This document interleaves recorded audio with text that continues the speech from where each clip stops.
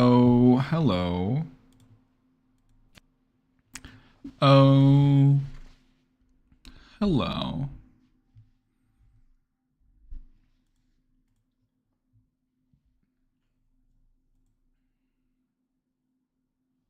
Miss Poopy is sleeping on my desk, and she's blocking my screen. This is just her new Spot10 app, I suppose. I hit go live, and she just comes running, and she just jumped up onto my desk and just plops right down.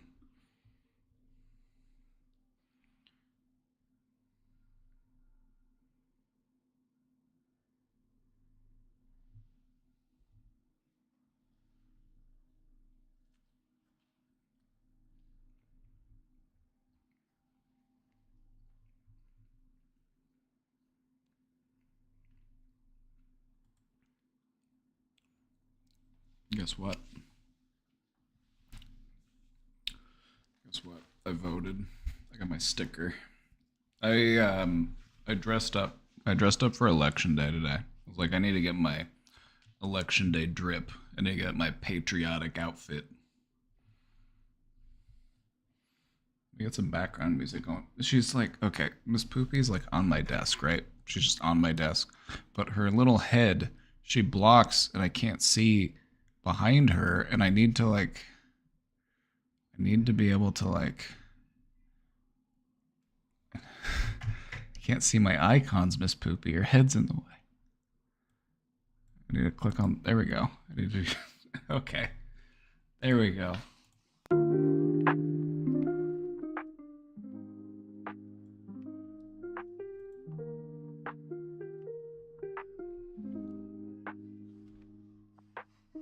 It's giving Kamala. Hakuna Kamala.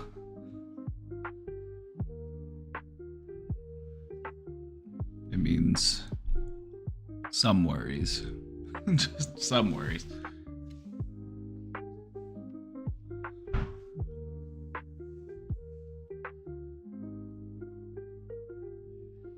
Have a lot of nervous energy today. Oh yeah, me too. You know why I'm nervous? My VO sub expires in 3 hours. I checked. I was like, how much time do I have left on my VO sub? And I have like 3 hours left. It's terrible.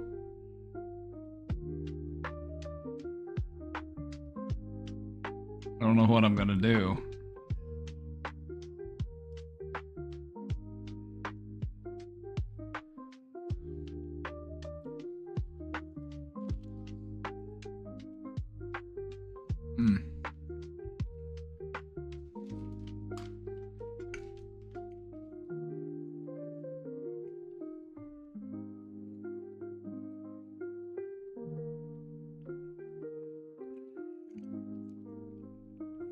You know, I think one of the things you can do actually on Twitch is you can go to your subscriptions tab and you can renew a sub even if the channel is inactive. I think. It was, I went and checked and it looked like it was going to let me do it.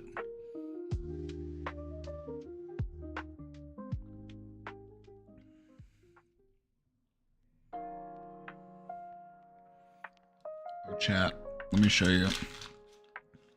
Hold on, I have a copy of the Cutie Cheeks with the Prime sub. Let's go. I have a copy of the little note that came with it.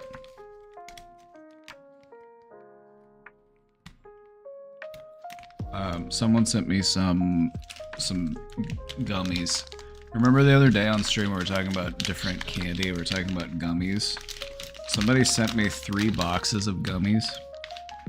Oh, now you're interested in it, huh? Okay, I see. She says, oh, what's that? They sent me the Arizona tea. Oh, these are the half and half. These are the Arnold Palmers. And then I got the sour fruit snacks. It's the Arizona tea sours. And then they also sent me the Mario. Is it sugar-free? Hell no.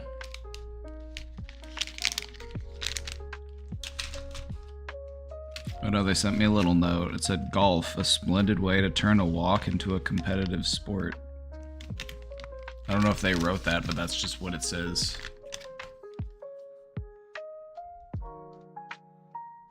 Then it says golfing emoji, man emoji.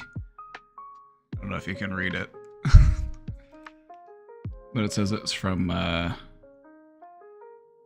Amitabha. So thank you. I wanted to hang on to that so I could thank you for sending me those gummies. Thank you.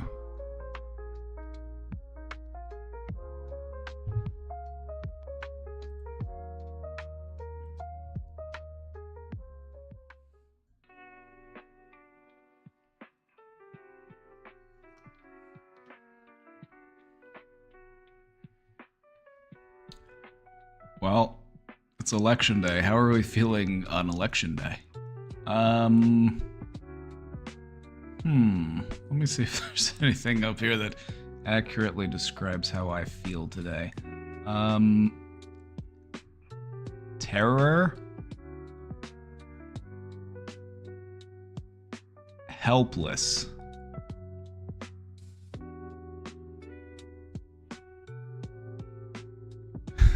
Panic? I'm not panicking. Not yet. No, I'll keep a cool head. I won't be panicked.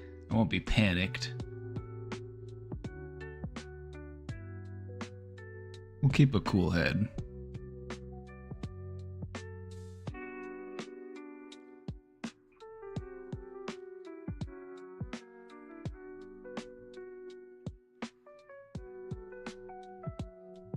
This is graph called. This is a feeling wheel.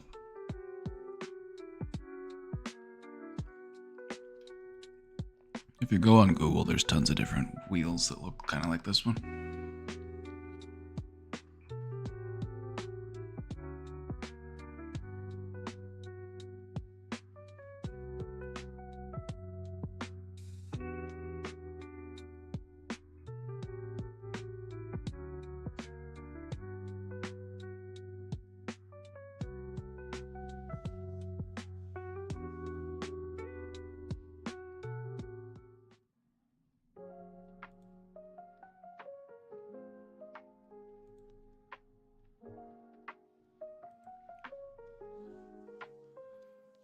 Is there a feeling hexahedron or other more fun figure? Actually, we've got a presentation today and we're actually going to incorporate the circle. I'll give you a sneak peek. Just a sneak peek. Just a little glimpse. Besides, what's wrong with a circle?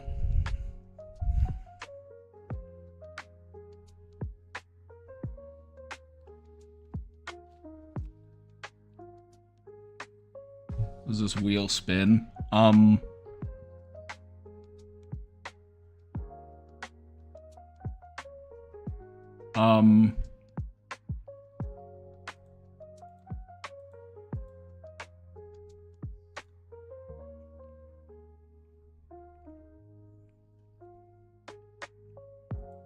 There you go. Well, great, now it's stuck. I tried to spin it, now it's stuck. I hope you're happy. I can't read it now.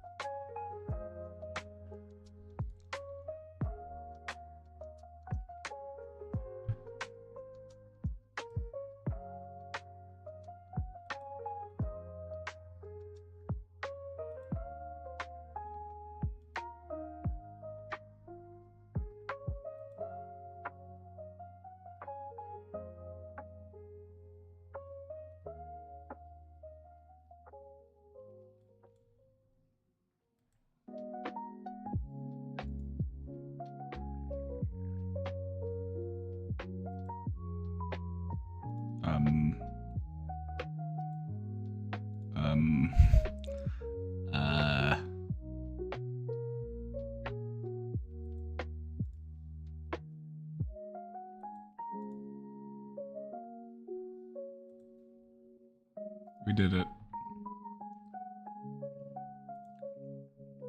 We did it. Hello. Oh, hello! Stop flipping the wheel. They told me they wanted it to spin.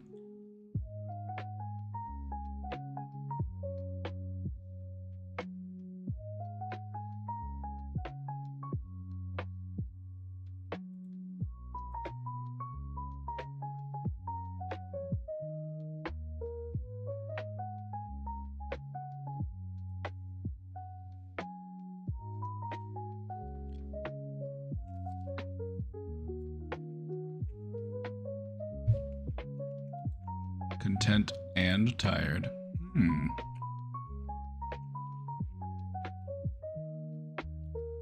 Make sure you get out and vote. Got my sticker. Maybe I'll put my sticker up here so you can see it better.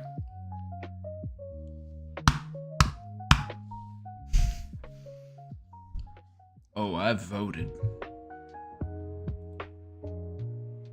I voted early and I voted often.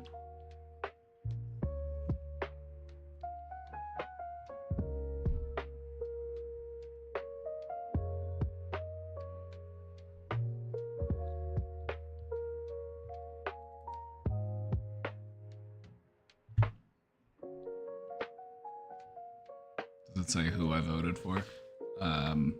That's between me and God. That's between me and God, okay?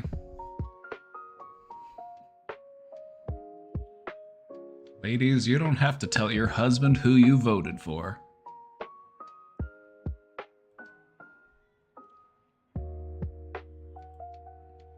Am I the only one who can't sleep on my abdomen because tits?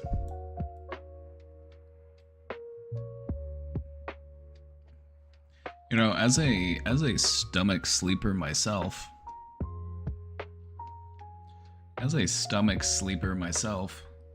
I gotta say, I think it would be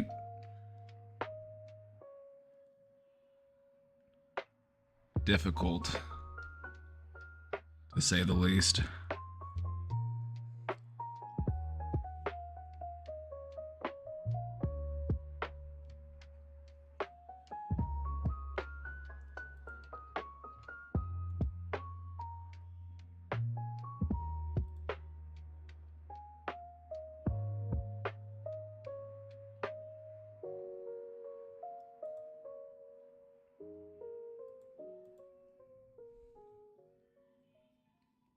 You're definitely not the only one here.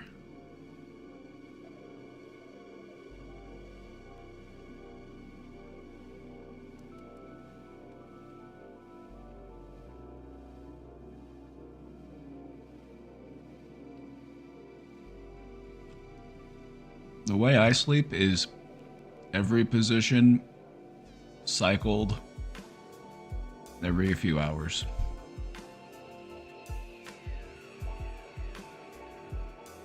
Go from back to front, up and down. Miss Poopy, did that scare you? It was just a can of soda, Miss Poopy. It's okay.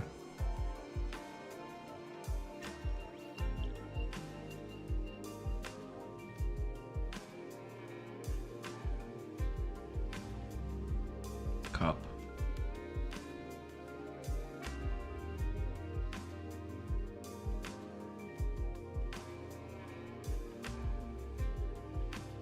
You gotta bring multiple drinks to the stream.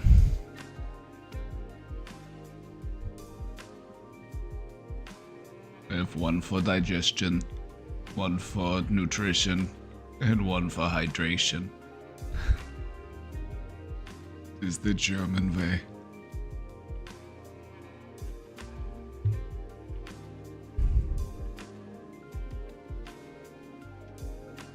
Ever played Stray? You know, I have played Stray. Casey and I actually played Stray on stream. It was very cute. You got to play as a cat in that game.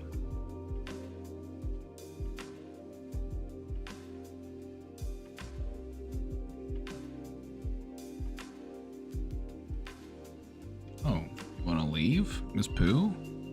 You want some of my pizza? Oh. Okay. Okay, was it something I said?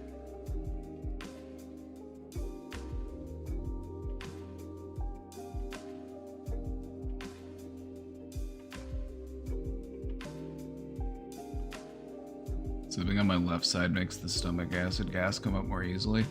You know, maybe that's why I should start sleeping on my right side.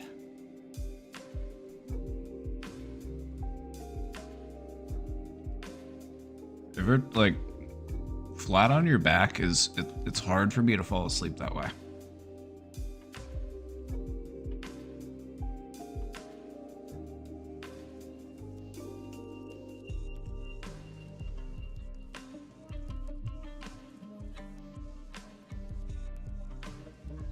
I can do it though, don't get me wrong.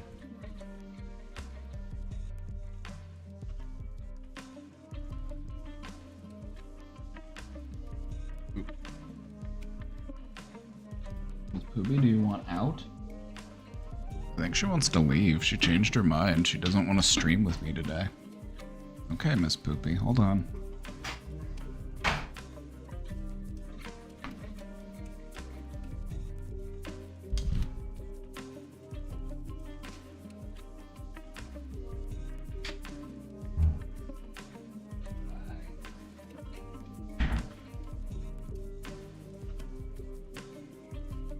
Hi.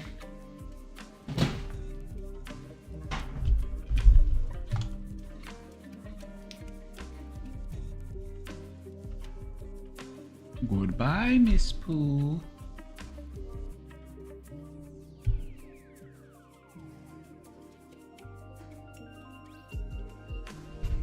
Oh, I have so much desk space now without a cat on it.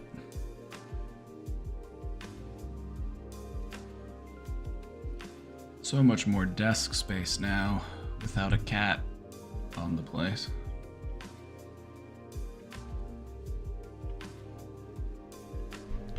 Alright everybody, we'll take some questions today. We've got the question box opened.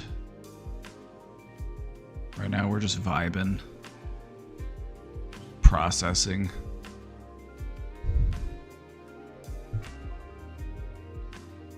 I'm probably not going to tune into election news until later tonight, as we get a little bit closer and they start to call some of the states. I'm going to try not to think about the election as much as possible.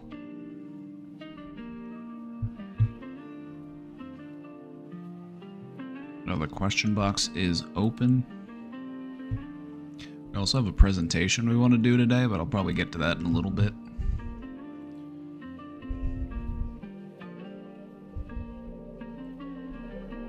You want to do some manifesting? What are we manifesting? What should we manifest today?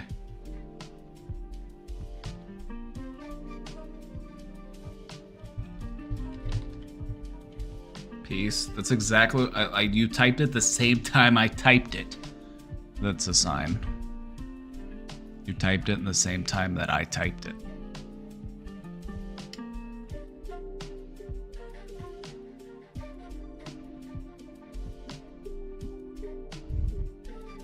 Oh, I love that little emote. Isn't he so cute?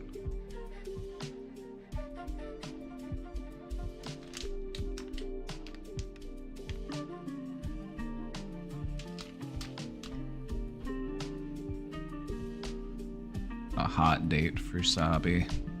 Yeah, let's manifest it.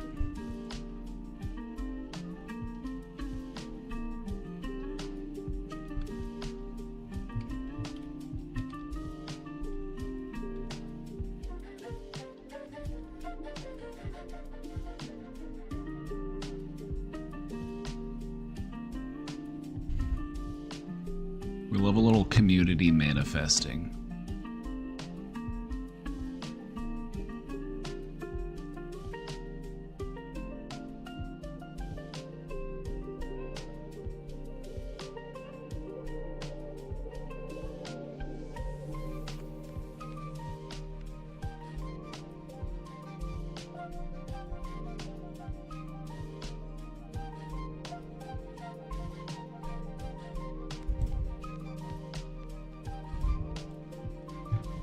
Okay, this is an interesting question. Hold on, let's take a look at this. Have you ever heard of a criminal abusing hypnosis without consent? What can someone do to prevent it, or if it happened, how long could any suggestions hold, or how to get rid of them? Okay. The thing about hypnosis is it doesn't really work like it does in the movies. Like, hypnosis is more of a, you put somebody into a deep, relaxed state, and when you are in that really deep, relaxed state, you are much more open to suggestion.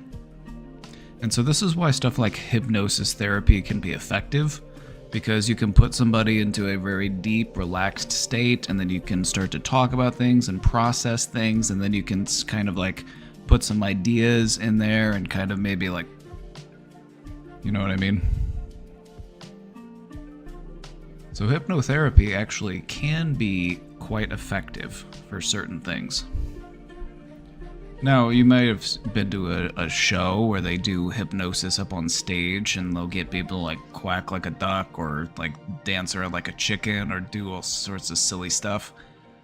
And that's because these are just things that this person would have done these things already. They're kind of just caught in the moment. They're kind of going with the flow. So the thing about hypnosis is you can't really like plant an idea into someone's head and then get them to go like do a thing. And believe me, the government has tried. This isn't just me putting on a tinfoil hat or me talking like conspiracy theory. This is actual stuff that has happened. The CIA had an entire program where they were trying to figure out how to control people's minds. And they tried to do it through drugs. They tried to do it through like psychological abuse. They tried to do it through all sorts of really like disturbing measures. But eventually it was disbanded because they couldn't figure out how to do it. Or maybe they did figure out how to do it and we just don't know about that part. MK Ultra, yes. MK Ultra, the MK stands for mind control.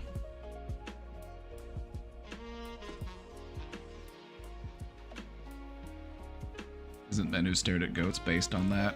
I think that is actually based on a true story. It's based on a true story.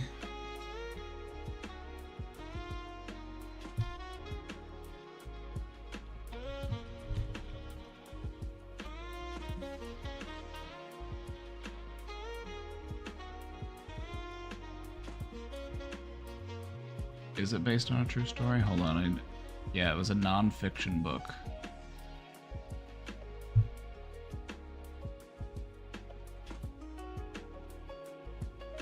It was the attempt to get people to be able to kill goats by staring at them and getting them to stop their heart. Which I guess might not be like mind control so much as like... But I think they... Hold on. I'm pulling up... I haven't read the book. I'm pulling up the summary.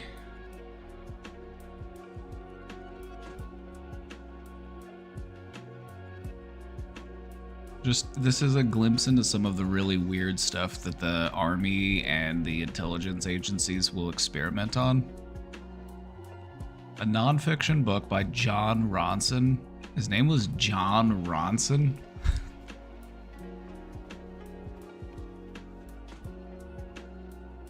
Sounds like the fake name that Ron Johnson would give.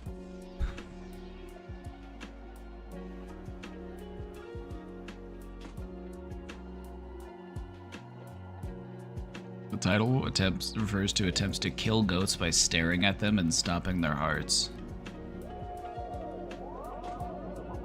Bobby, thank you for giving that sub to Suze, please.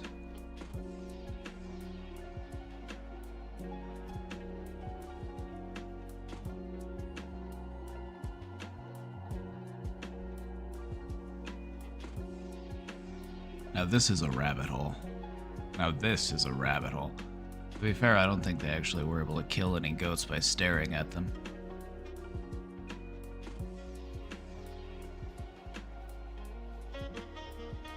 There's experiments with psychic powers.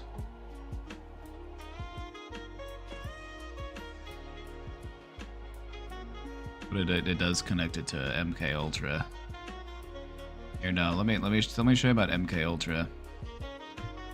It began in 1953 and was halted in 1973. It was a human experimentation program designed and undertaken by the CIA to develop procedures and identify drugs that could be used during interrogations to weaken individuals and force confessions through brainwashing and psychological torture.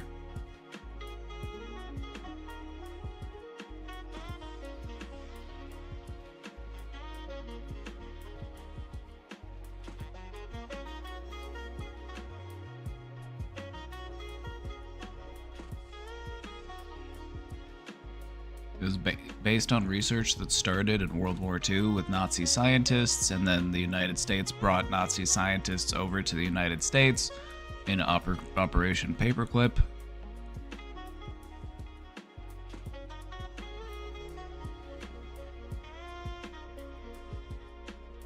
Which eventually led into Project Artichoke, which was the precursor for MK Ultra.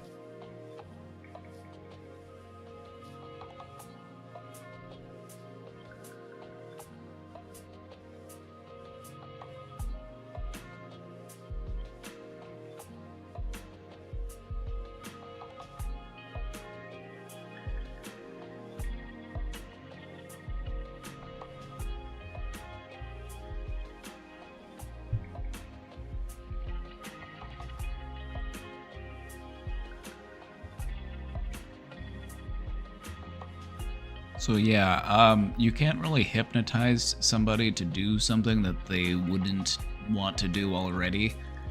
You can give them a bunch of drugs and then alter their perception of reality, and then they might do something that they might not normally do.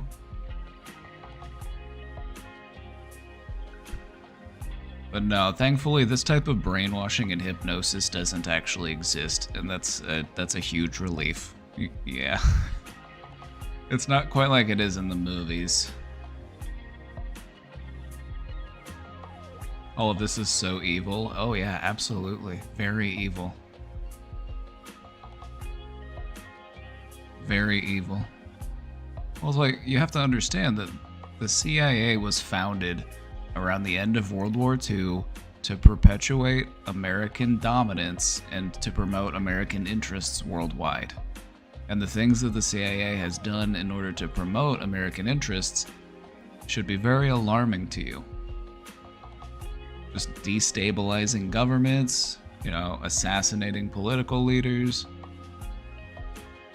funding drug cartels, just to name a few things.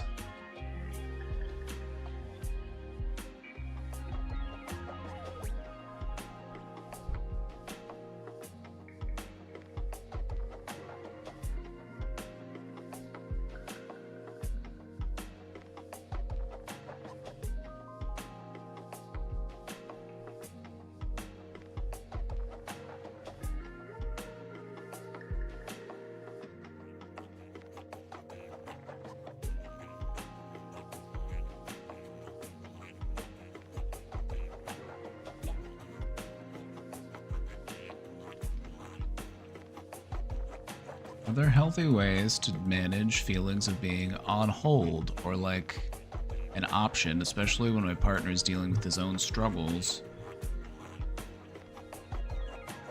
How can I balance my needs for reassurance and connection in my relationship with giving my partner space to grow and handle his own challenges?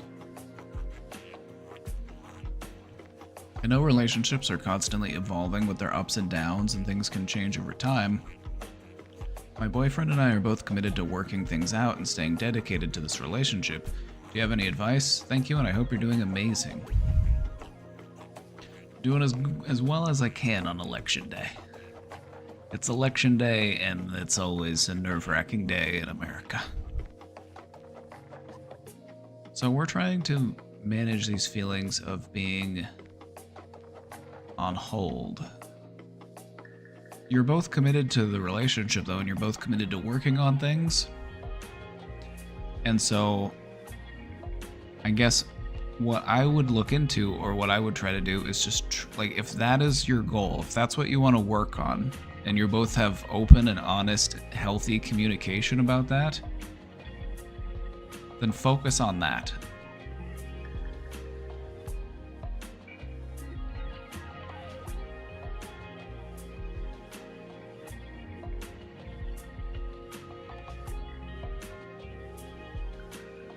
What I've found to be true in relationships is that there will be times where you may lean on your partner more for emotional support, encouragement, and those types of things. And then there may be times in the relationship where they lean more on you, and maybe you are the one who feels more grounded. And then there will be times where you're both struggling, and those are times where you're going to need to lean on one another.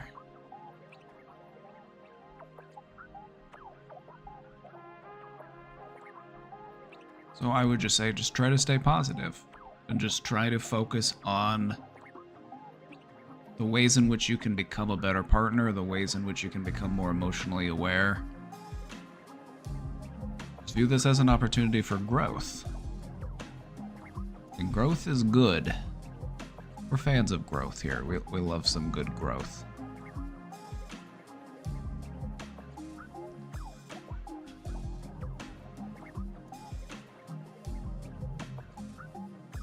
What conspiracy theories do you believe are actually true?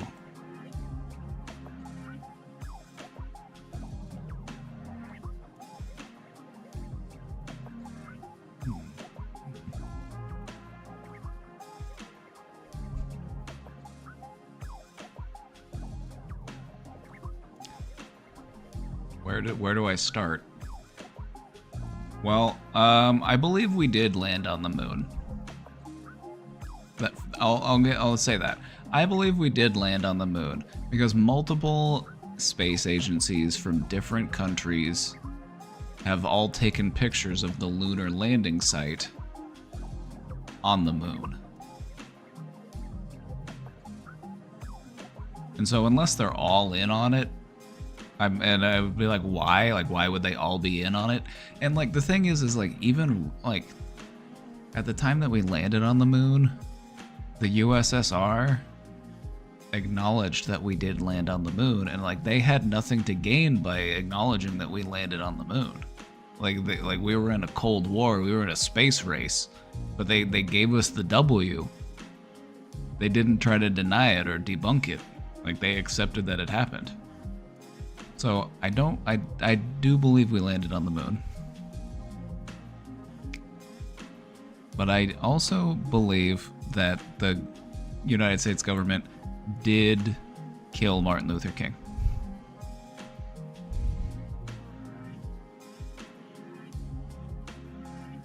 I believe the government killed Martin Luther King.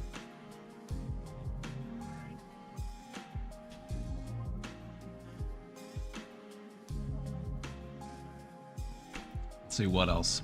What else? What other conspiracy theories do I believe are true? I believe in aliens, because I think believing in aliens gives me a sense of hope. I believe they killed JFK too. They did. Because I believe what the government realized is we don't actually have to get our hands dirty. We don't actually have to kill anybody ourselves. We can just give somebody who's really angry a gun and then just say, all right, go do the thing, and then they'll go do the thing. And that's basically what they did.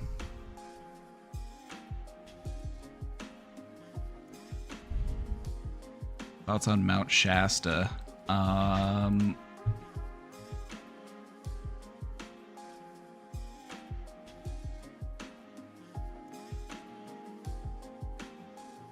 What about it?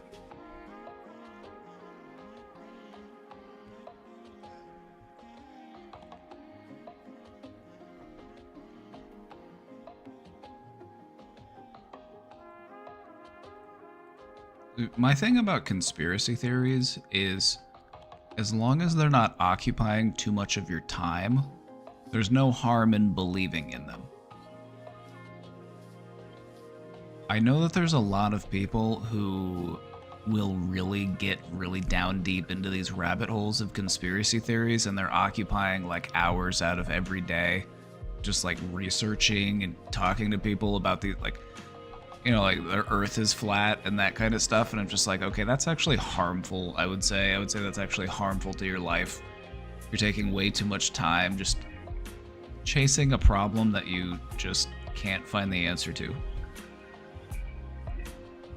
So as long as believing in conspiracy theories doesn't take away from the time that you have to work on the things in your life that you actually do have control over, I don't see the harm in them. I like to believe in conspiracy theories because they're fun to believe in, not because I want to actually like unravel some type of like grand you know what I mean? Some people really do. Well, I'm like, ghosts, Bigfoot, aliens, sure, why not? Like, why not believe in them? It's fun.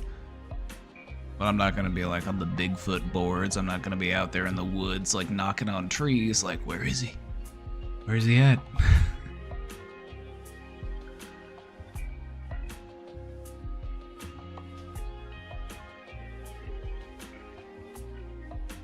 Also, Jeffrey Epstein didn't kill himself.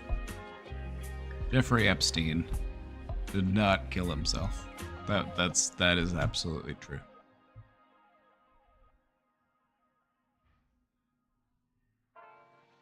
Just want aliens to save us so we can have gay space communism. Amen.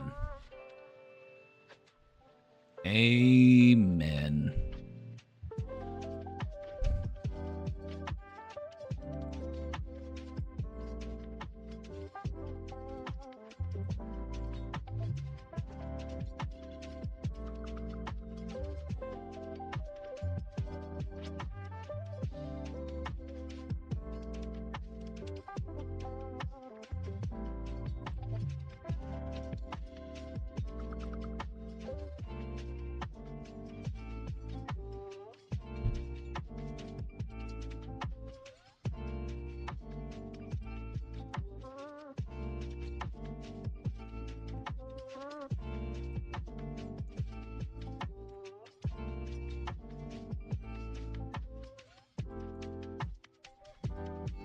If you could implant one universal mental skill or understanding in every human mind to improve the world, what would you choose? And do you think that knowledge alone is enough to create real change, or is there something deeper required?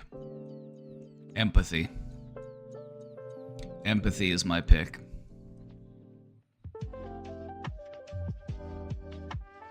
If we had the ability to feel other people's pain, and if we would stop dehumanizing people, that would take us very far as a species. One of the biggest problems that we face as a species today is we will treat other human beings as if they are not human, as if their pain does not matter.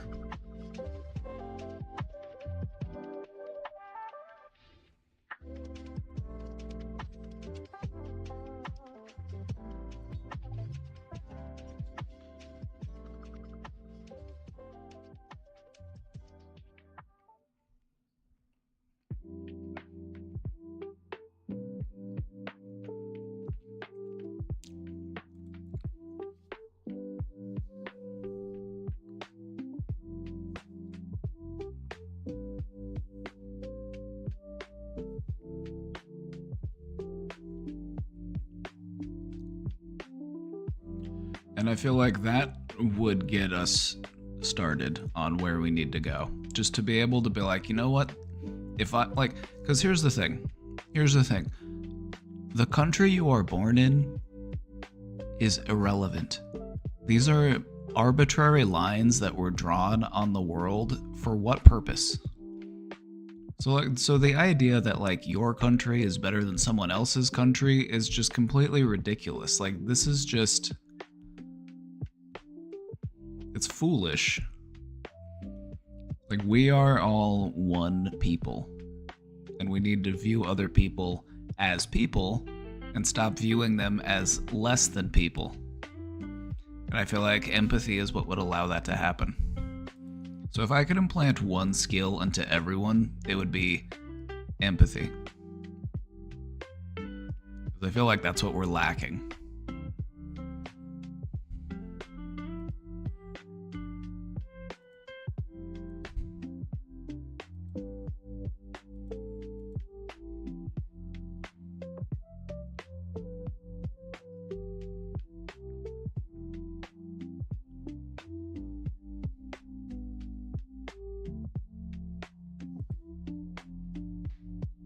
If you are gay, you get stoned to death in some Middle East countries. Gay people still get lynched in the United States.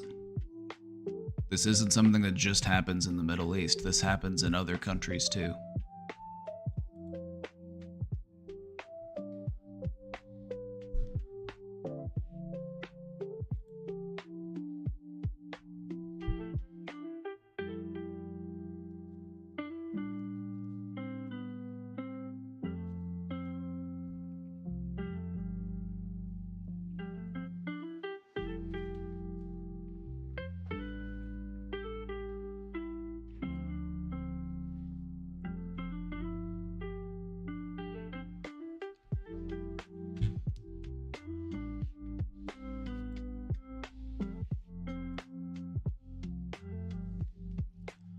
It's a concept or realization that's completely changed how you see yourself or the world. And do you think it's something others are ready to understand, and would it require a certain mindset to experience to fully grasp it?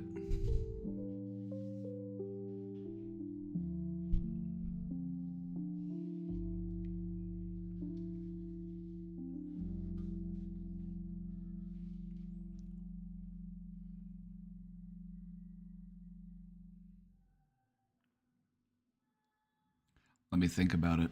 This one's pretty deep. So let me cook here for a second. Let me cook here for a moment.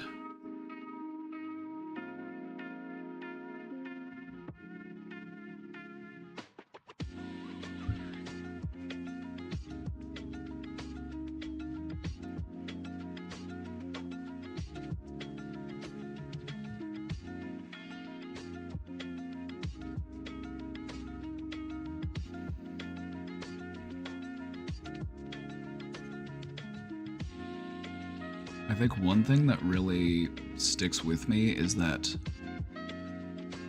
none of this matters. And when I say this, I mean all of it. In no time at all, this will all be the distant past. The atoms in my body will spend longer as dust than they will as a human.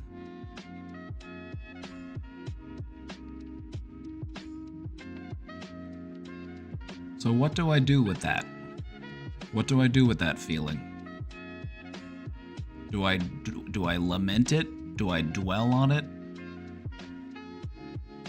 Do I cry out to the universe? No. I make the best that I can with what I've got.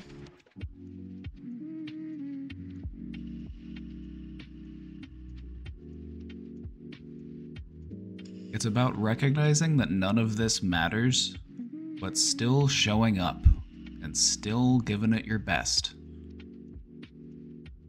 That's what it's all about.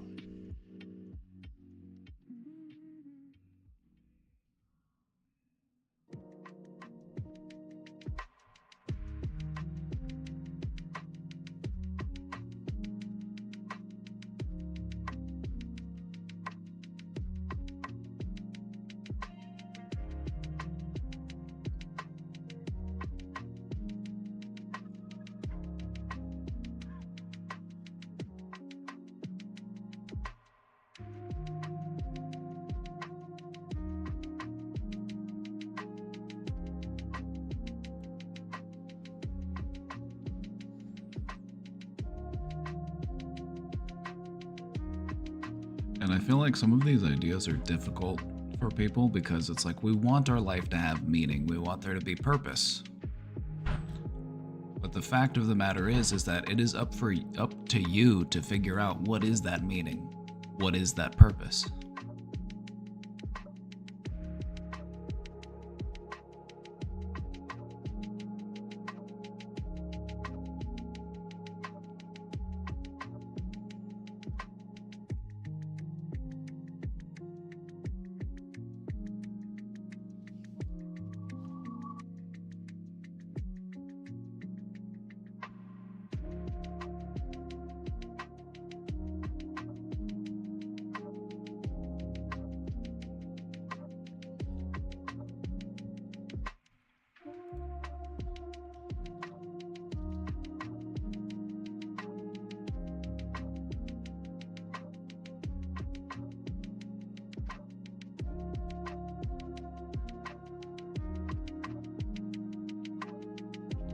Phobia is a mental illness. That's true. It's true, and it's also a lot of projection. It's also a lot of projection as well.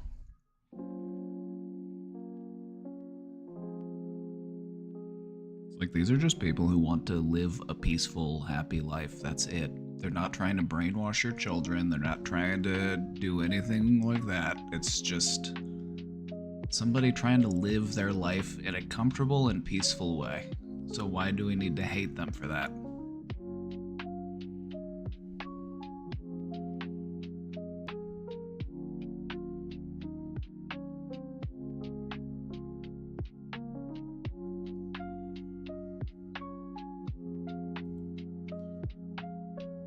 I would much rather leave a child alone in a room full of drag queens and trans people than I would in a room full of Republican senators, okay?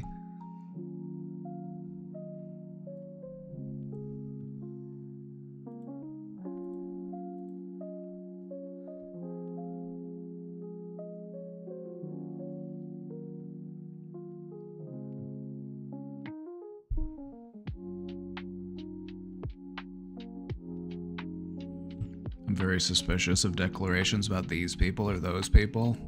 It's that special breed of like Northern European, like that special breed of like Northern European racism. You know the type?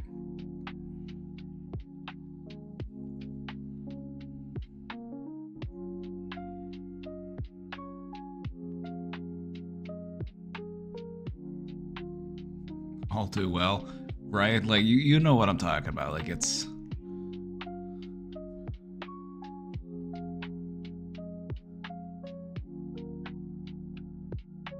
the superiority complex is real. Yeah.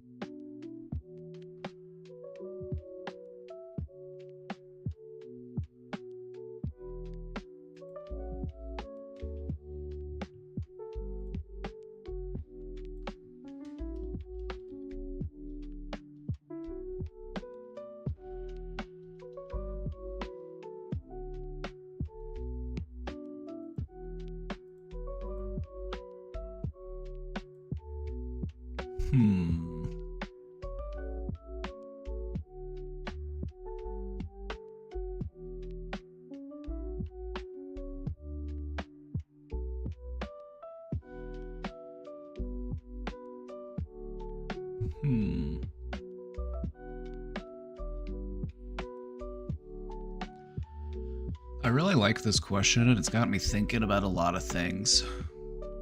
Another thing that really changed how I see myself was that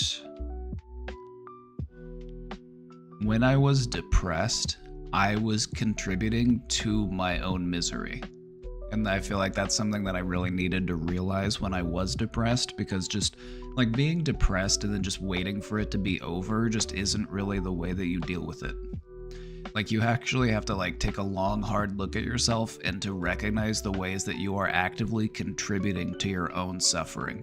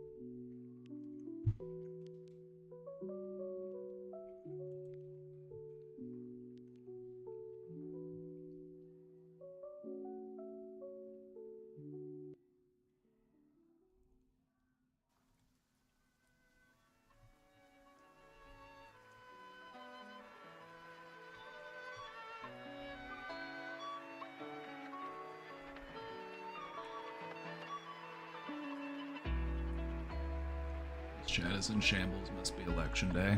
We're holding it together, all right? We're holding it together. We're trying our best to hold it together.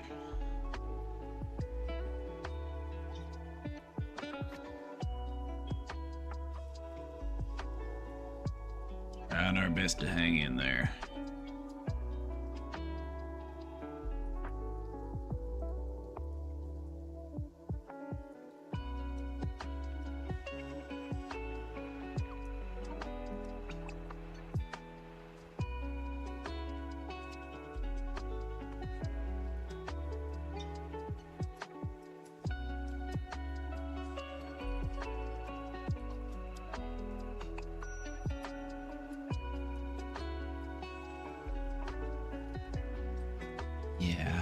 Yeah, let's take a breather.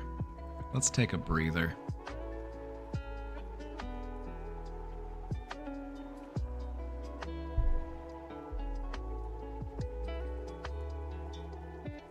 My answer to this question would be the realization that when everyone gets to live their own lives as they want to, it also serves my selfish needs. Win-win. Oh yeah. Oh yeah. Chat, how would you answer this question? I want to hear your answers as well.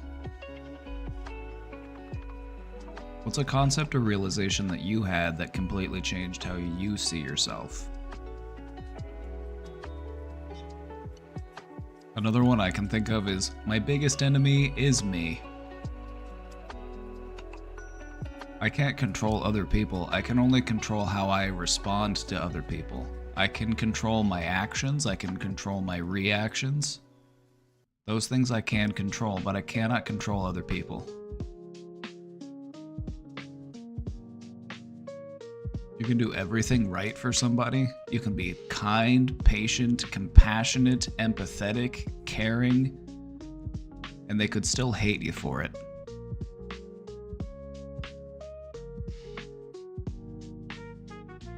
That your thoughts shape your reality. That's true. That's true. That's the William Knight truth.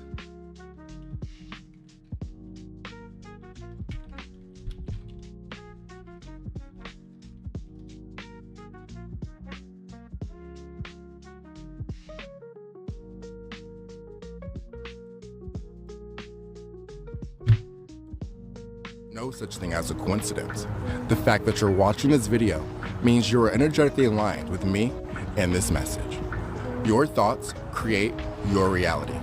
Well, you already knew that, yet you still live a life that you dread. Excuse me. That is because when you visualize your dream life, you unconsciously believe that it is unrealistic. Here's the hack. I've created a dream life meditation that uses questions and binaural beats. When presented with a question, your mind must accept it, and your subconscious mind will absorb it. When listening to binaural beats, it puts your mind into theta frequency, allowing you access to your subconscious mind. Link in the bio.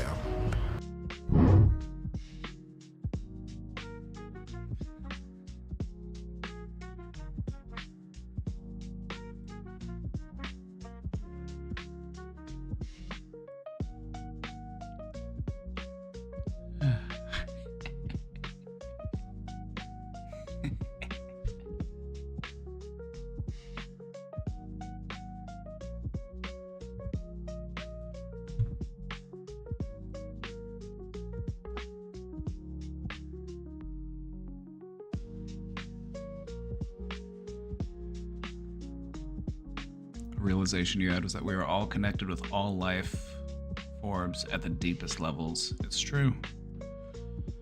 It's true. It's a tree of life, and we are on it. We are on that tree with every bird and every bee.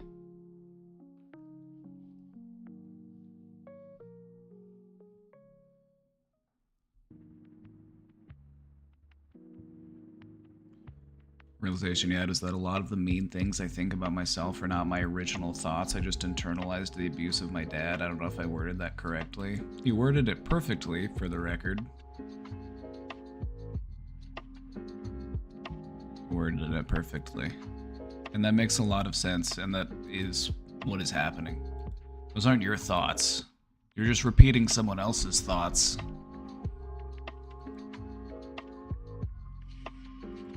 And I feel like that's another important realization for a lot of people to make, especially if you have like self-defeating, intrusive type thoughts, where you're just constantly like beating yourself up in your head. It's like, those aren't your thoughts. You're just repeating someone else's thoughts.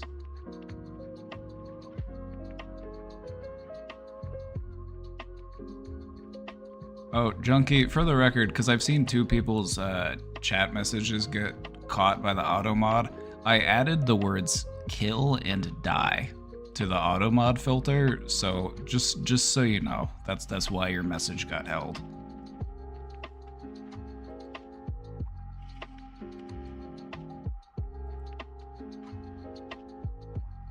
Just letting you know.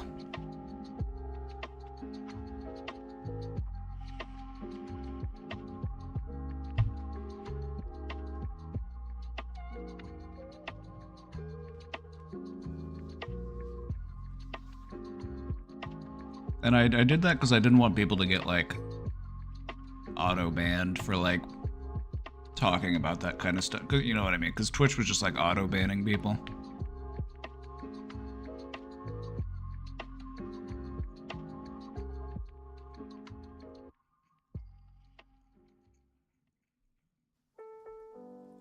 I mean, you can censor them if you want. Like, you can use alternative words, or you can censor them, like, whatever you want to do, but I just wanted to make that clear. Heavy Please is here. Oh my god, is Sue's Please also still here?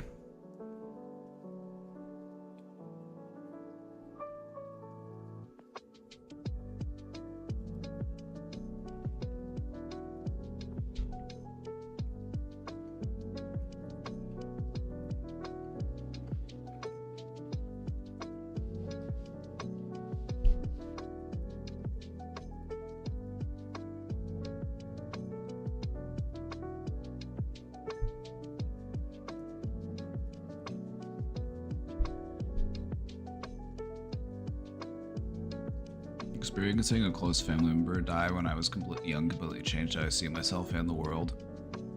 Right? Like, the time at which you are exposed to the concept of death can really have an influence on the way that you view life. You know, because it's an inevitability that you're going to realize that life is impermanent, and we learn that at a pretty young age. For some of us, it's a goldfish. For some of us, it's a dog. For some of us, it's a cat. For some of us, it's a parent or a relative.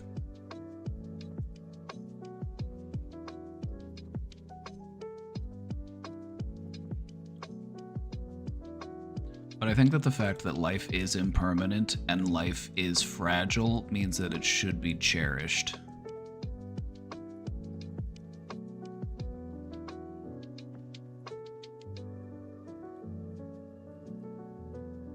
That being said, I am pro-abortion. Notice I didn't say pro-choice. I said pro-abortion. There's too many babies. We need fewer babies. Sorry, that was... I'm joking. I'm joking. Allegedly. Oh my god, I spilled coffee on my pants. That's what I get. That's what I get. Instant karma. Instant karma.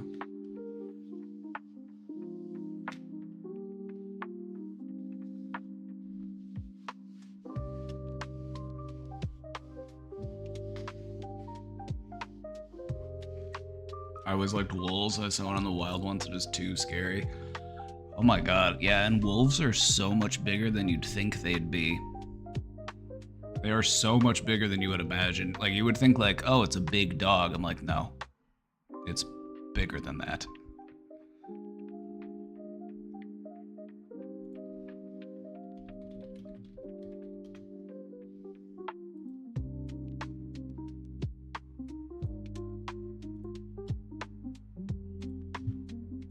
Like, look at this comparison between like a wolf and a husky. Just look at this.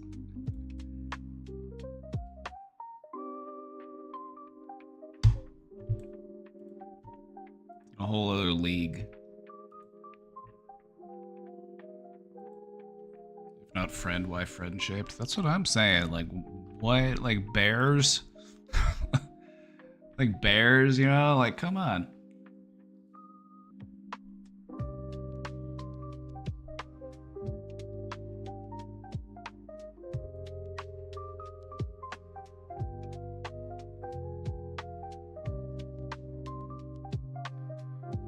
One of my toxic traits is I feel like if I owned a dangerous animal, it wouldn't eat me. That's one of my toxic traits.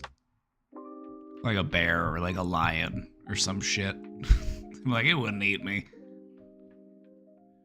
That's one of my toxic traits.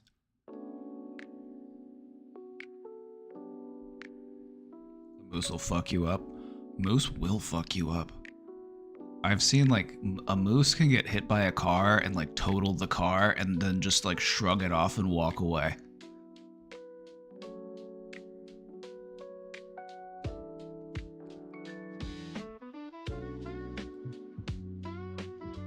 A hippo? Yeah. Like, people underestimate hippos because they assume that hippos, since they're, like, very rotund, that they're, like, just fat, but that's not the case.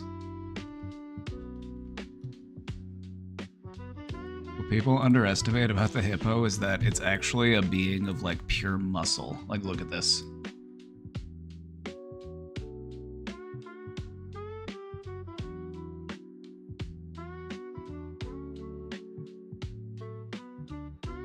Kind of frightening, right? Unless it's Mudang we're talking about. We love Mudang. We love the pygmy hippos.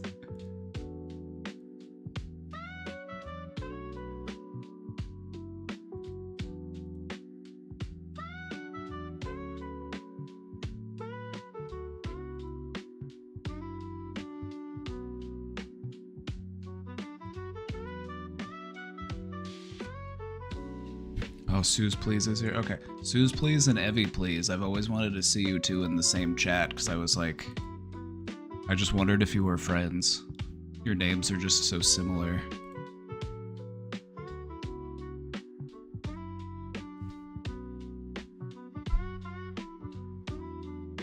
Just kindred souls. I feel like you should be friends.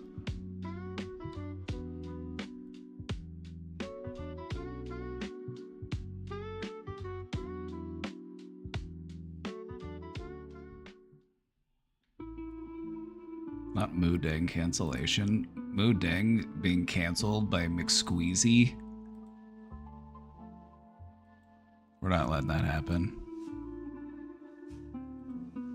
We're not letting that happen.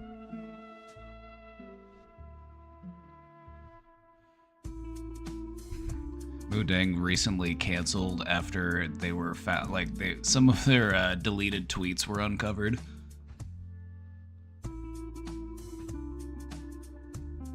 Just got back from voting. Nice. I got my sticker.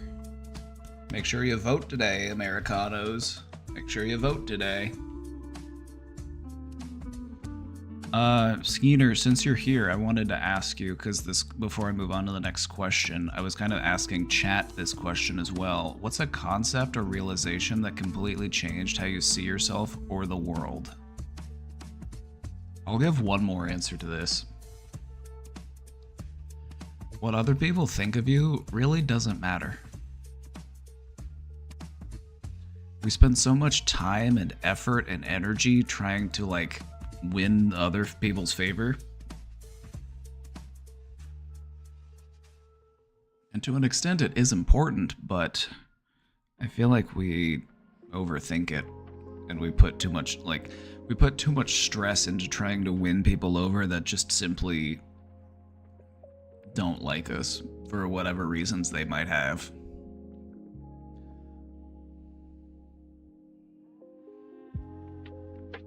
I voted early and they didn't have any stickers. That should be illegal. I only voted to get the sticker.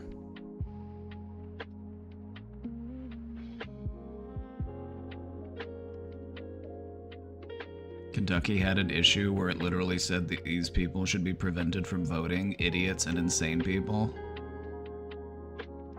I mean, did they forget that this is America we're talking about? I feel like every American falls into one of those two categories.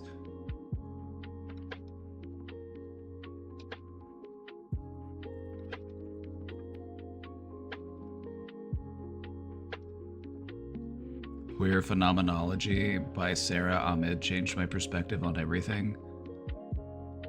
Phenomenology is such a fun word to say.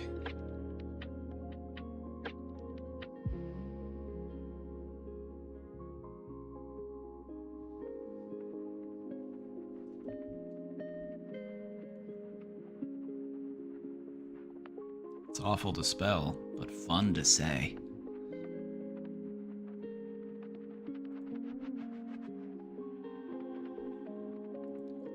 Hugs for Joshua, what a beautiful person, and hugs for all Americans on this stressful day. Bring it in. Bring it in. Bring it in. Thank you. Thank you. Yeah, we're hanging in there. We're hanging in there. So here's the thing. Either way, I would hope that whoever gets elected, whether it's Kamala Harris or Donald Trump, I hope the American people wake the fuck up and they actually start pushing for radical social change. And when I say radical, I don't even mean radical in a sense of like these ideas are like untested or unproven or like all that radical. Actually, what I mean by radical is I mean they're radical from the perspective of an American. Things like socialized healthcare, free college tuition, you know, housing, public transportation, like the bare fucking minimum. You can ask for the bare fucking minimum and people will call you a radical in the United States, and that's just wild to me. I think everybody has just had it with the corporate overlords and the illusion of meritocracy and just the global imperialist efforts. I think we're just sick of it, if I'm being honest.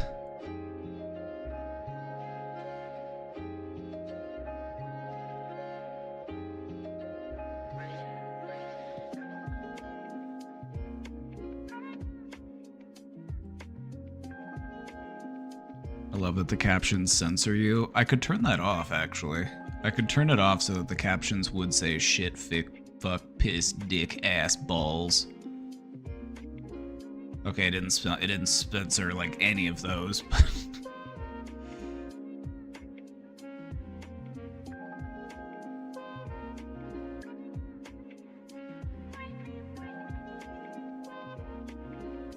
On the Missouri ballot, there was a minimum wage there was a minimum wage item, so I was able to vote for that. There was an abortion ballot, which I was able to vote for that.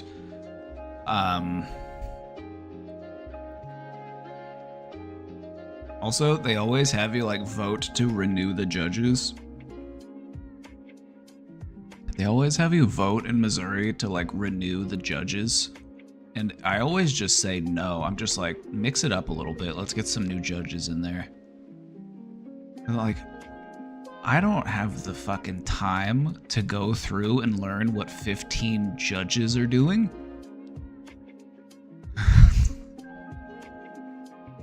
I'm like, just get them all out of here. I don't like, get them all out of here.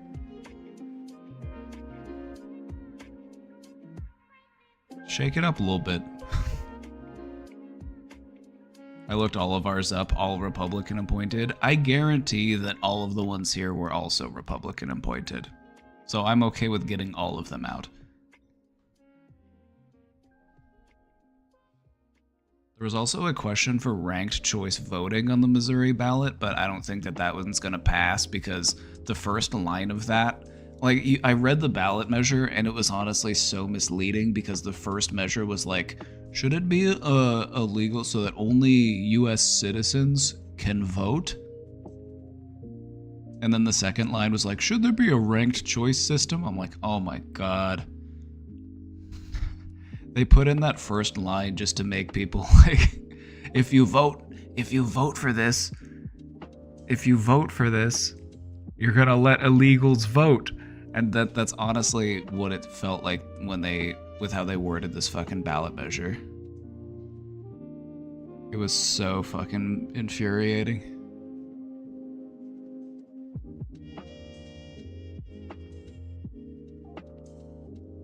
Do we have an open primary? I don't know. Like, I'll be honest, I'm not too keen on Missouri politics because we're in a very red state.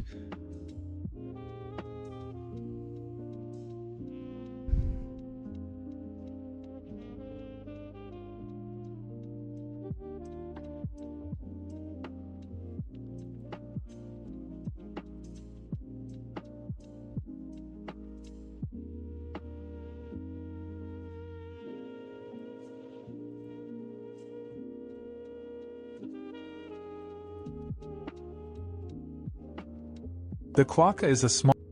Okay, hold on. Somebody linked this video. Let's check this out. St. Louis doesn't make a dent at all. I mean, Missouri and St. Louis are very blue. But it's not really enough to lift up the rest of the state. And I mean, it could be, but it probably won't be for another like 10, 20 years. Missouri used to be a swing state. It wasn't always like so red.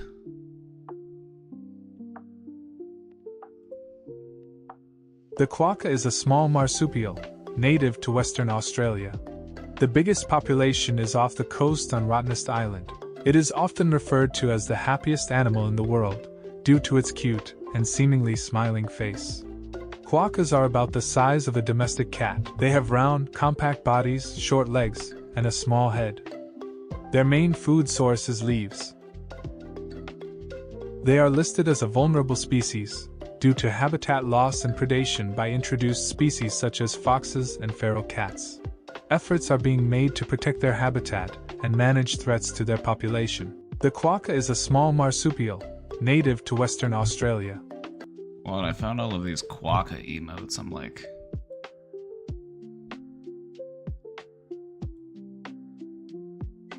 I want this one.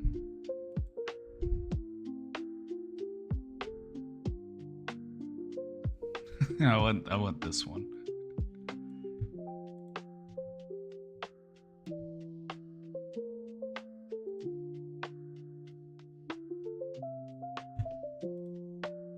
He's so happy.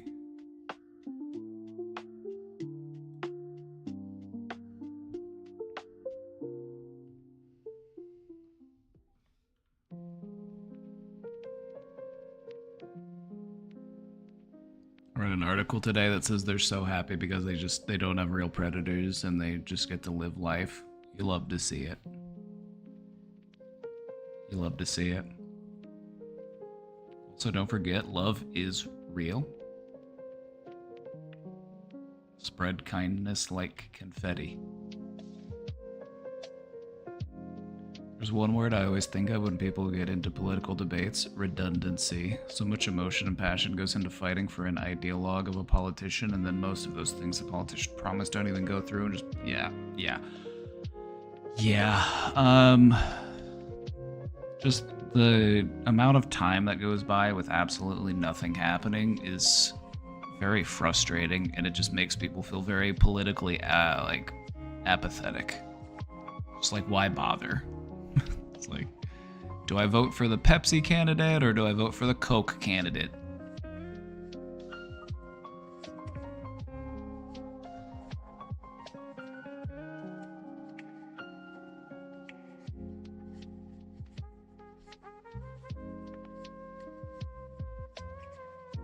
I think they should make it illegal for politicians to lie.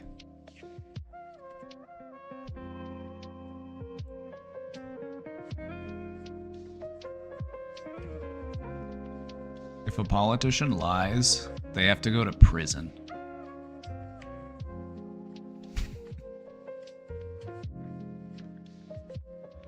They might call me a radical. They might call me an extremist.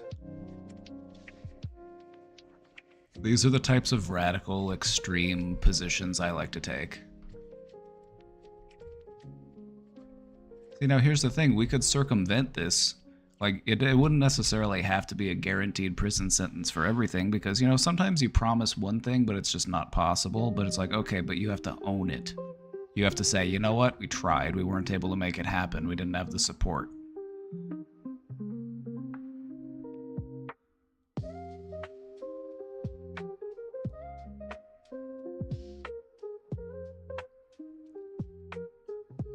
No politician is allowed to make a promise and then break it. Otherwise, you go to the gulag.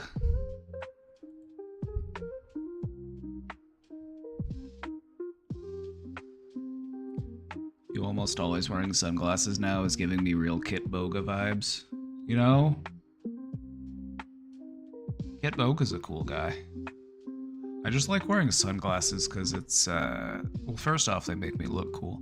Second off, I find it does help my eyes instead of having to like stare at all these lights. Because you can kind of see you can see the reflection there. I've got the light because I have to light the green screen.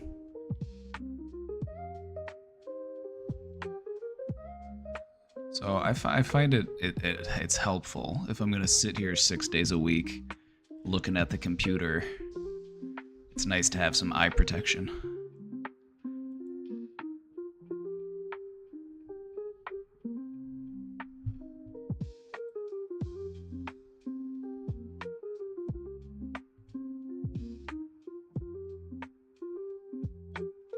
If you could ask a future version of yourself one question and be guaranteed a truthful answer, what would you ask?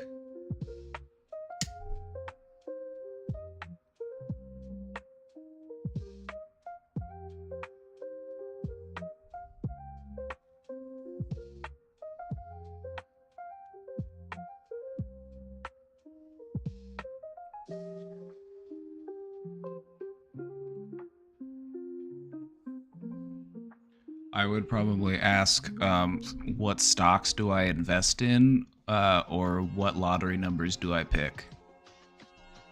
I would go with something like that, I think. I don't want any spoilers related to my life. That's not what I'm here for. I'm not going to skip ahead in the book. I'm not going to skip to the end. I don't want to know what happens. I want to be surprised.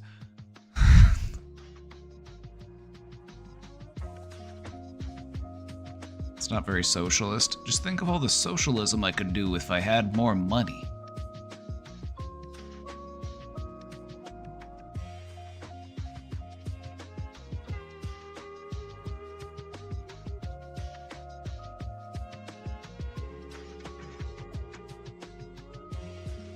Give me a nose job. We'll think about it.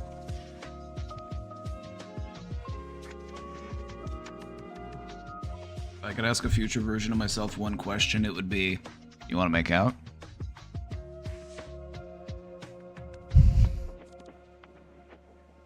Come here, big boy. Give Papa a smooch.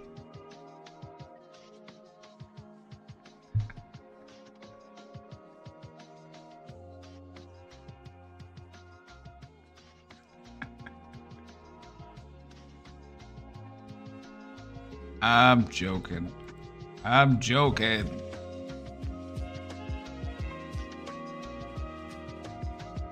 What men disgusted you? What's the tea? I transcend gender, okay? I identify as a man, but I also identify as transcendent.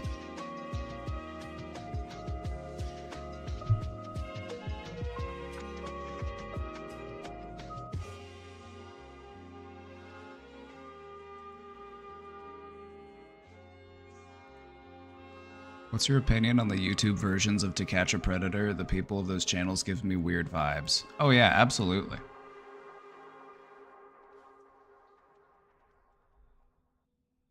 Absolutely. What is To Catch a Predator? Oh. We'll catch you up. We'll get you up to speed. If you haven't heard of To Catch a Predator, it was a show that was on American TV. It was on Dateline NBC, and it was hosted by a guy named Chris Hansen. And what they would do is they would lure in these men, and they would say, "Oh, hey, I'm 12. You want to come over?" You know, and they would just lure these men into these entrapment situations, and they'd be like, "Why don't you have a seat right there? Why don't we talk about it?" And then they would arrest them.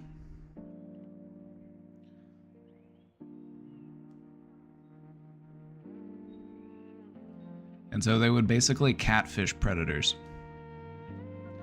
See, the thing is, the thing to be mindful of in this situation is a lot of these men that they would bring in are like disabled or like intellectually disabled, or there's just like these men like probably wouldn't be much of a risk to anybody if they weren't like pulled into this situation by an adult masquerading themselves as a child.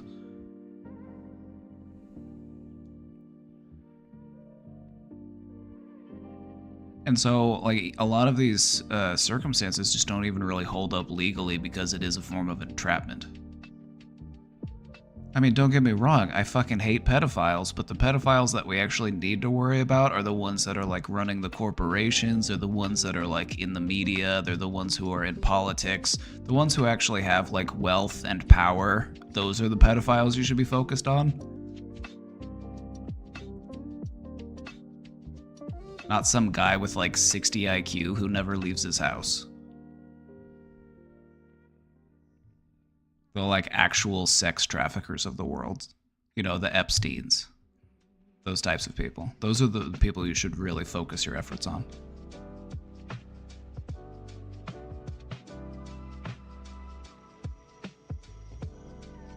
So yeah, these, like, YouTube shows where they will, like, they will, like, lure somebody out into public and then just, like, beat them up.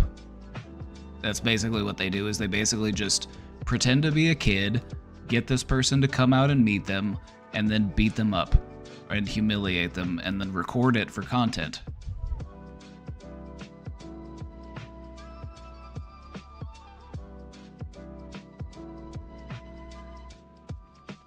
And I feel like a lot of the people who do this type of shit, or the people who actually, like, watch this type of content, are probably creeps and predators themselves, if I'm being honest.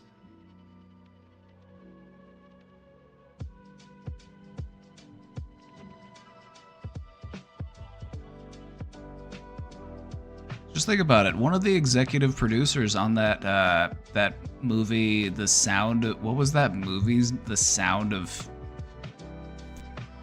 the Sound of Freedom.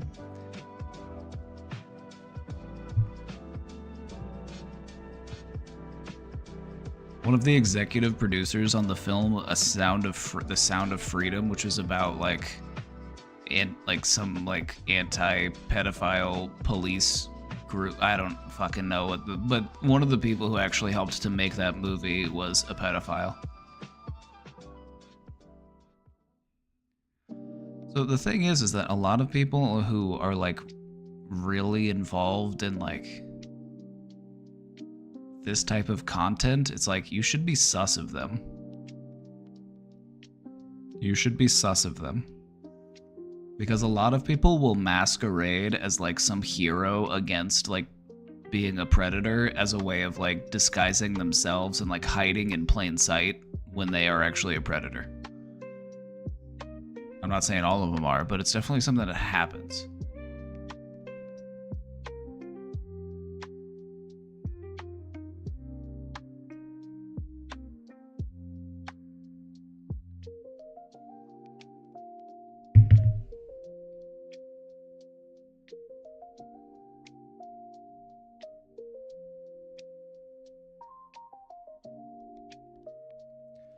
Also, one of the things that really is like, have you ever seen people talk about how this type of content is problematic, and then so many people will just step up and be like, why are you defending pedophiles?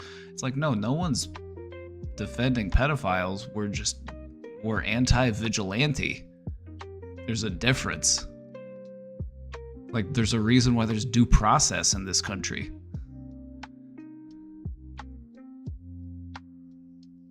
Also, when you do this kind of stuff, it actually makes it harder to actually like convict somebody.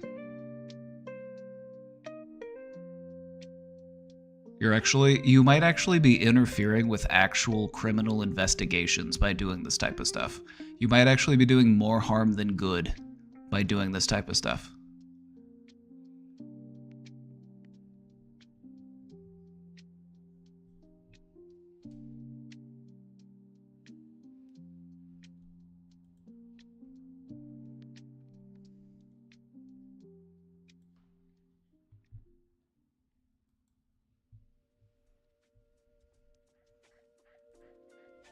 Like, don't get me wrong, like, pedophilia is fucked up and pedophiles are fucked up. But, like, you always have to just be kind of concerned when you notice that somebody's, like, thinking about it all the time. You know what I mean? Like, when somebody's just thinking about, like, pedophiles all the time, it's just like, what's going on in their head? Why are they thinking about that so much? I don't know about you, but I try to forget that that sort of thing exists because it's disgusting. And I don't like to think about it. And so I try not to think about it. But sometimes people just feel like they're thinking about it a lot. They're thinking about it all day, every day. And I'm just like, what's going on up there?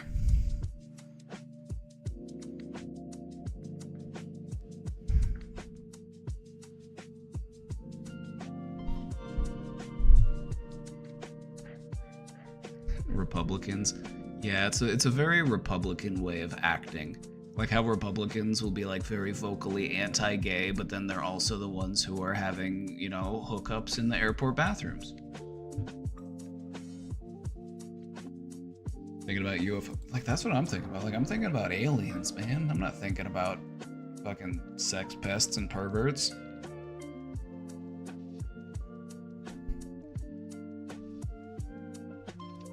I'm thinking about Casey, I'm thinking about cats, I'm thinking about aliens, I'm thinking about my dogs. I'm thinking about what I'm gonna eat for dinner. Bringing down Grindr during the RNC. Oh yeah, at the Republican National Convention, Grindr went down because there was too much activity. Grindr got overloaded at the RNC.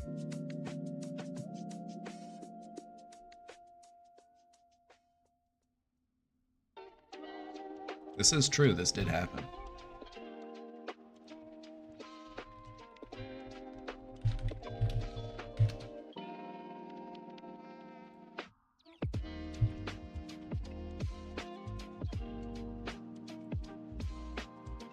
Grindr dating app crashes in Milwaukee during RNC. This happened in July of this year.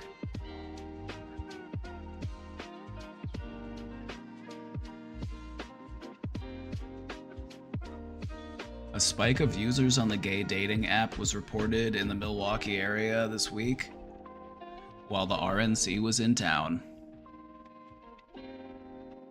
The Grindr app also allegedly experienced problems in the Cream City on Thursday.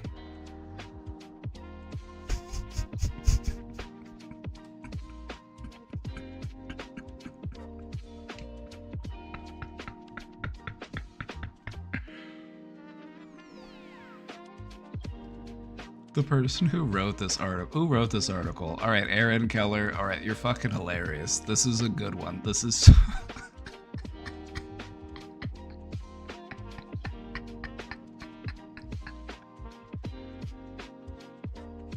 I did not know that Milwaukee was known as the Cream City, but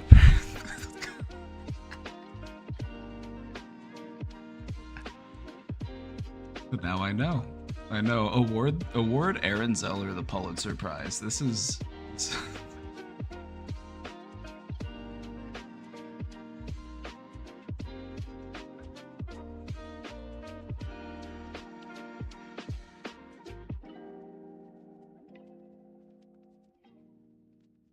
Grindr executives are calling the RNC convention the Grindr Super Bowl.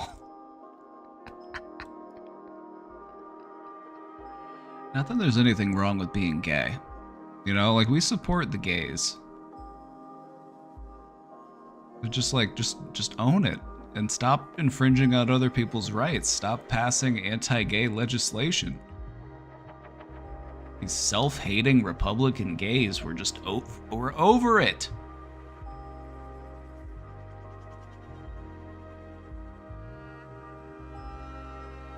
The Cream City. Oh wait, hold on. This wouldn't be the first time Grindr saw increased traffic in cities hosting the RNC. In 2016, the Cleveland area saw a 66% increase in Grindr traffic while the convention was in town.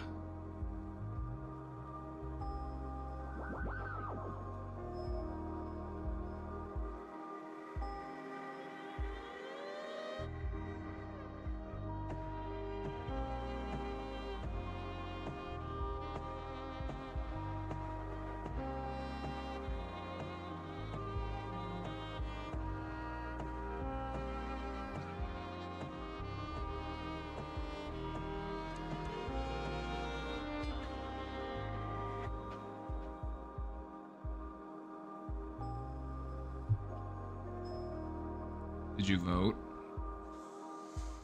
I did. Can you see my sticker? It says, I voted.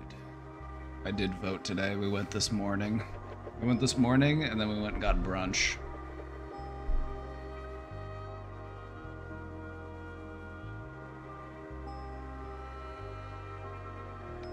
I saw you on Grindr. I don't think that was Casey. I don't use Grindr, okay? I use Sniffies. It's different.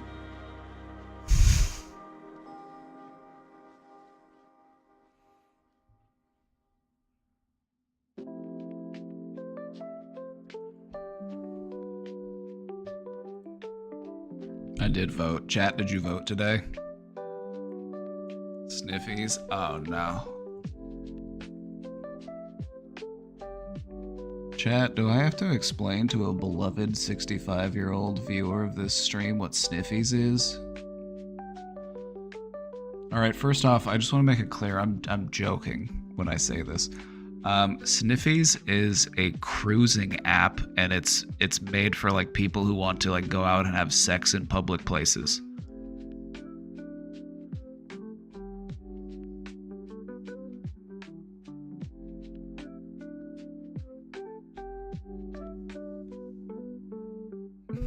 Oh.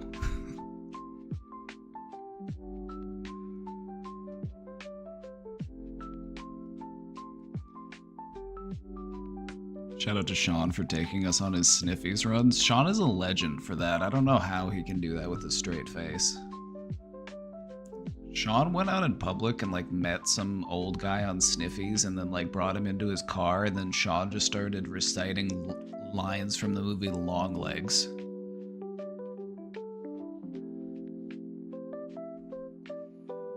It's one of the funniest things I've ever heard in my goddamn life.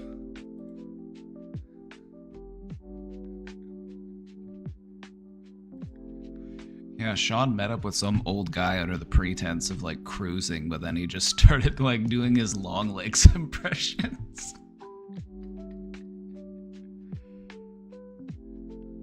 Let me in now.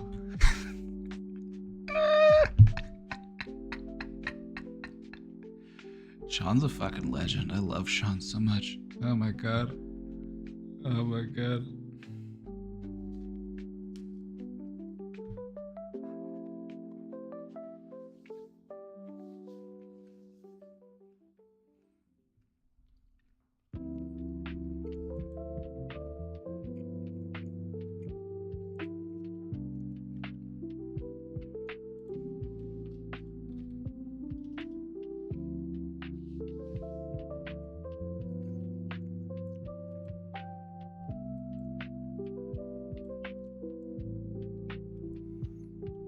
Honestly, the only reason I will get on and check the anonymous cruising app is because I just want to know what's going on around me.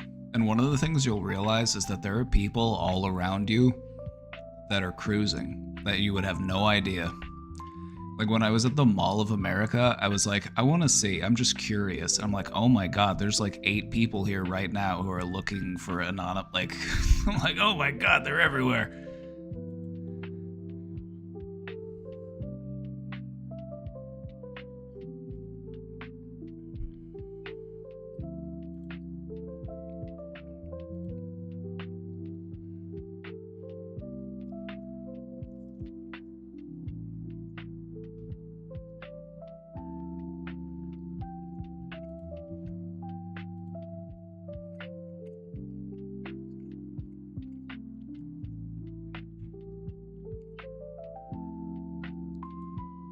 I cannot believe how many of my neighbors are on Sniffies.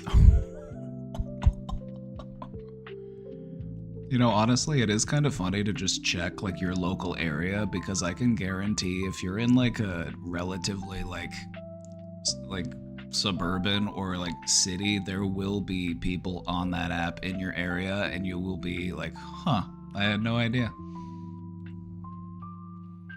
I live in a 55 and up community with my parents. Should I check the app? I'm not going to say that anyone should or should not. I don't think I can officially encourage anyone to do that. So use your best judgment.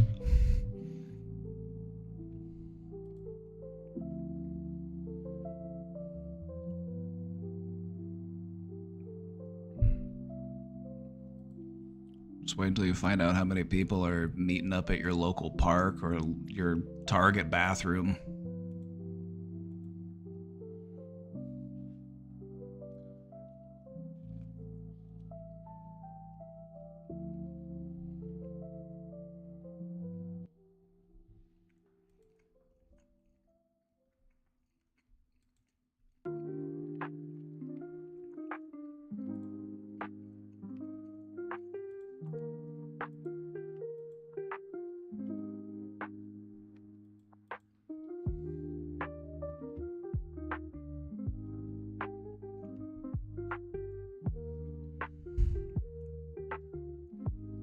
As a medical professional, I remind all of you that syphilis is running rampant and gonorrhea in the elderly communities. Oh yeah, they're just going wild. They're just going wild. They're like, fuck it. They're like, fuck it. Just go for it. They're like koalas.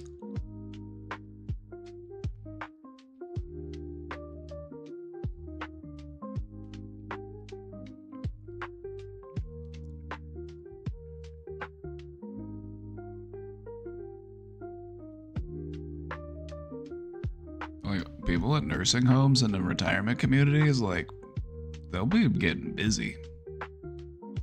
I'm terrified of that super gonorrhea going around. I heard Tyborg had it.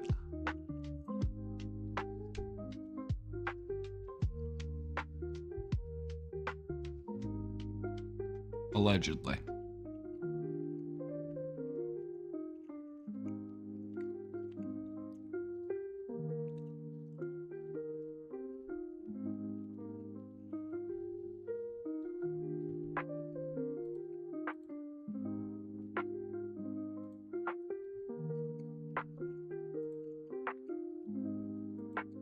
Anyway, should we get into the presentation? I got a presentation for you today. Trying something new today. I'm trying something new today. This presentation's a little different from the normal ones. This one's gonna be more of like a topic, and then I'm just gonna have some points.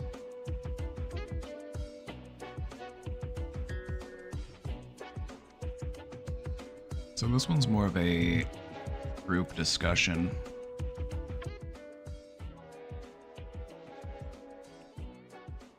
I'm trying out a new format for presentations. So let's see how it goes.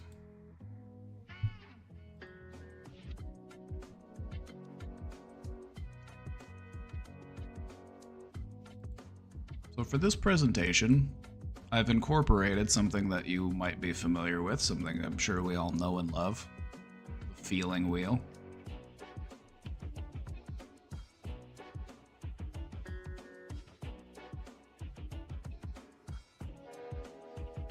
What I wanted to talk to you all about today, what I wanted us to all talk about today, is awareness and your emotions. I was inspired to put this together because I was just sitting in my house and inspiration struck, and I was like, all right, I need to put this together. I had a moment of inspiration.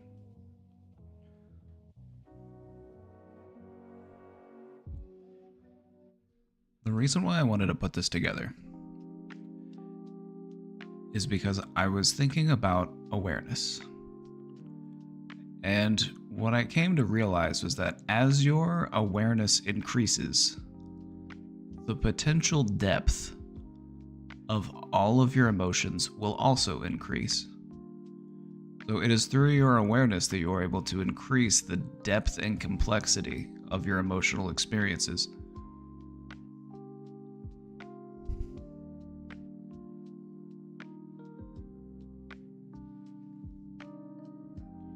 Also, I feel like this is why some of the people who just aren't very self-aware might also be very emotionally inhibited.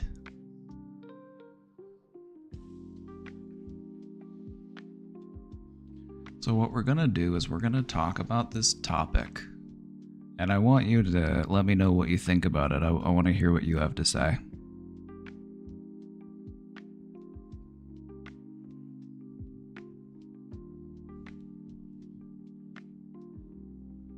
I was inspired. I was inspired. That's what normally happens whenever I'm coming up with a topic. Inspiration will hit me and it'll be like 8 or 9 o'clock and I'm like, well, I should put this together before I forget.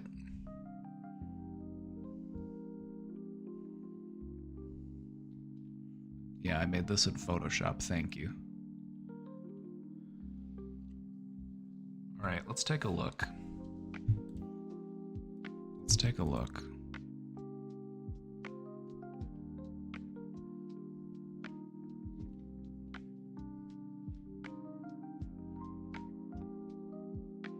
As your self-awareness expands, so does your capacity to recognize a wider spectrum of emotions.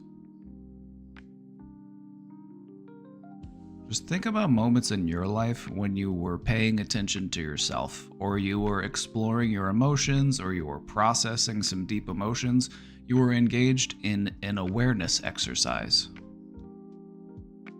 And think about how that awareness allowed you to go further in and to experience deeper levels of these emotions. I thought I was going to spin. You know, I wish it would spin just for you. I wish I could do that.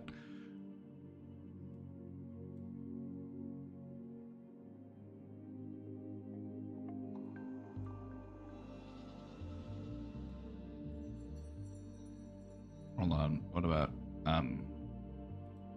uh-oh. Now look what we've done. We broke it. It's all broken.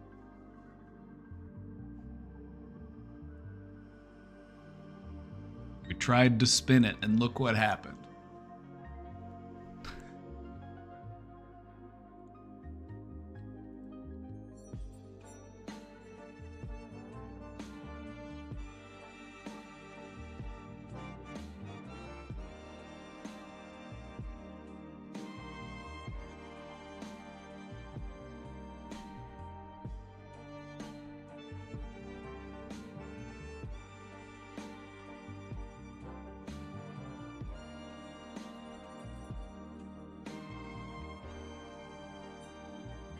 So as we increase our awareness, we're also allowing ourselves to experience emotions at greater depth and with more nuance.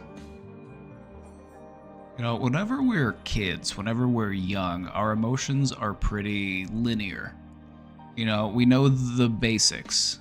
You know, happy, sad, angry, love, joy, those types of feelings. It's like they're pretty, like, basic. And I'm not saying they're not intense because, you know, kids can have some very intense emotional expression.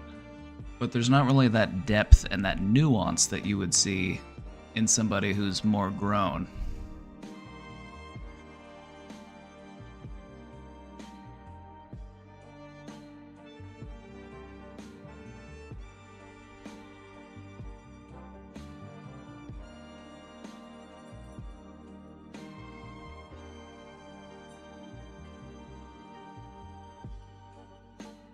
An important distinction to make is that just because you are more aware, this doesn't mean that you actually must dwell or actively feel every emotion, only that you recognize that they exist and they are accessible when you need them.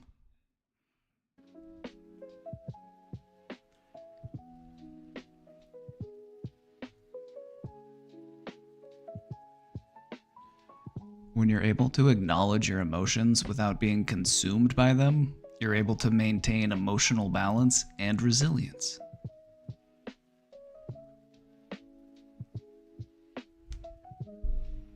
And I feel like one of the things that we work on a lot here is self-awareness, emotional intelligence.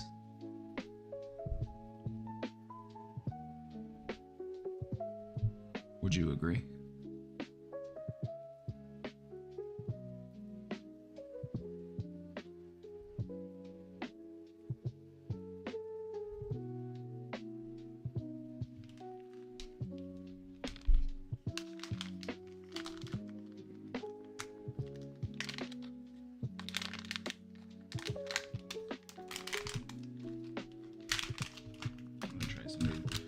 Some of these gummies that somebody sent me. Somebody sent me 3 boxes of fruit snacks. They're like, you gotta try the Arizona tea gummies. I'm like, all right, let's go.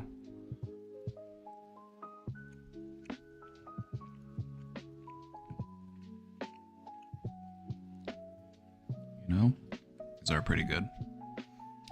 These are pretty good.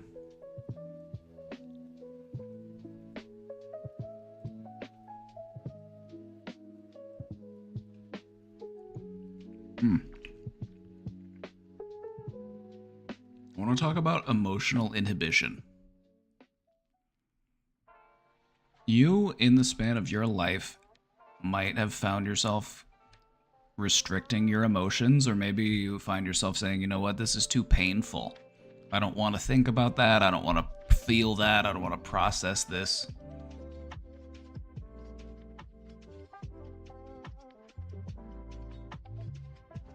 And I feel like it's this emotional inhibition that prevents us from achieving growth.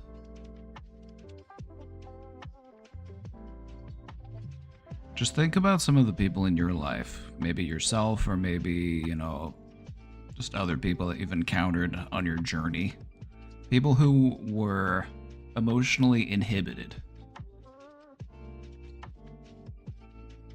And think about what is it that would prevent them from expanding their emotional awareness.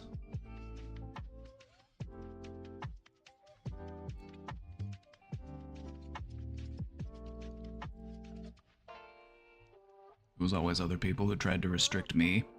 You know, you bring up a good point there.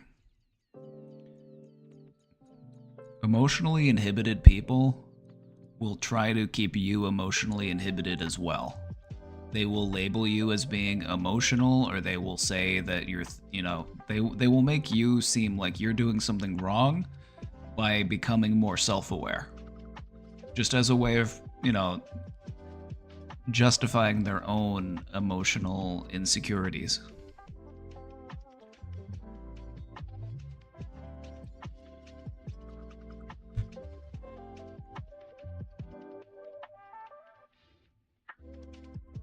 Oh, there you go. Oh yeah, Amita. Amita was the one who sent these gummies. Thank you for sending those, by the way. I got your little note here. You can kind of see your name there. Thank you for sending those, by the way. It was so nice of you. I'm enjoying them right now.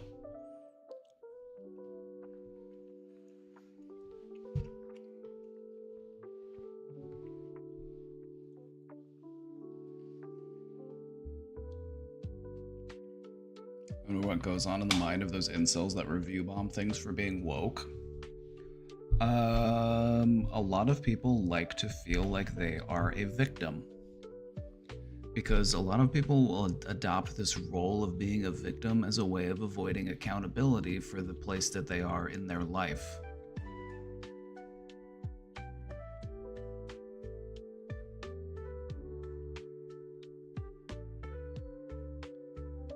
Just think about people who have like roach infested, nasty houses who would rather spend their time complaining on the internet about a black person or a gay person or a trans person being in a video game instead of cleaning their fucking house. Like, what are your priorities in life? Like, what are you doing here?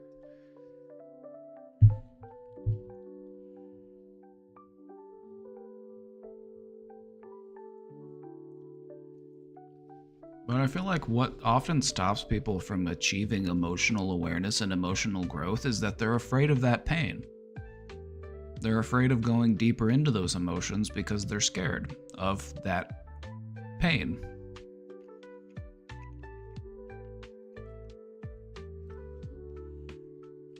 What am I talking about? No one in particular, just people on the internet who are like that.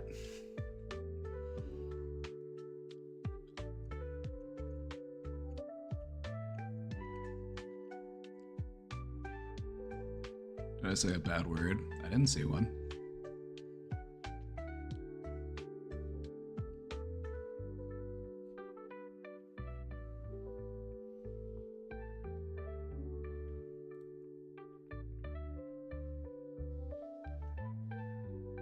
So oftentimes people who are emotionally inhibited might have a very restricted expression of their emotions. They almost have what you could compare to like a child or like an adolescent or maybe like a teenager in their level of emotional expression. You know, they get the basics covered: happy, sad, angry. You know, they've got all the basics covered, but they don't really have that depth and nuance. If anything, they might over-embellish things such as anger and fear.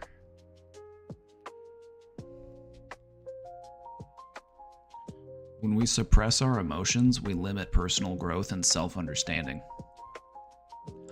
So what happens to a person when they suppress their emotions? Those underlying emotions end up feeding back onto themselves, and they end up manifesting as things such as anger, fear.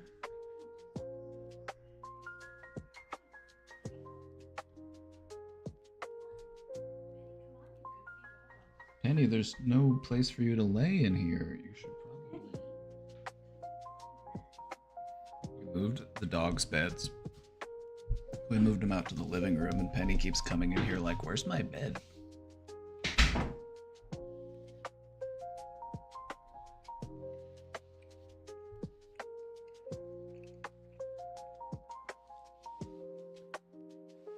Yeah, I had to get out and vote today. Had to go out and support the Second Amendment because I'm packing heat. I had to go out and support.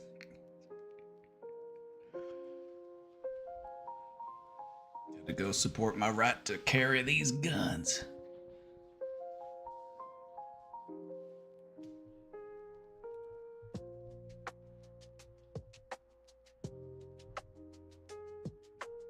The mixed messages. When I use the country accent, I'm joking. What if that was who I really was, though? What if this voice was my fake voice? And whenever I'm like, hell yeah, brother, Donald Trump, let's fucking go, that was my real voice? Wouldn't that just really throw you for a loop?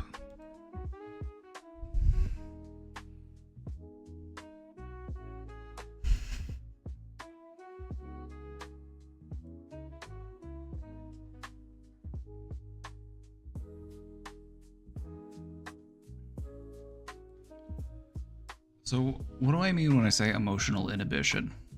When I say emotional inhibition, what I'm really referring to are those people who undervalue the importance of emotional expression, the people who suppress things, the people who bottle things up, or the people who say that your emotions aren't important. Because how does that make sense? How does that make sense? It's not like, emotions don't drive every decision that you make. They should be important. They should be considered.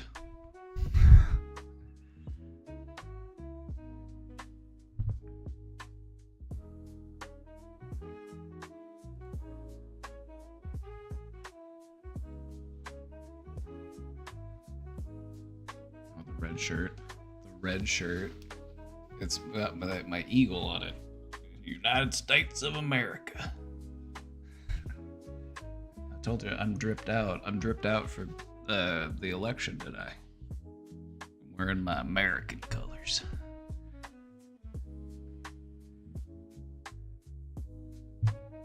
It's all just a giant ruse. It's true. I actually talk like this. Hell yeah, brother. Only one person that can save America, and that's Donald J. Trump. I'm here to raise hell and praise Dale. Amen, brother.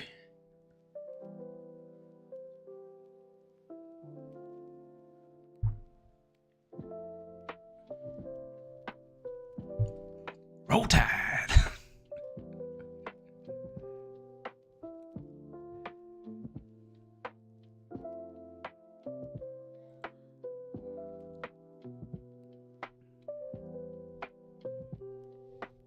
I've just met, you've probably met, I've met plenty of people who were emotionally suppressed. You've probably met some as well, and these tend to be the people who have a hard time, acknowledging accountability, or the people who have a hard time, recognizing the way that they made you feel, or, their position in how they've affected you. The types of people who would tell you that emotions aren't important, or that your emotions aren't important, or that you shouldn't think about your feelings, or you shouldn't, just bottle it up. Just bottle it up. But what happens to us when we bottle up our emotions? They ferment. They ferment, then eventually they end up popping the cork.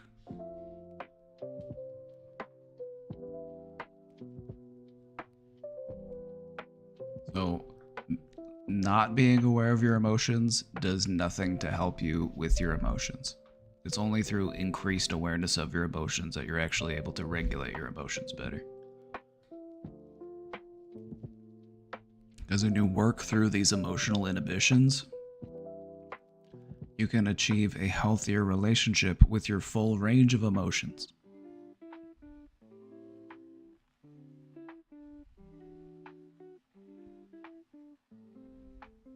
We want the whole pie. We want that whole pie. We want a big old circle. You don't want it to just be a big old slice of angry now, do we?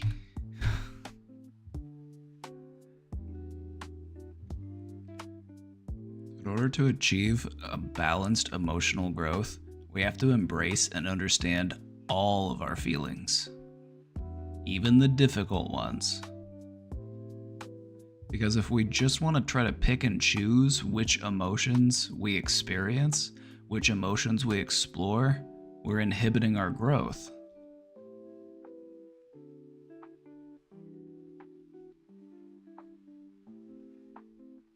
Because those feelings are still going to manifest. They're still going to come to the surface.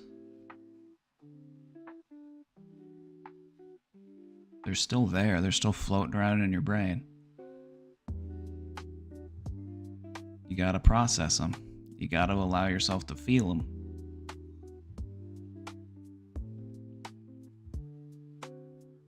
So what I try to do is I try to find a well-rounded circle. I try to find a well-rounded circle. I can experience all of my emotions at the same depth.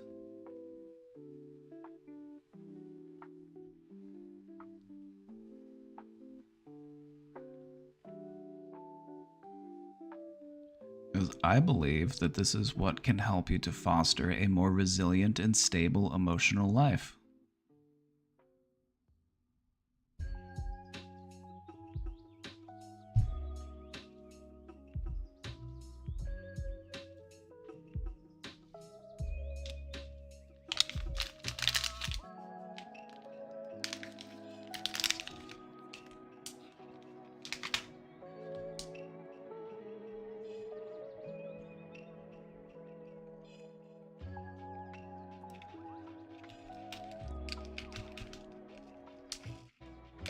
I believe we're at our mentally healthiest when we can tap into any of our emotions. We don't want to restrict our growth. We don't want to restrict our emotional awareness. These are the sour versions of the gummies.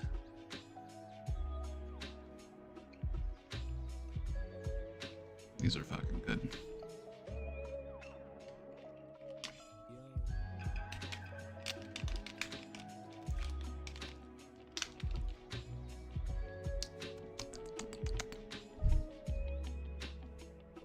How do you feel about this?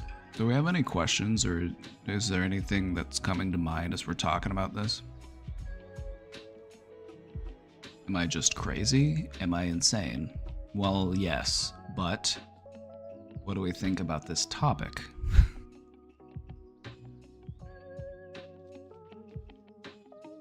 Do you see what I'm going for here?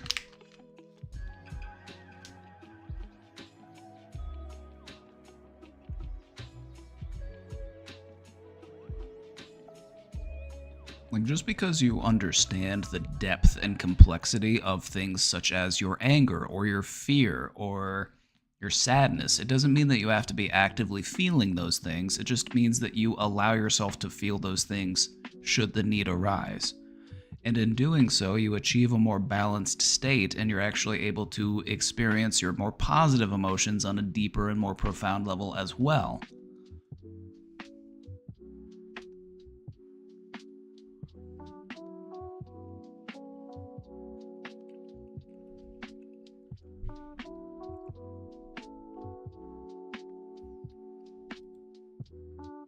They did teach us this in the day clinic, but I don't want to be depressed all the time.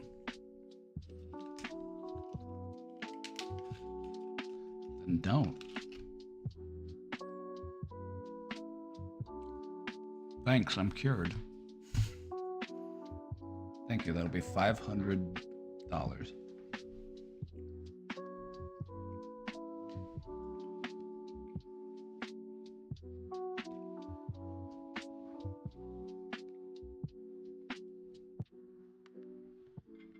Not wanting to be depressed all the time was the motivation that I needed to not be depressed. It's like, well, I don't want to be like this. I don't want to live life this way. And I turned it into motivation. It's like, all right, well, what can I do about it? Am I taking good care of myself? Am I socializing? Am I exercising? Am I cleaning up? Am I, just all of the things that contribute to emotional wellness.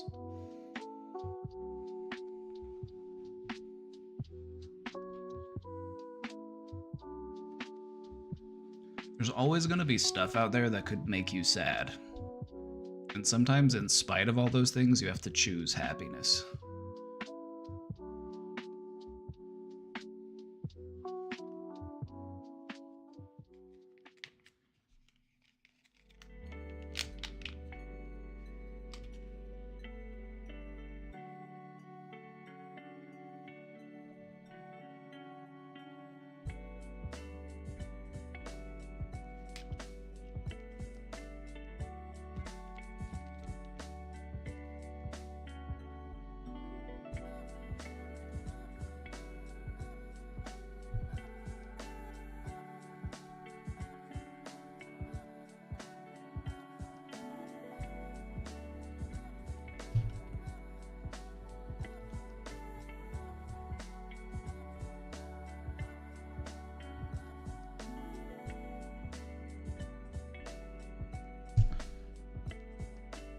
When each of our emotions are acknowledged and understood, There's less likelihood of being overwhelmed or blindsided by unexpected feelings.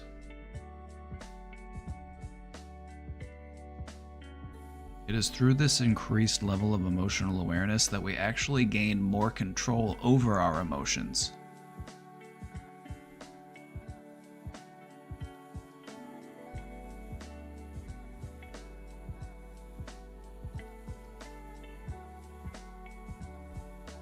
Actively choosing happiness does make it easier to want to go in and process those negative emotions when I have the spoons for it.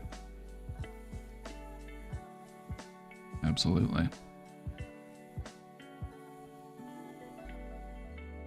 What happened with me was I got to the point where I was like, all right, I'm going to go through everything in my life that is making me sad, and I'm going to think about it. I'm going to try to figure out whatever it is that I need to figure out. I'm going to process what I need to process, and then when I'm done, I'm done. I don't need to dwell on it anymore. And it sucked, and it was painful, but you know what? You get through it. You get through it, and you come out on the other side, and you feel free.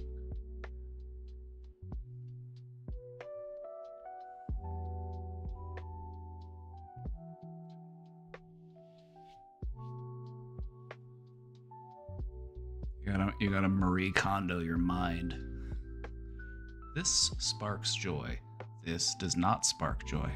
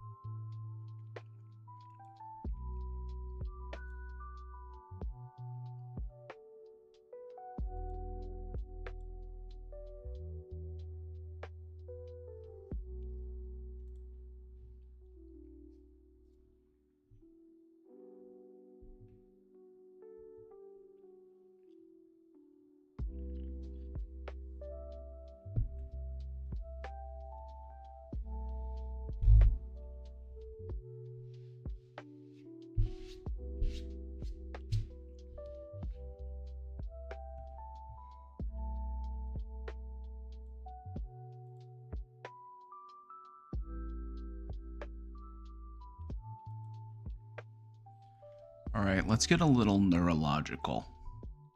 Let's talk about our brains for a second. Let's talk about our consciousness. The reason why emotional awareness is possible within your brain is because there are different areas of your brain that process awareness and emotional experience. Whenever you experience an emotion, it is occurring in a specific region or regions of your brain. A happy brain looks like a happy brain, whether it's my brain or your brain or someone else's brain, they all kind of look the same. And the part of your brain that is aware that that is happening is a separate and distinct part of your brain.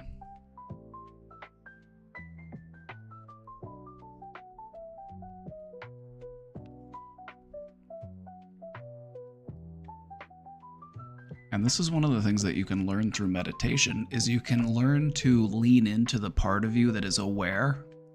And it's like you can learn to just observe your emotions rather than feel your emotions. And I'm not saying that you're not going to feel your emotions. It's just that you're able to just observe them and you don't feel so beholden to them. And you're able to like witness them as they like unfurl within you.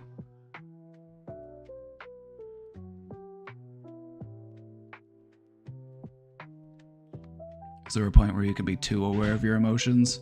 I would say if you're doing it to like a deficit or you're overthinking about something, then yes. But I would say that awareness is always a good thing. But I would say that overthinking is very rarely a good thing.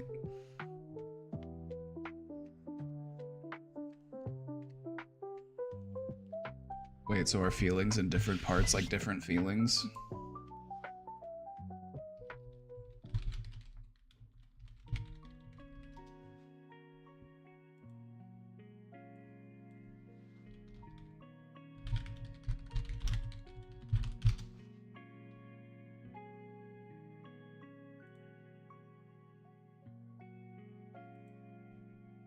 let's take a look.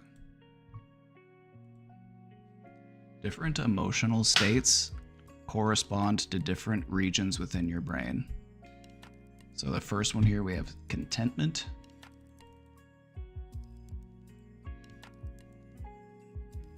We have amusement, surprise, fear. As you'll notice, fear is very like down in the primal, primitive part of your brain. Whereas things like amusement and surprise, these are things that happen much more in like the upper, like more like cognitive parts of your brain.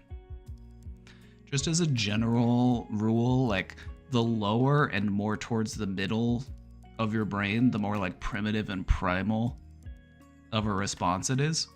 Whereas the farther it is out and up, the more like advanced type of cognition it is. So as you can see, different regions of the brain correspond to different emotional states. And if you look at sadness, sadness is almost more like an absence.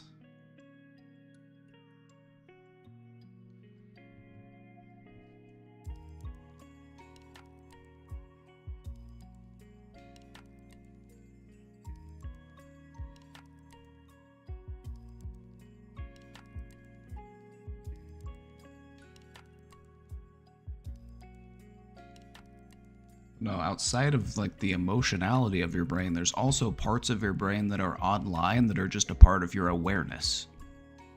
They're the parts of your brain that are just watching everything else happen. It's sort of the part of your consciousness that shines a light onto everything else, but cannot shine a light onto itself. The part of you that is just aware that you are right here, you are right now. You know what I mean?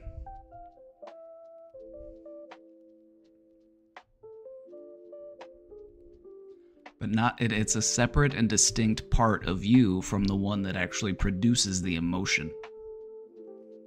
And this is something that you can really learn in meditation, is to just enhance that part of you that is simply aware.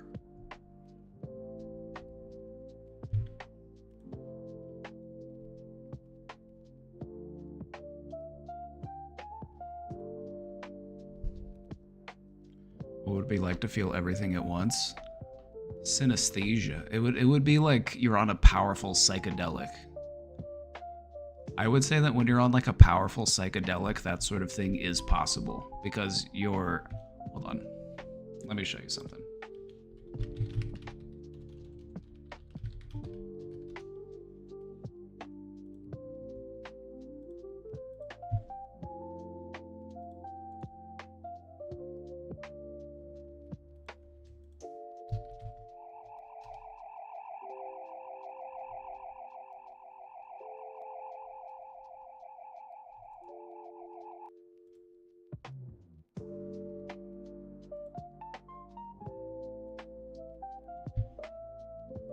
Can I open this without like... Okay, here we go.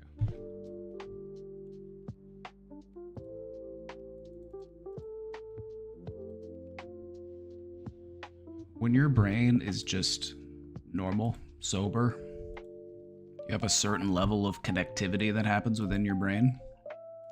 However, when you're on a psychedelic, your brain is able to make many more connections between different parts of your brain that aren't normally connected. And so you experience things in new ways, and you experience a new perspective on things, and you're able to like blend different types of memories, different types of emotions. This is why there's a lot of potential here to actually help people to process things.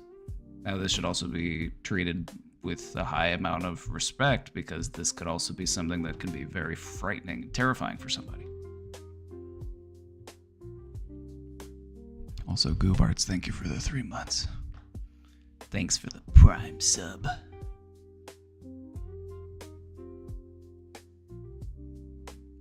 Is this why microdosing is becoming more normal? Microdosing? Okay, if I'm gonna be completely honest with you, I get a lot of people ask me about microdosing. Just meditate. Just meditate. Meditation will give you the same, like, because I've tried both, okay? I've tried both.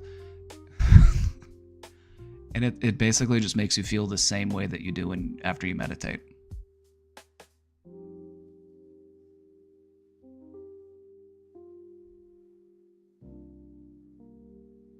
So I feel like a lot of people will microdose just so that they don't have to sit down for 10, 20 minutes and meditate. Can it be any kind of meditation? I find it's best to set an intention for your meditation.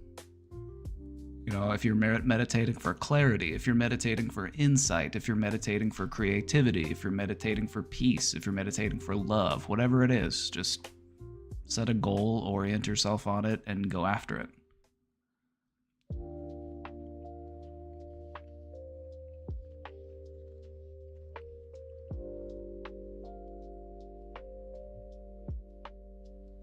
People are into shortcuts. Oh, absolutely.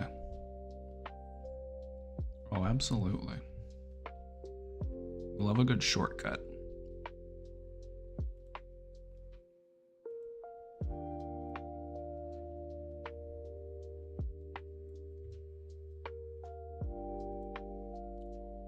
Can anyone back me up on this? This is something that this does happen, but you might not be fully aware of it until you actually start to practice it. The distinction between the part of your consciousness that is simply aware and the part of your consciousness that actually experiences emotion. It's a separate and distinct part of your brain. And you can actually start to, differentiate between the two with practice. It's a great way to learn how to regulate your emotions. That's all I'm going to say.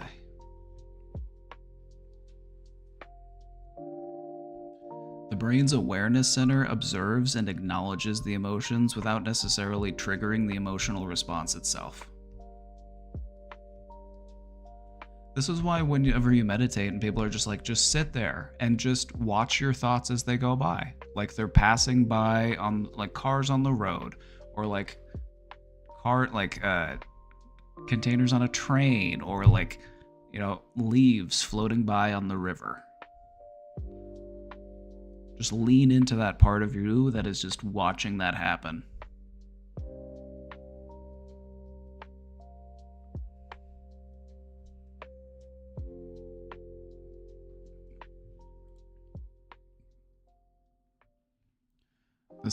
This enables you to be aware of potential feelings without necessarily experiencing their full intensity.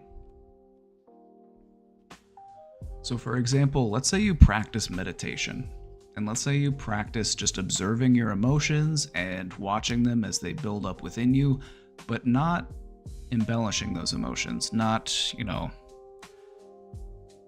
going down all those rabbit holes.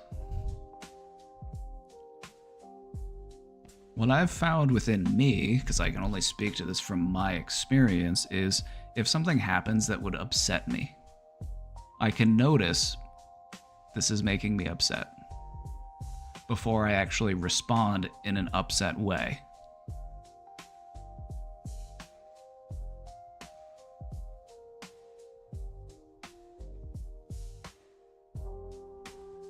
It's almost like it puts a little bit of a gap. It puts a little bit of a gap in between feeling the emotion and acting on the emotion.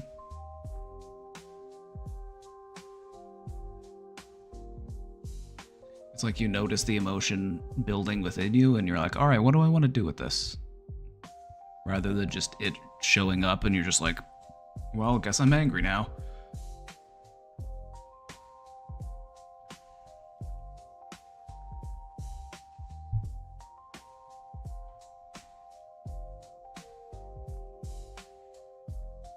As a result, your awareness acts as a sort of observer for your emotions, and it can allow you to achieve clarity and insight while maintaining control over emotional responses. This is why practicing your awareness is so important.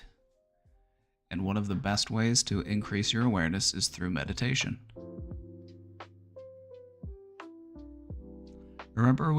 You probably remember we watched a video. It was one of my favorite guys. It was Mingyur Rinpoche.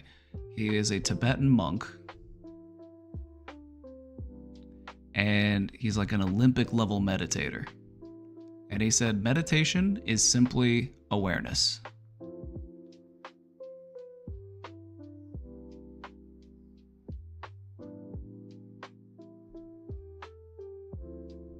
Practice that awareness.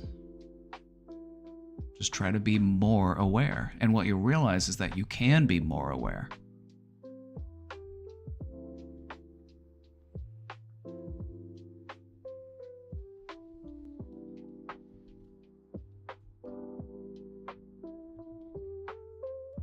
Love Mingyur.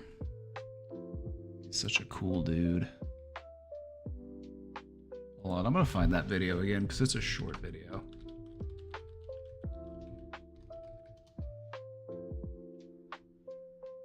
Oh wait, no, he has one here called Recognizing Awareness. Let's talk about it. It's 2 minutes. Meditation is all about the awareness. So I love this first guy. time when I learned meditation, I didn't know that. I thought the object is important.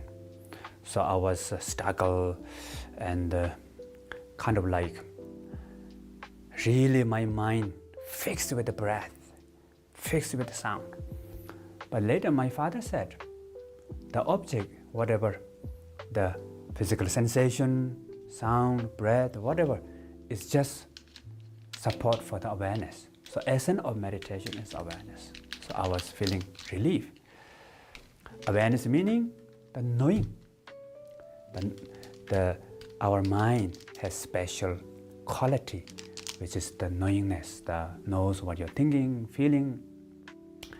And this cognition, the awareness, with you all the times, with you 24 hours, even while you're sleeping.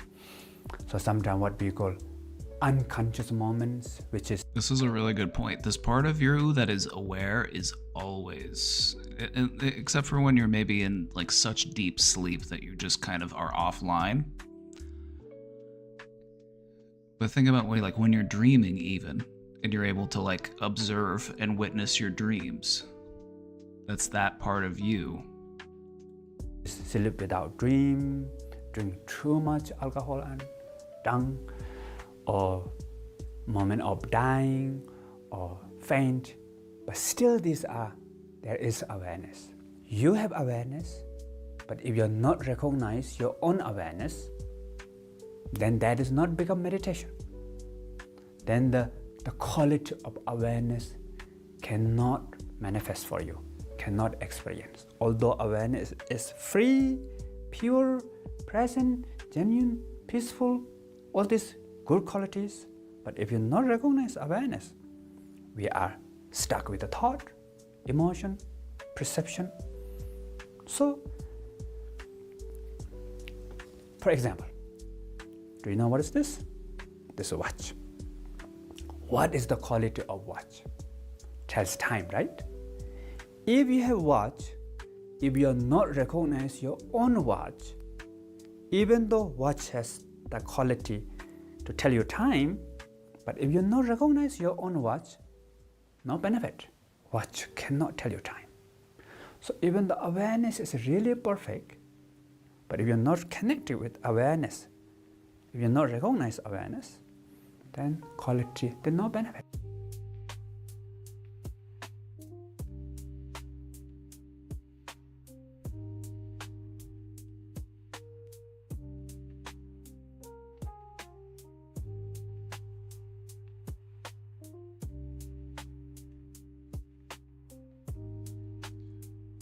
I don't get it.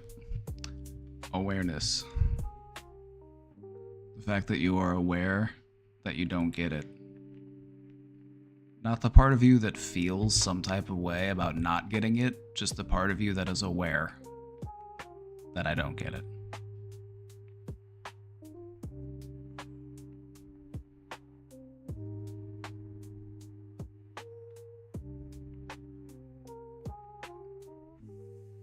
You have to be aware to recognize. I think that's what he was trying to say there at the end. I need to Google translate this word. Yeah, what's the translation into Swedish?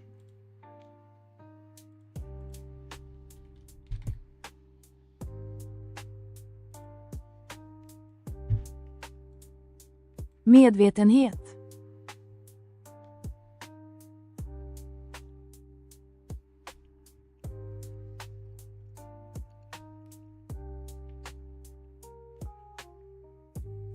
Auf Deutsch. Bewusstsein.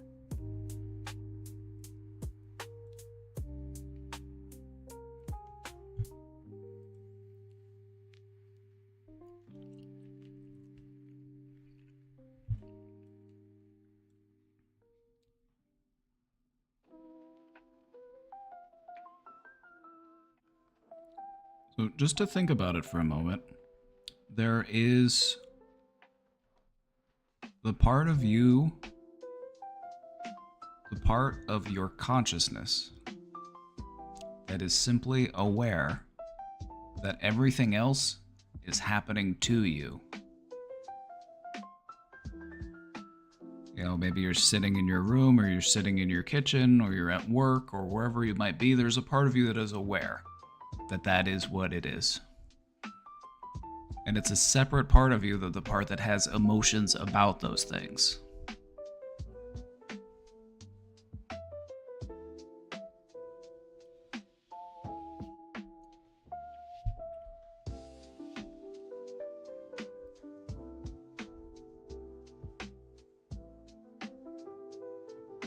California Measure 6 is meant to abolish mandatory servitude for people in jail or prison. Let's fucking go. We need to end slavery in this country. We need to end slavery in America. Slavery is still legal in the United States.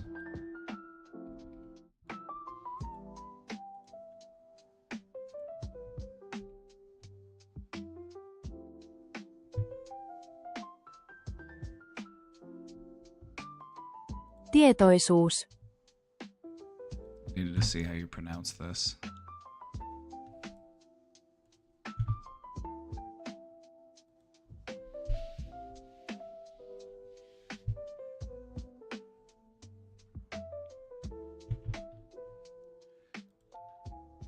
Do you see what I'm saying? Do you pick up what I'm putting down about your awareness?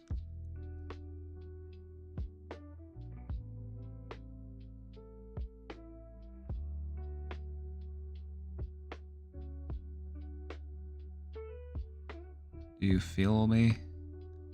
You picking up what I'm putting down?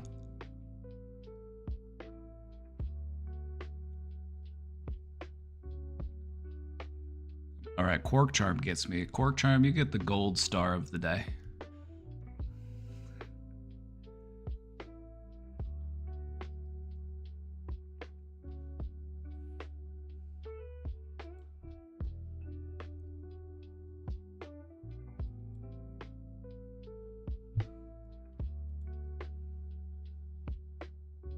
So how do we feel about this?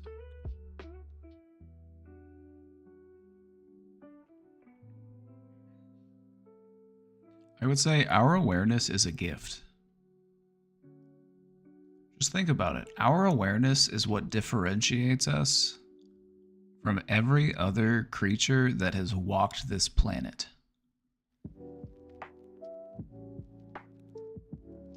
Our awareness is a gift.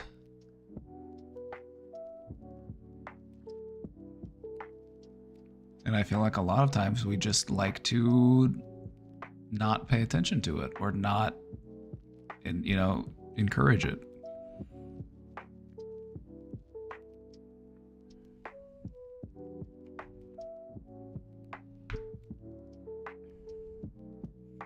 It helped me realizing I wasn't a main character. We were all a collective struggling against a system made to grind us into dust. Oh, absolutely.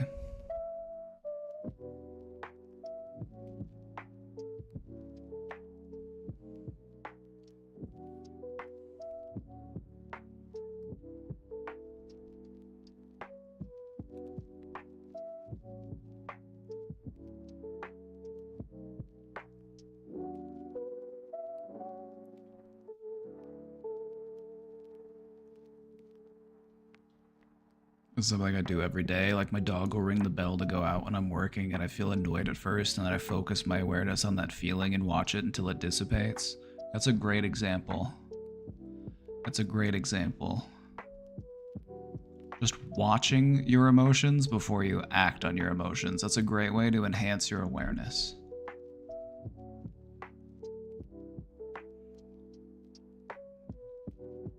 You know, and I just want to let people know that, like, you can change the relationship that you have with your emotions. Like, oftentimes we avoid experiencing our emotions, or we avoid feeling our emotions because we're afraid of what they might make, how they might make us feel. We're afraid of what they might make us do. We're afraid, or we don't want to, you know, feel that pain.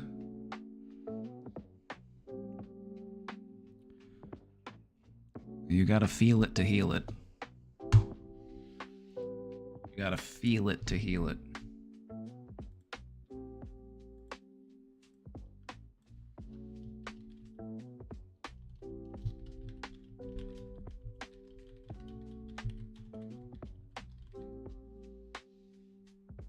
Hold on, I'm gonna translate this into German for you. For our avoider. Wenn du es heilen willst, musst du es fühlen.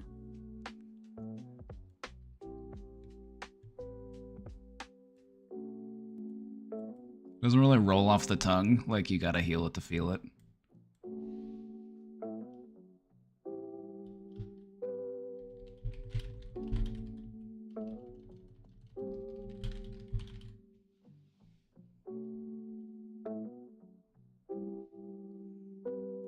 Yeah, it just really doesn't roll off the tongue in German.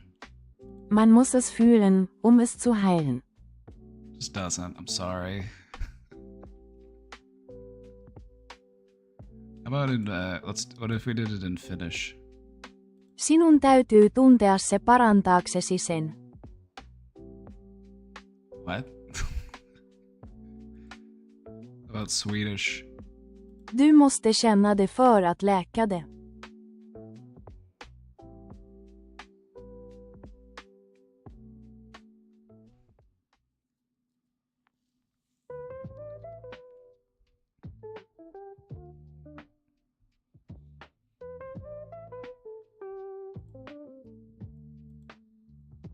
Tienes que sentirlo para sanarlo.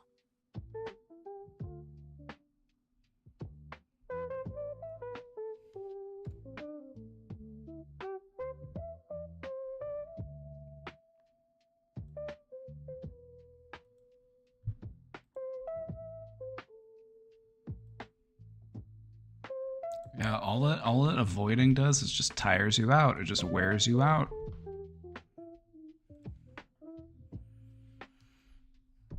Just leaves you exhausted.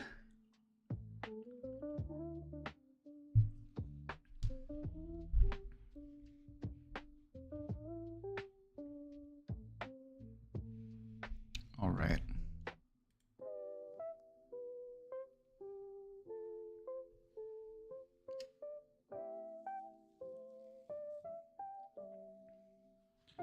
I think something that's really important to remember is that your feelings, although they might be painful, they cannot kill you.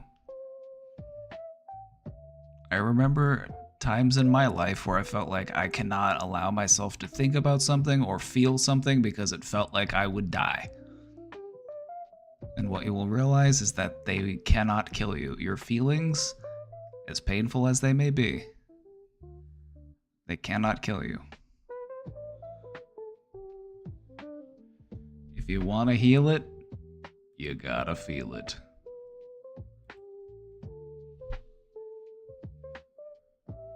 Not me speaking the forbidden words. Shh.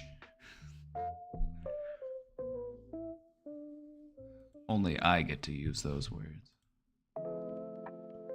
Those are my words.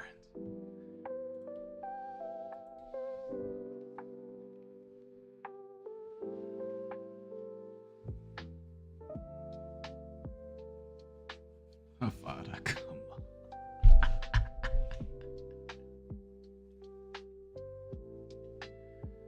I wonder how the polls are going.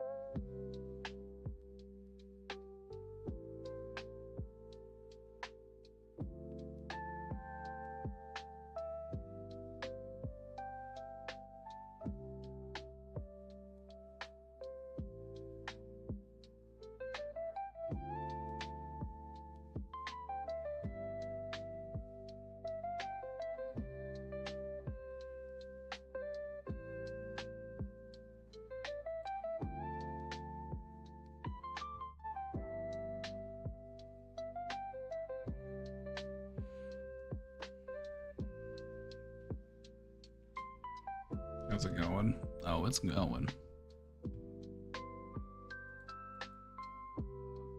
Oh, it's going. I'm just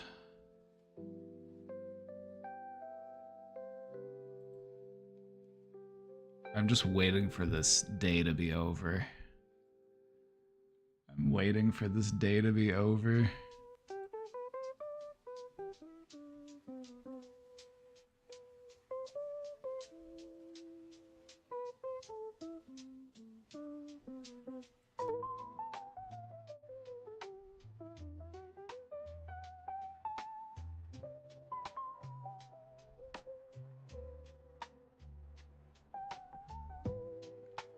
It's 4 p.m. Central, which means there's still 2-3 hours until they start closing polls.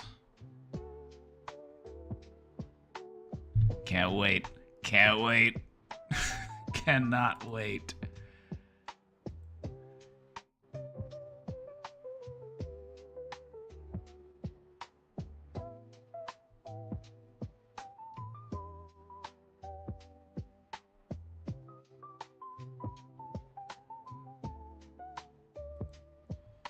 Should we talk about your election anxiety? I mean, our election anxiety? I'm just glad Mike and Assad were able to get such high viewership today. Yeah, it's like Christmas for them. This is their Christmas.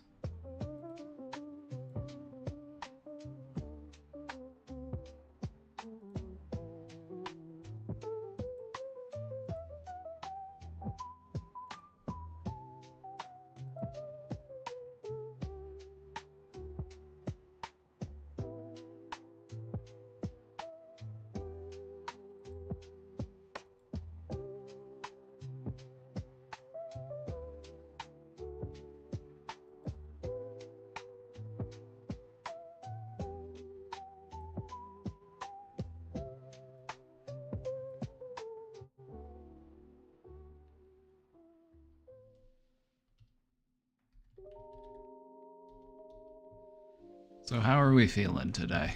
Let's talk about it. Let's talk about how we're feeling today. We've got the question box ready to roll, so if you have any questions, we can get to those questions right away. But honestly, how are we feeling with the election in the air? Do you want to talk about it?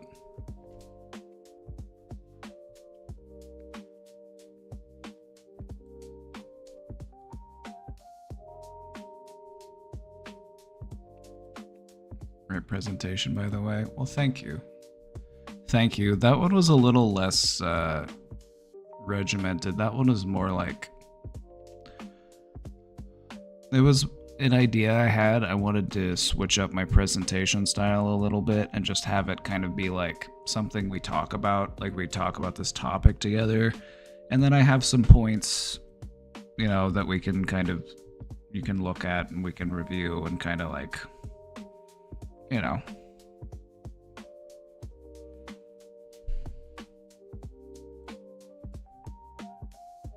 If Trump loses, I'm afraid of what his supporters might do. Well, we saw what happened when he lost last time, so do you think they'll do much more? We'll see. I feel like he has it, like, I don't know. If I'm being honest, I feel like his supporters have less gas this time than they did last time.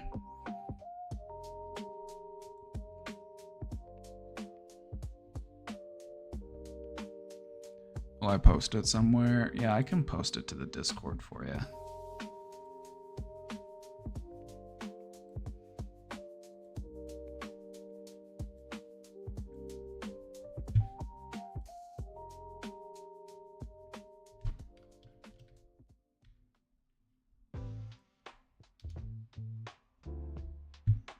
I posted it. I posted it here for you.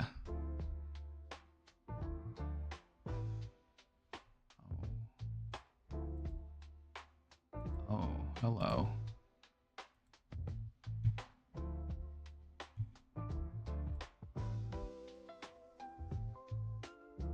New Baby Hippo just dropped.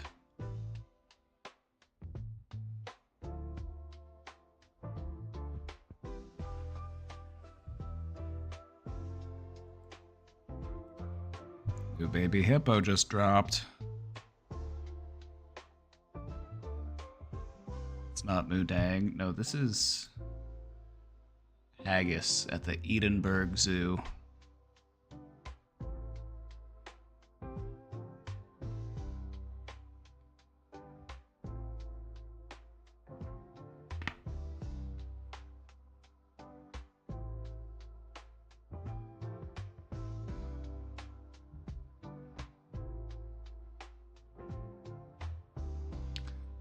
That's Scottish food.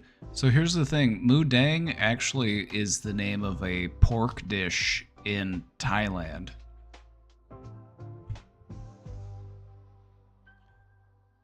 All of Mudang's siblings were also named after food.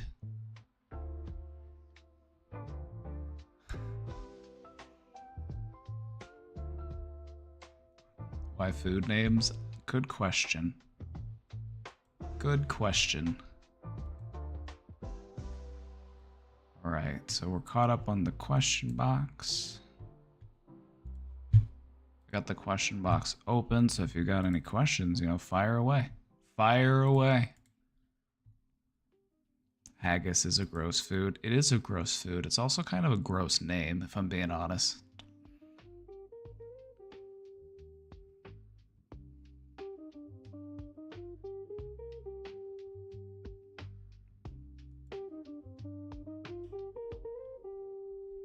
I should go shave my legs. We don't want to should ourselves. We don't want to should ourselves. We want to reframe that. We want to reframe that, alright? I would enjoy it if I shaved my legs, or it would be good for me if I shaved my legs. We want to distance ourselves from the word should. The word should implies a certain level of judgment, and we don't really need to judge ourselves for wanting to do things. Shut up? No.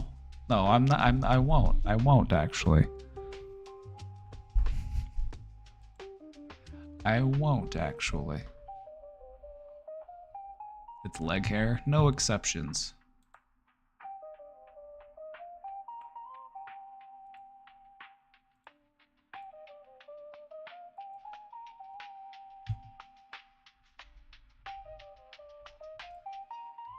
My god, is my VO sub is still active. I don't have much time left on it.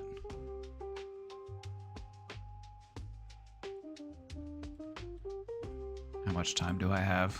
I need to look.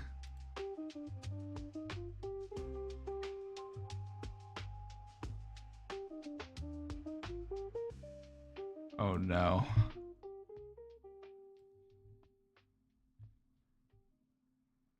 Oh no, it expires in 39 minutes. I've got 39 minutes left to shake my ass.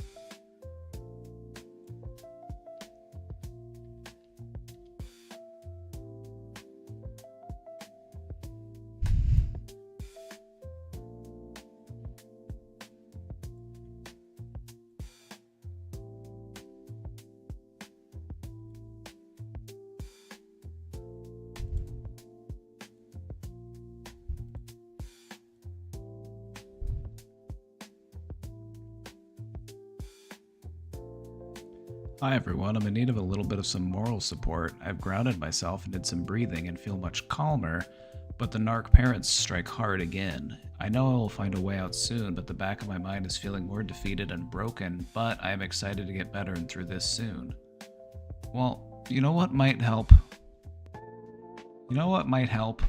Recognizing that in spite of all of the hardships that you've had to deal with, you don't fall back on narcissistic traits to cope with that hardship. You should feel good about that.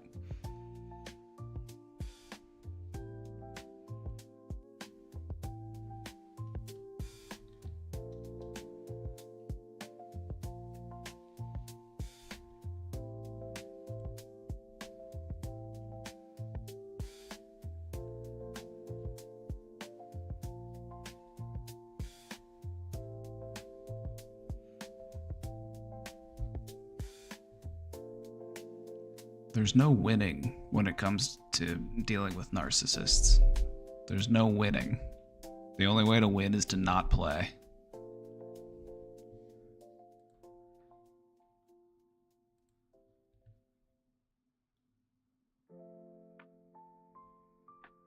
So don't give up, keep going.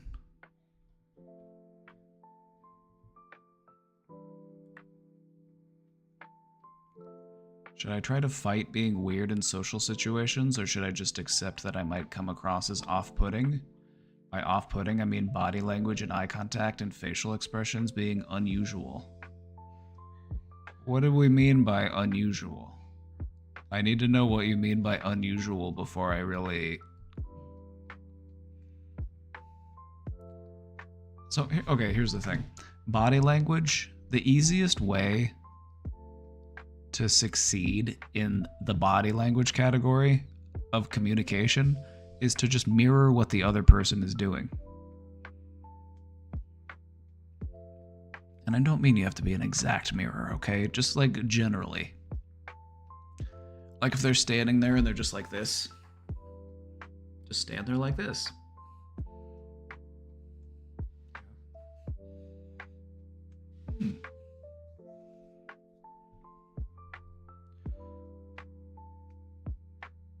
Give them personal space, you know, respect their bubble. Don't get too close. If you're really tall, try not to like tower over people. A lot of people find that intimidating.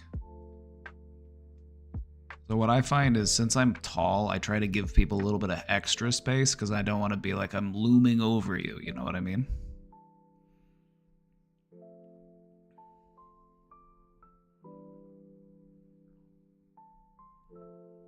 As far as eye contact, you don't have to... Okay, the thing about eye contact is... If I could go back and... You know what?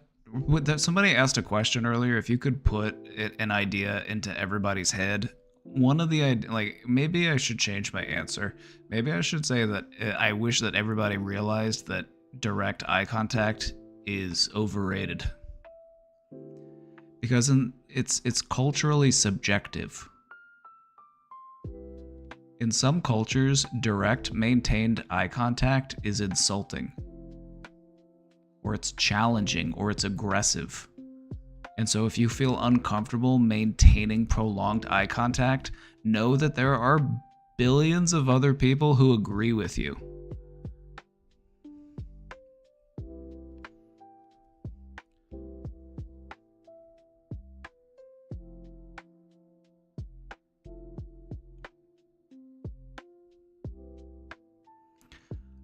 See, the thing is if you feel like you're weird in social situations to the point where it's off-putting to other people, you can practice that. You can practice that. It's a skill. You know, it's something that you can learn to do. We're not set in stone in how we socialize.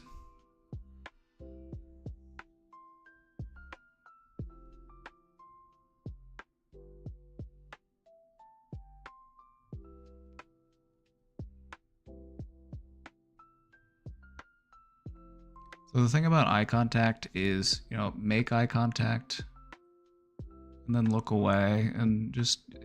What I find is like direct eye contact is awkward, at least for me.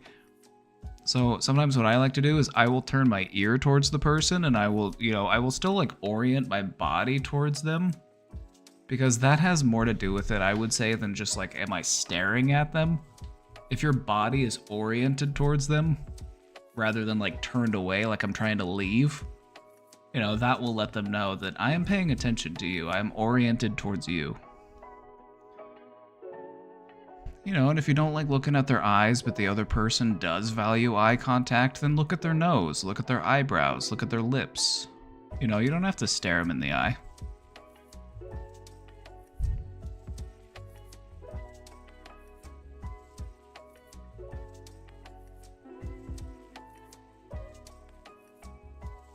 Also, there's nothing wrong with being weird, alright? Weird people make the world go round. Weird people are interesting. But if you want to feel more comfortable in social situations, I would say that that's a noble pursuit. So go for it.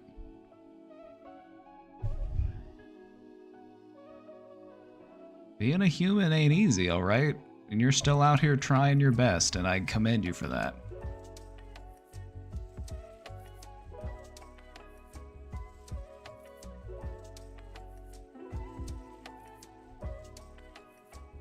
I can't stop saying Hawk 2-3-4. What does that mean? You're stimming. You're stimming. It's kind of like when I'm in Costco and I can't help but say double chunk chocolate cookie.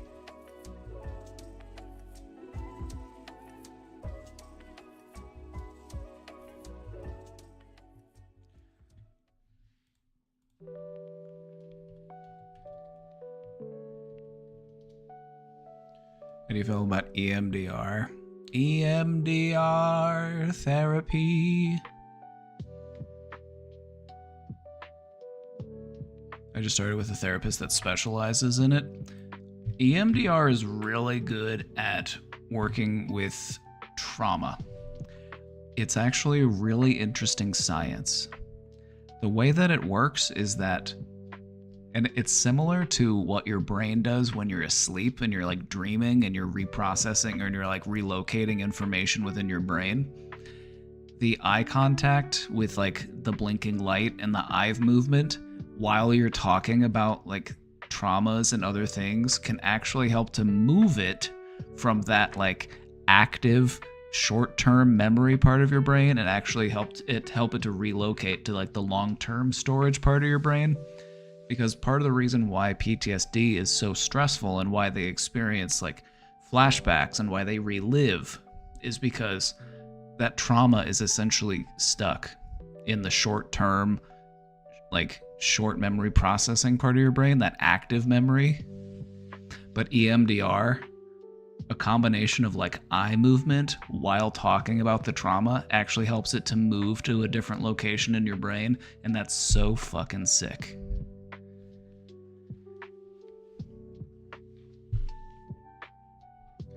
My little cousin loves saying double chunk chocolate cookie. I know, I also love to say double chunk chocolate cookie.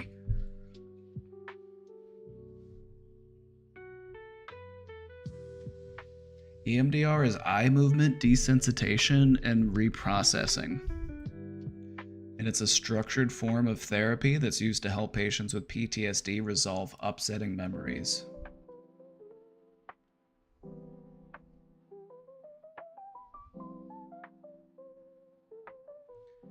Basically, it helps to tap into your brain's natural capacity to heal and process traumatic experiences.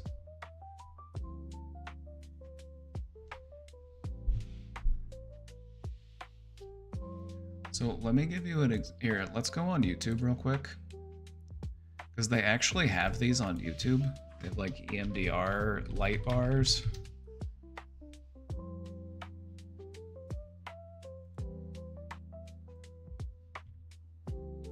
So let's say you went and did EMDR, it would be like this. It'd be like, follow the dot with your eyes.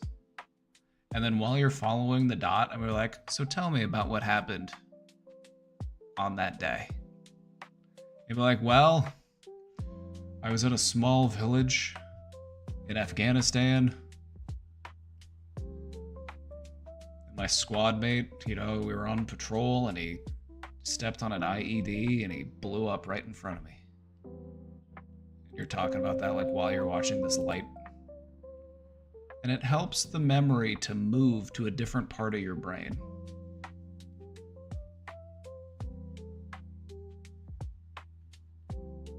I just know I'm going to be exhausted afterwards. Every good workout is exhausting. That's the point. That's how you know you did good, is you feel tired afterwards. So that's a win. It really is like when you're in REM sleep. Yeah, exactly. It's the same like fundamental process, and it's what helps your brain to like reorganize information. And that's a lot of what is necessary when you are trying to relocate traumatic memories. They really are like stuck in the active, like short-term part of your brain. And that's why when you have PTSD, you're having flashbacks, you are reliving, you feel like you're still there, you feel like, and it's still happening right now. But this can actually help you to move that information in your brain to a different part of your brain. It's so sick. Can you really self-administer this type of therapy by yourself? It could be possible, but it could also re-traumatize you. This is why I would say do it with a professional. It's like, sure, could you take out your own appendix? Probably. It could, you could take out your own appendix. But would you want to? Or would you rather have a surgeon do it?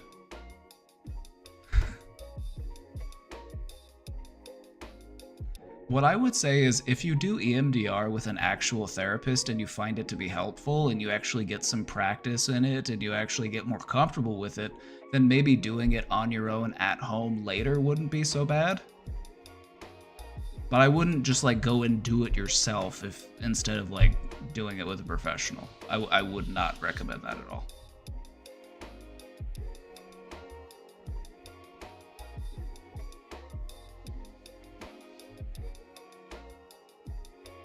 So do I have to say the words out loud, or could I watch this dot alone in my home and have a dialogue in my head? There is a significance to actually speaking the words out loud instead of just thinking them. Because when you actually say them out loud, you're using a different part of your brain than the part of you that would just basically like narrate them internally.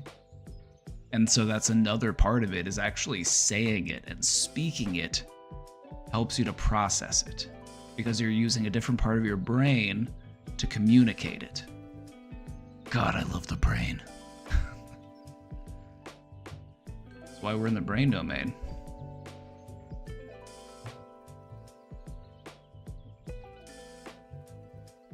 I just don't know how I feel about telling a therapist some traumatizing stuff I've never opened up about because it was hard the first time. If it makes you feel better, they've probably heard a lot of that kind of stuff already. Like, a lot of people are reluctant to talk about trauma with a therapist because they're just like, I don't want to put them through that. But that's what they're there for. They're trained professionals.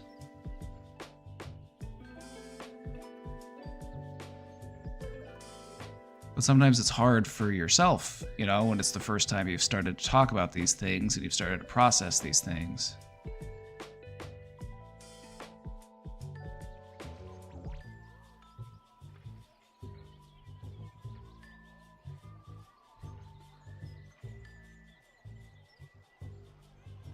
But I feel like what you may notice is that once you start, it'll be easier. It's getting started that's really the hard part. Like once you do start talking about it and you do start communicating it, it's just, you can tell it wants to come out.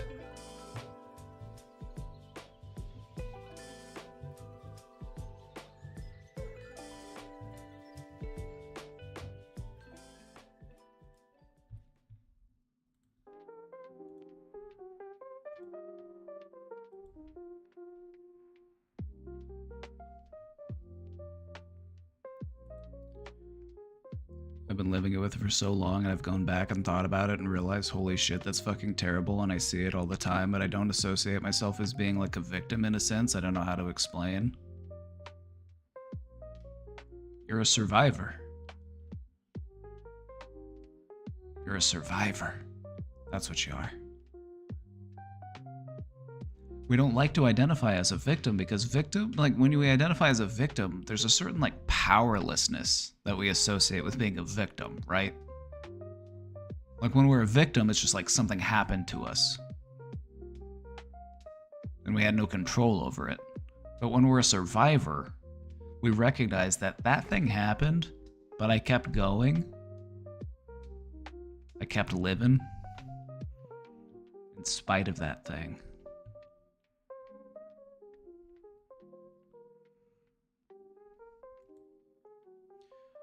Chat, it's election day, so I need you to hawk to the polls and vote on that thing.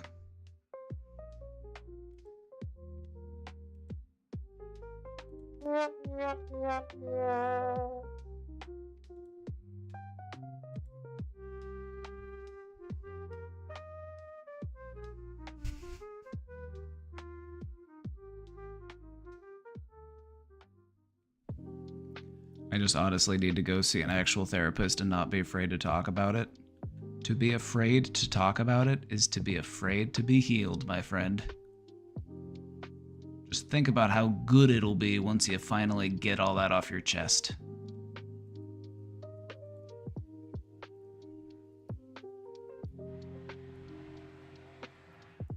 Tirafan, don't, Tirafan. I'm sorry, I take it back.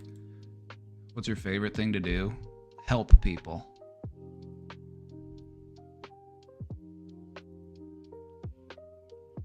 I'm scared I'll get help and still be the same.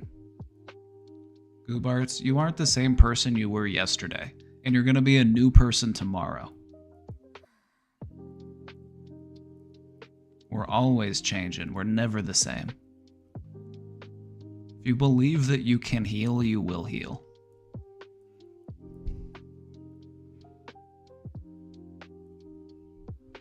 What's my favorite thing to do? My favorite thing is when I'm at the grocery store and a little old lady comes up to me and she says, "Excuse me, sir, can you help me reach that item up there, please? I can't quite reach it." And I'm like, "Absolutely, ma'am." And then I reach and I grab the thing and then I'm like, "There you go." And she's like, "Oh, thank you. You're so sweet. You're so kind. Thank you." That's my favorite. That's my favorite thing to do.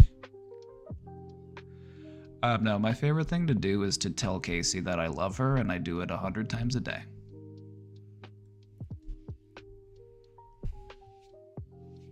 I'm always like, "Hey babe, I love you."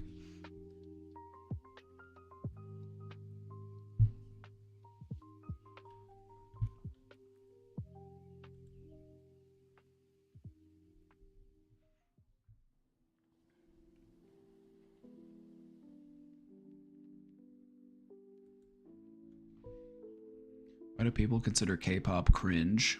Because they're cringe. The only thing we have to cringe is cringe itself, alright? Let people like what they like.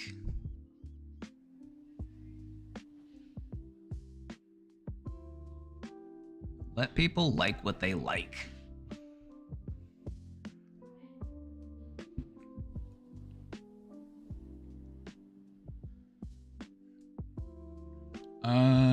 When I used to be into it, I would try to hide it because people judged me, but it's just music, so I don't get it. I mean, I have my own reasons for not being into K-pop, and a lot of it has to do with the predatory nature of the music industry.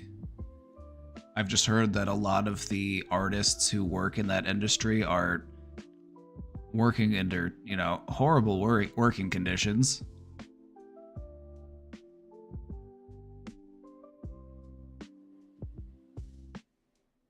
And so I don't support that. I don't support terrible working conditions. It's hard to enjoy the music when you know that all of the people involved in making the music are just exploiting these people. You know what I mean?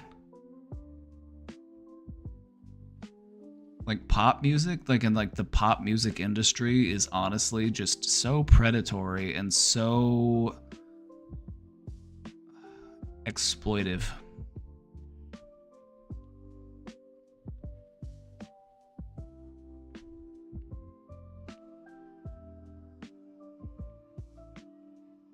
Getting them and grooming them from a young age is wild, and we do that shit in America. Like, hold on, let me show you something.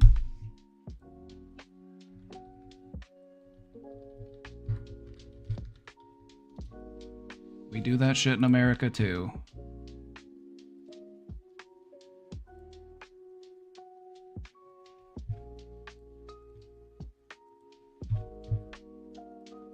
You might recognize some of these people.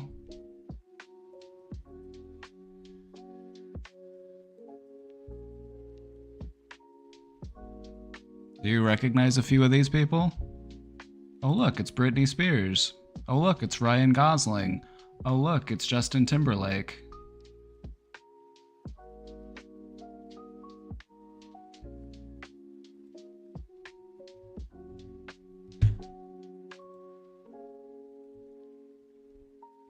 We do the same shit. That's where Korea learned how to do it, is they learned it from us. Like, who do you think taught South Korea to do that with their music industry? They learned it from us.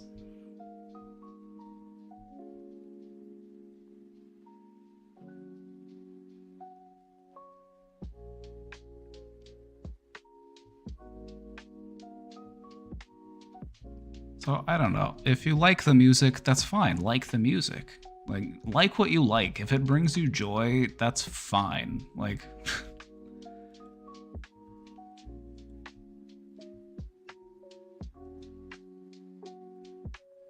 South Korea was heavily Americanized. It's true. It's true. K-pop is not cringe. I love K-pop. And then it's a YouTube link. Is this gonna be a K-pop song? Is that what this is?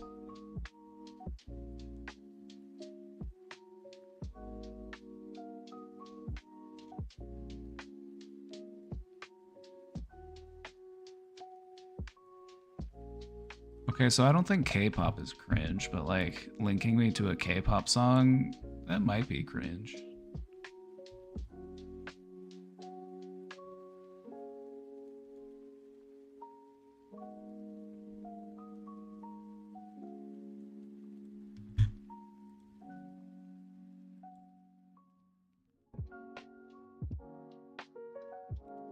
Wait, what is this?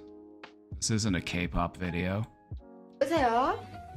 I mean, hello? Who's there? Oh, 알았어. What is this? I mean, okay, yes. Alright. 네.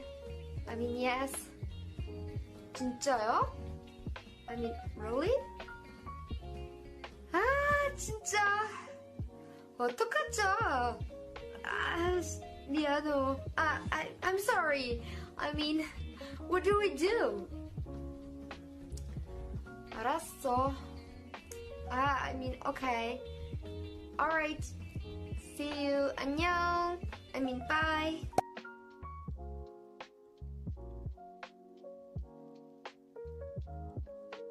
Oh, so being bilingual is cringe now? So being bilingual is cringe now, huh?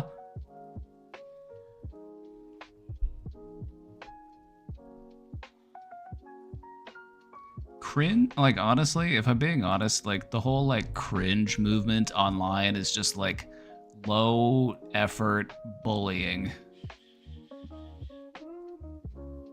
It's just, like, collective group, like, you know what I mean? It's just, like, we're just bullying people and we're just like, but it's cringe, haha. It's like... Oh, baby. She's back. Somebody wanted to see you. She wanted to come back in. She wanted to leave. I don't know what she wanted to leave and now she's back. Somebody wanted to see you. She wanted to get back in her spot on the desk. There you go, Miss Pooh. Boop. She is my supervisor. Hey, baby. Love you, baby. Trump's gonna lose, right? God, I hope Trump's so. gonna lose, right? He better. Because he's a fucking loser. Come, Penny. Come on, Penny.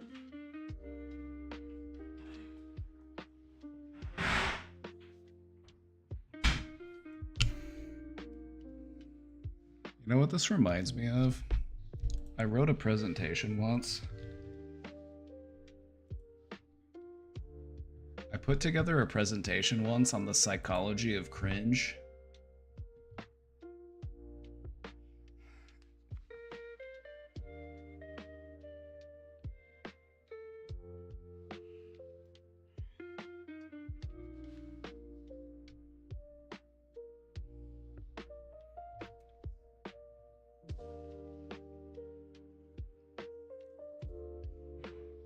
What are my key takeaways? Cringing is a reflexive action. We cringe at others due to social learning, our ability to place ourselves into others' positions and modify our behavior accordingly. It's okay to cringe, just make sure you're doing it for the right reasons, such as for self-improvement or growth. Let others like what they like. If you are cringing at someone having harmless fun, consider that maybe you are acting like an asshole.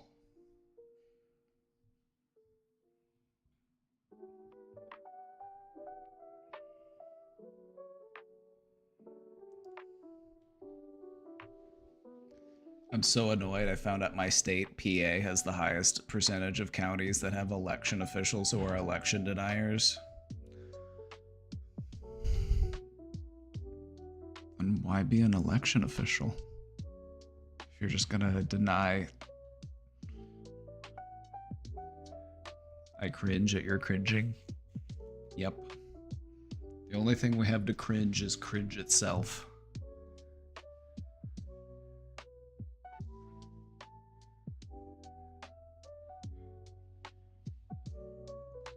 It's gonna come down to It's gonna come down to Pennsylvania, and that's gonna be where the Civil War starts. Civil War II is gonna start in Pennsylvania. It's gonna be the front line. We're gonna have to get you out of there.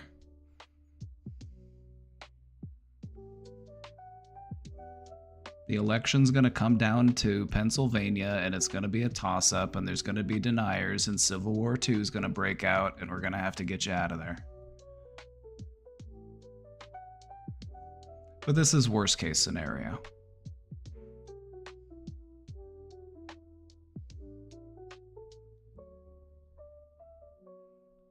No, we're gonna get you out of there. We're gonna find you refuge.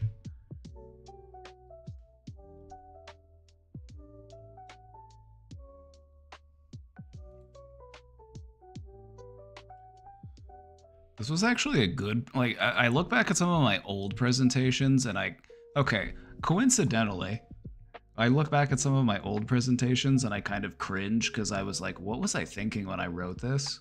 But the presentation I wrote on cringe is actually pretty good.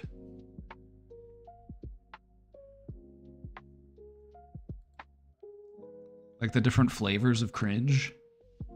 We got self-cringe. That's when we think back or when we're reminded of past embarrassment. We look back on the things we did and we cringe. We also have secondhand embarrassment. When we observe others in an embarrassing situation, we may feel a degree of embarrassment on their behalf. But then also people will cringe as a form of judgmental superiority. When we observe others enjoying something that we do not, we cringe as a means of feeling better, like we are a better person than they are.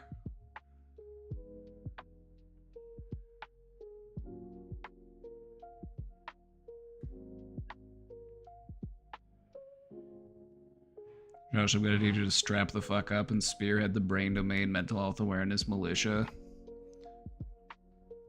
You know I'm strapped. You know I'm strapped.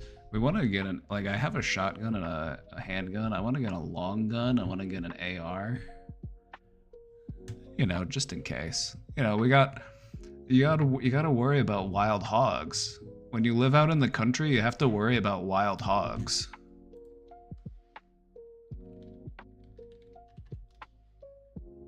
They're everywhere. Not the movie with Tim Allen. But like these types of hogs.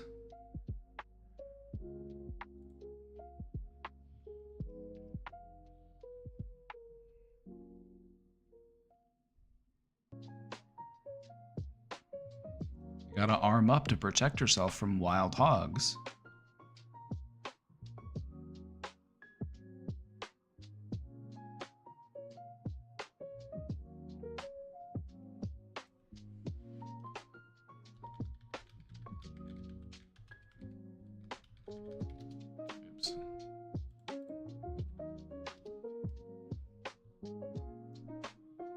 So look, like they're expanding.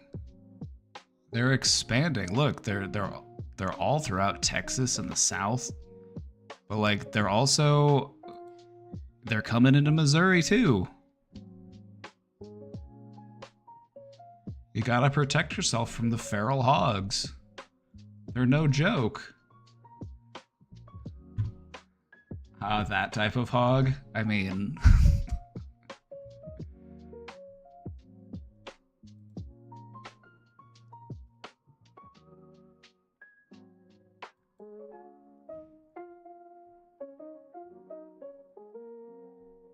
I got a hog to...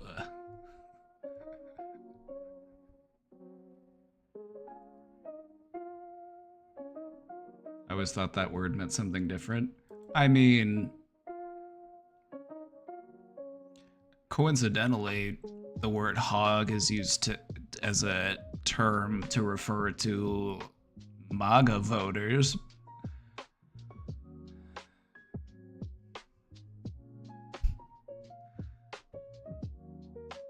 That's just coincidence.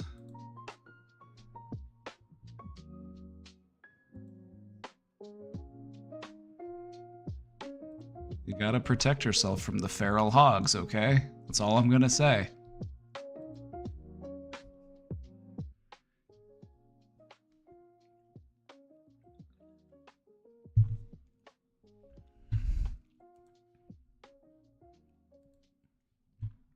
This cringe presentation's actually pretty good. Humans have a tendency to criticize others for being cringe while simultaneously justifying the ways in which they were kids, or they were cringe, such as saying, kids these days don't know real music, etc. We must acknowledge and accept the fact that we are all cringeworthy at times. When we embrace this part of ourselves, we can experience deeper satisfaction and enjoyment in life.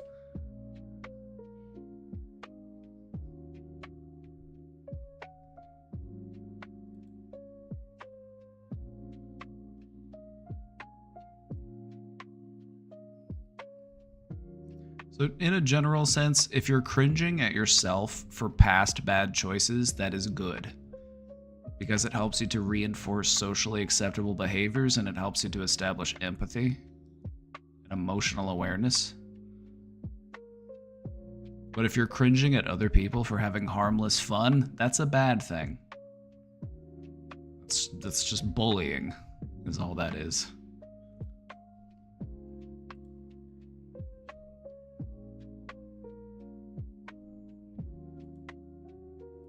Looking back, I did kind of cook on that one. Would you play games like Shinkansen Zero on stream, or is it strictly mental health? You know, every once in a while we do play a game.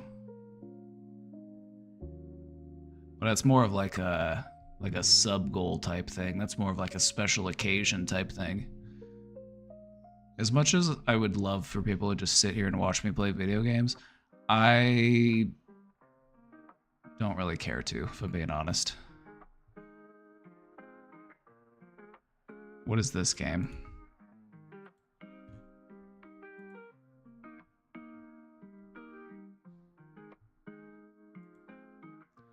Oh. You know who I saw playing this game? You know who I saw play? I saw someone playing this game once. My friend Condition Bleen was playing this game. We've raided into Condition Bleen a couple times. He's a really cool guy. He was playing this game. It's like a simulator for conducting trains in Japan.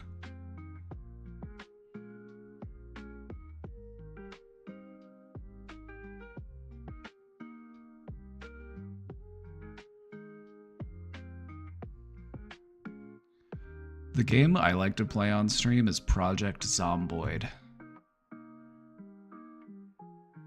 And I'm just waiting. I'm waiting for the next major update for Project Zomboid. Project Zomboid has like gigantic updates, but they only happen like every few years because it takes forever for the updates, but then they always add a ton of stuff. And so I'm just waiting. I'm waiting for the next update because it's going to add so much stuff.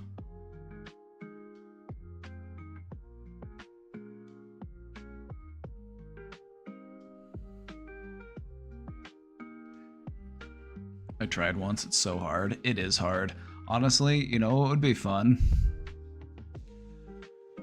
You know what would be fun is if we could set up a dedicated server that we could play with the community, like a community server.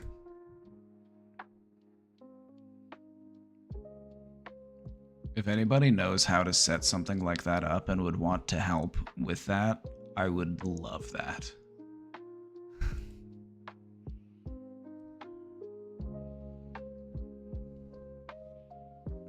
But that'd be so fun if we had a little like Brain Domain Project Cellbite server and we could make our little like survivor colony. It'd be so sick. Can we still submit questions? Oh yeah, I was just looking at pictures of trains. What's your favorite type of train?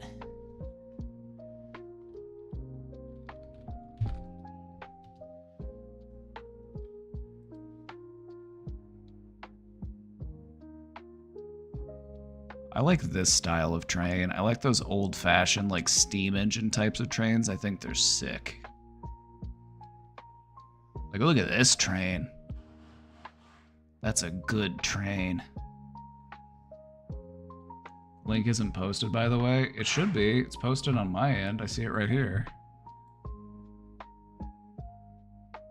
You can also type !Q to pull it up.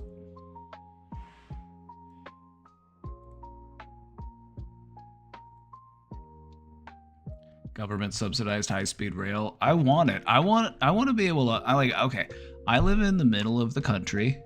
I want to be able to hop on a train and then ride on a train for a few hours and be in New York. Or I want to hop on a train going the opposite direction and be in California. I feel like we should make that happen. You know what really pissed me off is realizing that there used to be train stops and train stations all over my area. Like 100, 150 years ago. Like you could hop on a train and go like across town, or you could go to like the next town over. The tracks are still there. But they shut down all the train stations. It's so stupid. And I realized this by going and touring an old train station near me. They had an old train station, and I went because they were giving free tours. And this old guy was just telling us all about it, and I'm like, no fucking way. You used to be able to just hop on a train and you could ride it from this town to the next town. And then there's just like tons of train stations and tons of train stops, but we got rid of it all. That's really annoying.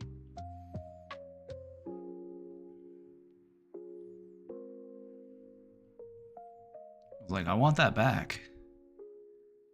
Elon needs his spaceships though. I just, I can't help but feel like Elon is just the type of guy, like whenever he finally does get on a spaceship, it's like, I feel like something's gonna go wrong. I just feel like that's just his luck. That's just karma catching up to him.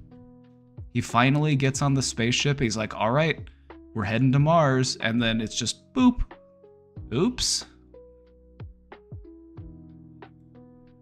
Should have paid your engineers better. I just can't help but feel like maybe karma will catch up to him in that way.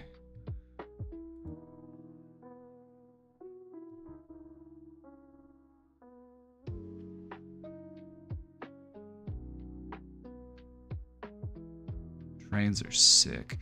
You know what? I want to go on a long train ride with like sleeper cars and like a dining car and stuff. Something I've always wanted to do is go on like a long train trip. One of my bucket list items.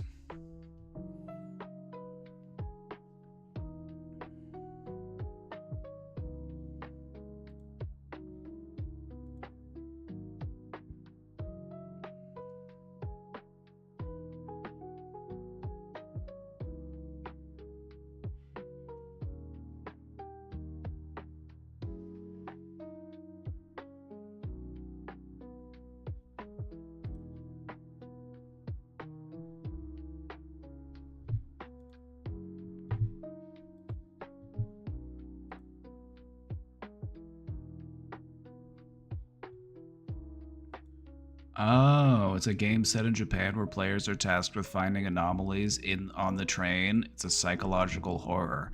Oh. That's a different game from the one that I was thinking of. The game that I was thinking of was the simulator where you're like conducting the train and you're like, gotta get to the next station on time. A psychological horror game. That could be fun.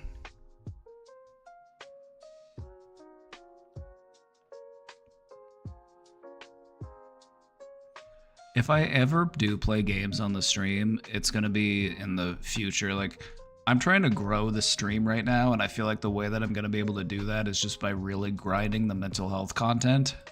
But I feel like if I were to just like come on here and play games, people would be like, okay, what's going on here? Where is this stream going? But I want to just really establish myself and grow the audience, build the community. And I feel like the way I'll be able to do that is just through consistency. Make a second channel, an alt channel? You're right, I could make an alt channel where I just play games with no camera and just stream myself whenever I'm playing a game at my computer. That could be a thing. That could be a thing.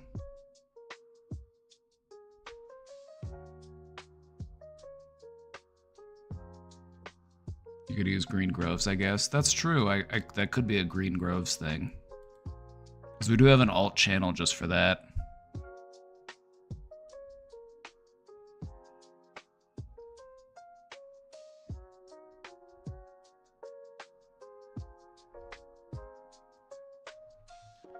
Just mention that I haven't played games in a long time, so might be giving myself away. I won't keep you on your toes. It's Gay. Hi, I'm Gay. Oh, hi, Gay. Anyways, I had a pretty unhealthy relationship with video games for a long time. I'd say it was very serious for 3 months in 2019 to 2020, and it was always mainly MMORPGs. World of Warcraft, old school RuneScape, etc. I cut myself off completely and have been reticent to get back into them for the past 4 years despite having some interest in doing so. Any tips on how to try to build more healthy habits or relations to hobbies that can be indulged in to a fault? As someone who was really big into World of Warcraft for a while, because I was into World of Warcraft for quite a while.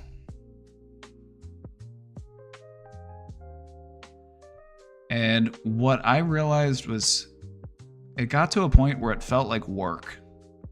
It felt like I was doing a job. It was like, all right, I gotta log in. I gotta do my dailies. I gotta get gear. I gotta grind. It felt like work and I wasn't having fun. So if you're gonna game, make sure you're having fun.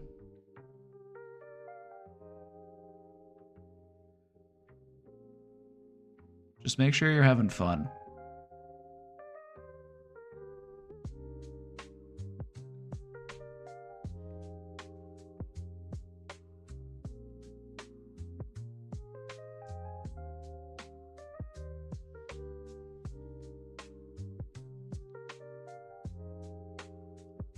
Any tips on how to try? Okay, any tips? What I would recommend is play games that you can pause.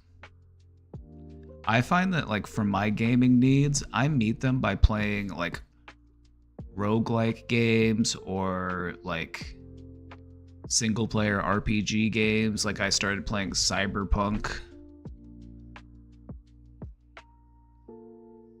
Because what I realize is playing games that are, like, competitive, like playing, like, MOBAs or, like, hero shooters or, like, those types of games, it's like, I wasn't having fun. It was more like a socialization thing. I was able to like play it with friends and we were able to socialize and hang out. But what I've realized is I can go into a voice chat with my friends and play an entirely different game from them, but still engage with them and still be social. We don't all have to be playing the same game to be in voice chat together.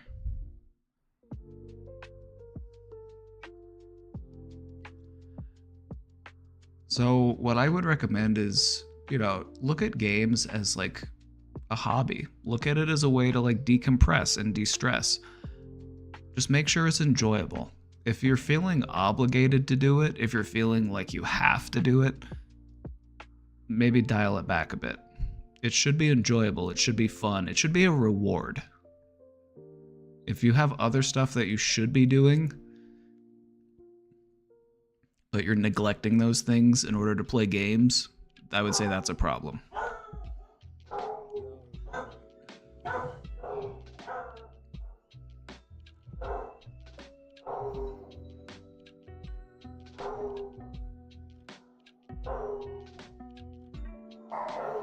I'll also set a timer if I need to do other things, right? And what I found is that playing games is much more enjoyable if you do it after you've done the things you need to do. What I've noticed, like, if I'm playing games but like my laundry bin is full, or I'm playing games and like the sink is full of dishes, it's just like the game just doesn't hit. You know, I feel like I can't really enjoy it because I feel like there's always just that lingering thought at the back of my mind, like I should be doing this other thing instead. I'm rewarding myself without actually doing anything to earn the reward.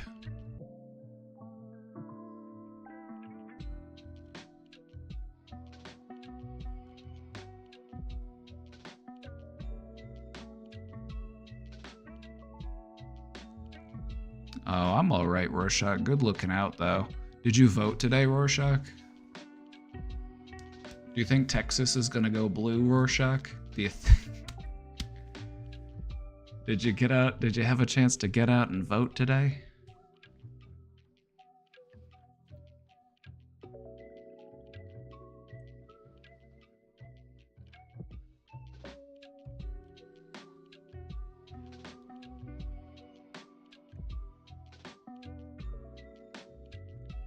Imagine a blue Texas. You know, a man can dream. A man can dream, all right?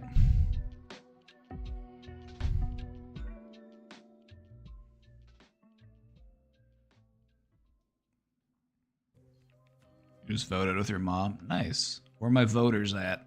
Where are my voters at?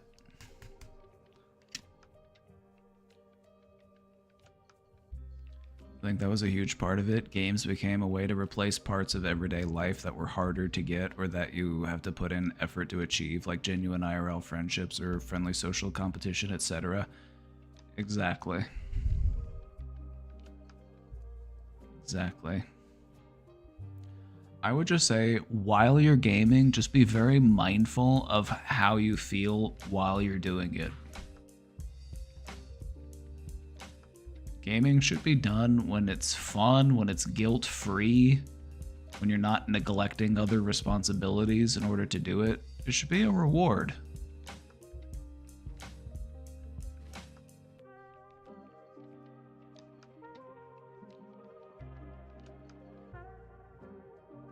I can't vote for I am dumb and didn't realize I wasn't registered. I registered yesterday.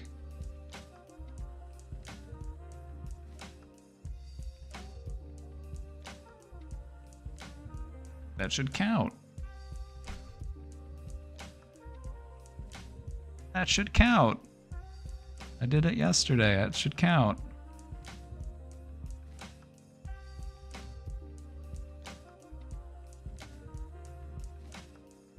You can also do a provisional ballot.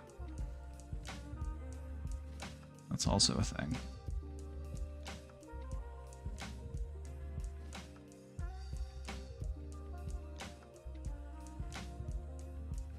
But no, like, gaming addiction really is a problem for a lot of people. And I can understand why. It's like gaming is just such a convenient way to escape from reality. It's a great way to escape from, you know, the stuff that we would rather not be thinking about. But we just want to make sure that it's not harming us, you know?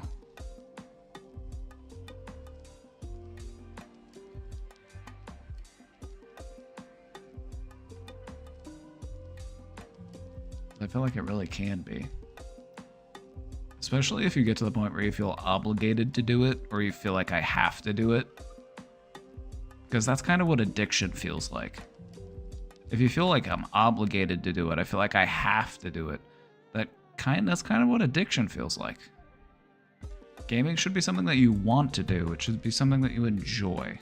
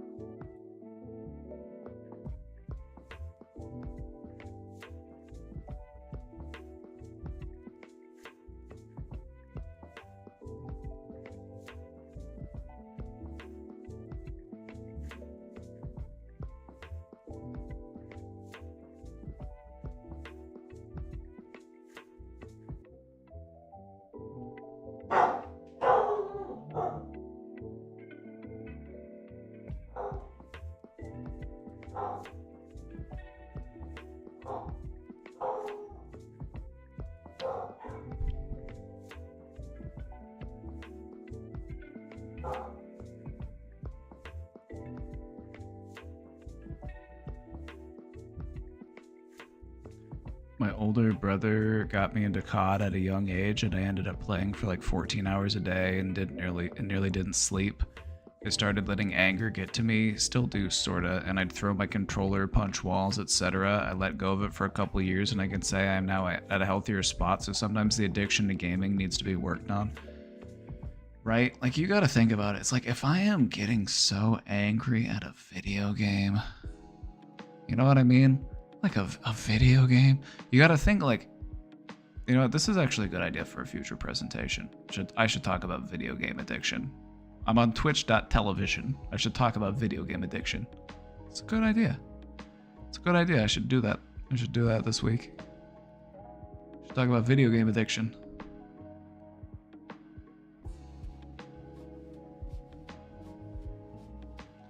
You gotta think about it. It's like, you get so angry at a video game, and it's like, why is that? When you lose at a video game, why do you respond in such an angry way? I would say, well, it's like, well, of course, you're displacing emotions. Those emotions are coming from somewhere else, and you're expressing them through the game. You know, you're not actually that angry at the game.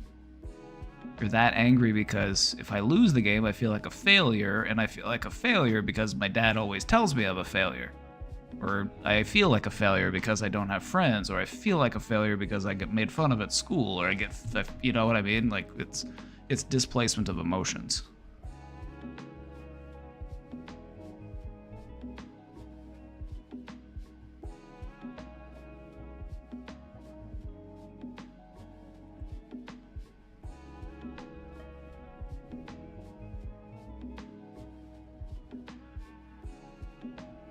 Can I just look at this?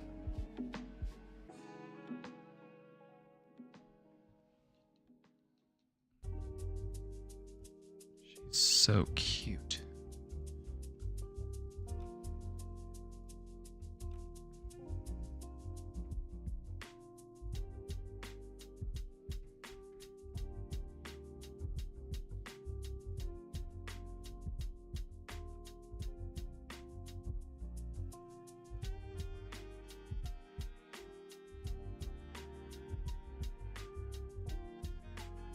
I love getting angry in video games. Have you tried getting happy in video games?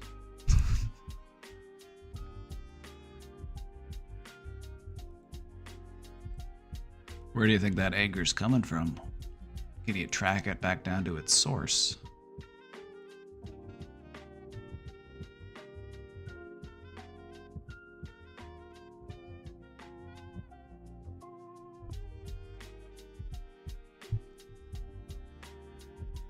Hello. I wasn't sure if this should be sent here, however, I thought I'd give it a shot. I have a suggestion for something Josh should do on stream. The idea would be, what did we learn today? On a separate tab or document, you could write down the things that chat says they learned that day. I've seen a streamer use this idea for his finance channel, and I thought it'd be helpful to see what chat says about what they learned today about mental health or the presentations. I don't know if this would necessarily work, though. You're the boss. Well, thank you. I like this idea, though. It's a good idea. Chat, what did you learn today? What did you learn today?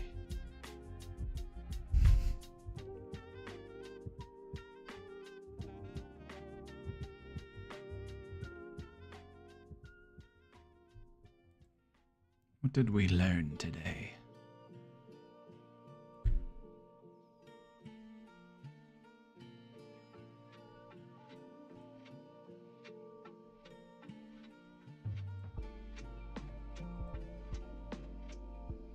I have to feel it to heal it.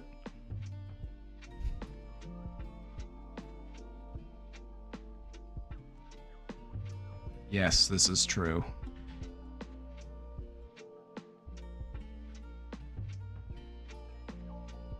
Does the analogy translate? I know that you're German, so sometimes my analogies might not land. Basically, when I say you gotta feel it to heal it, I'm like, instead of taking a bandage off slowly, sometimes you just gotta pull it off. Because the thing is you're still feeling it. It's just much more drawn out, and you're suffering unnecessarily.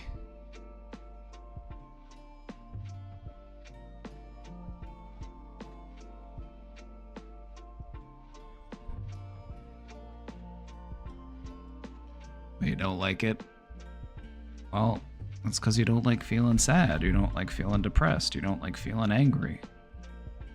But what can exist beyond those feelings? What's waiting for you on the other side? Joy? Love? Happiness? Excitement? All sorts of fun stuff. When you make room in your mind and you let go of all of the negative, you free up room for fun stuff. So much room for activities.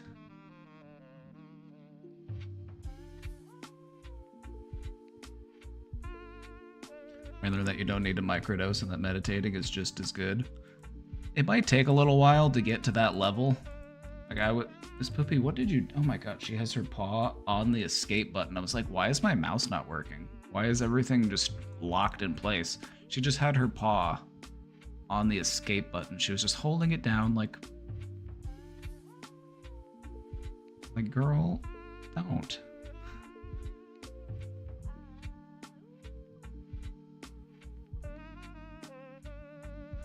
I understand it, but I don't like it. You might not like it now, but you'll like it when it's over. I'll say, oh, I'm glad that's done.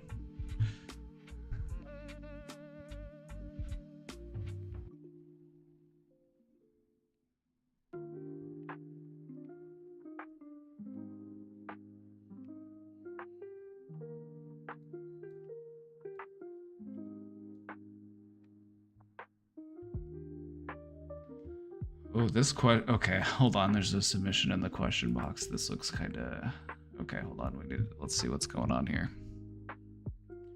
A guy just came by to fix my fridge. A very nice man. We got into a fun discussion about Gaza, etc. Fun?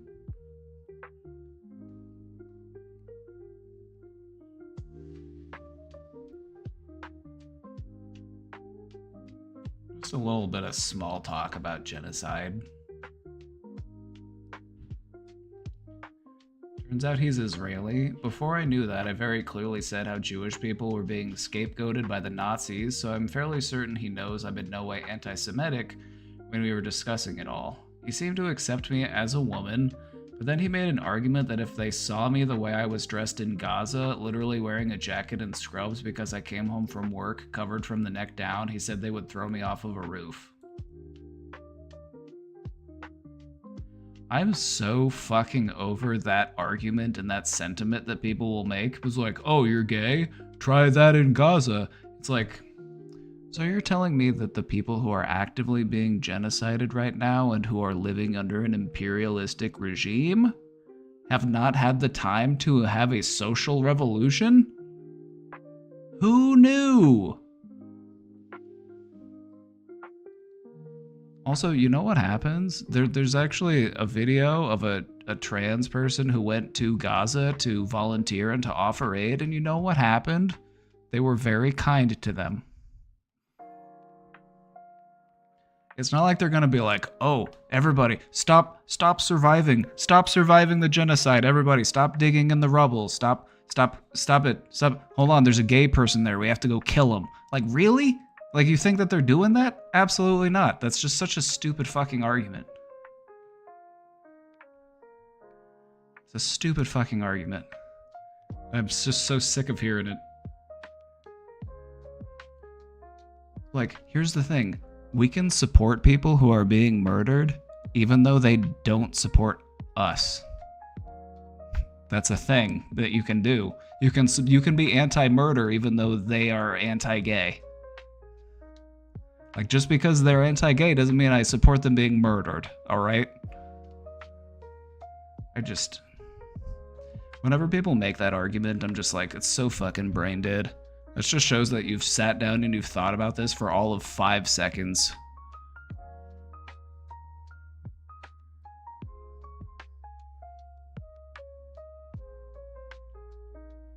And I'm like, internally, oh well, alright, I guess you just clocked me as a trans person. The irony, we were discussing restorative justice and afterwards he's like, I'm sorry, I didn't mean to hurt your feelings. I'm like, well, we're all entitled to our feelings. He did in fact hurt them to make a point that I guess I'm so unpassing as a woman they would throw me off a roof in Gaza. No, they wouldn't.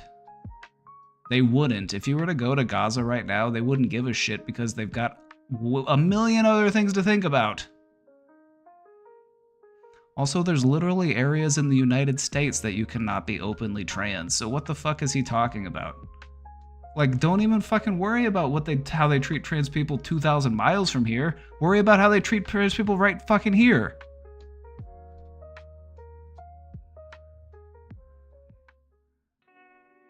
Like, there are trans people being murdered in America every day. Like, what the fuck? Like, what are you talking about?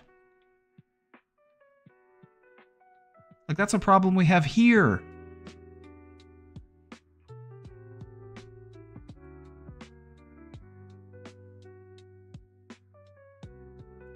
It's like, damn, I've had facial reconstruction, breast implants, bottom surgery, vocal surgery, on hormones for years. I guess it's all meaningless to people who say they accept trans people except the moment it suits their purpose to point out that I don't look like I'm a woman enough that I would be executed for being non-passing trans woman.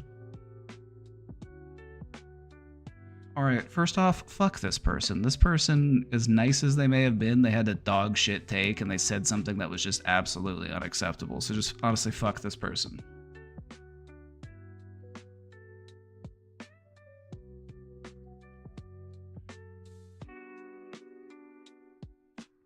Quite sad these situations happen and I can't do anything to prevent it. Then get behind me. You know, like, this is what having allies is for. It's like, it's not just the burden of trans people to have to justify their existence.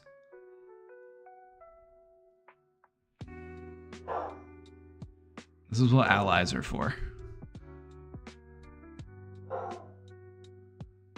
Let me talk to him. Let me talk to him.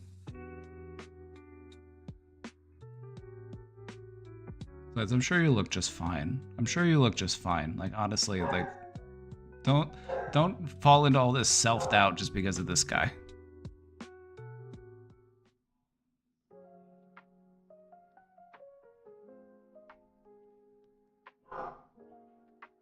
What would you say to him right now? Alright, listen here, you little shit.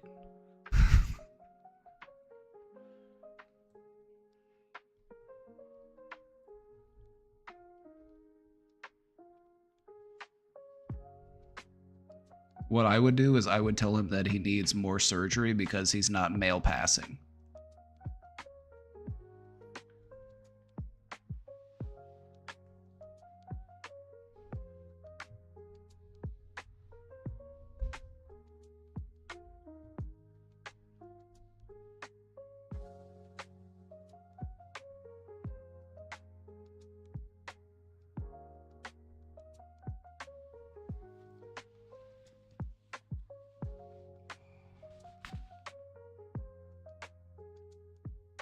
No, I shouldn't do that. I shouldn't make that kind of statement. No, I what is a man exactly? Like, one of the ways that I would traditionally handle transphobes is like transvestigate them and see how it makes them feel, but I realize that that is harmful to trans people as well. So I've learned. Just trying to be a better ally. What would I say to him right now? I would let him know that the people in Gaza have much bigger problems to worry about than the existence of trans people, and what you're doing right now is transphobia in America. And transphobia in America is something that you should focus on instead of transphobia in Gaza.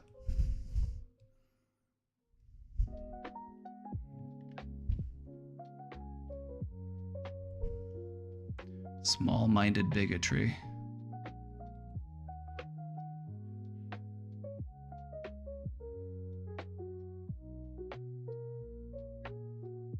Pretty sad now. I don't know, things were going well till this situation today, but it makes me realize the truth about other people and the way I've been treated before.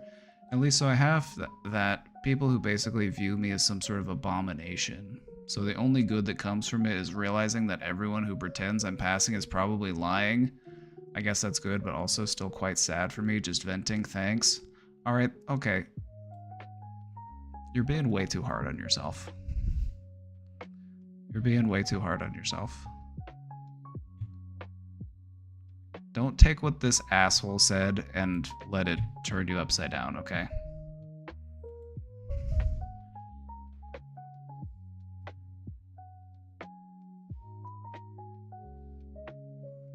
The situation is with like anti-trans people is they will literally fucking transvestigate anybody. They are regularly like transvestigating cis people. And it's because transphobia is a mental illness.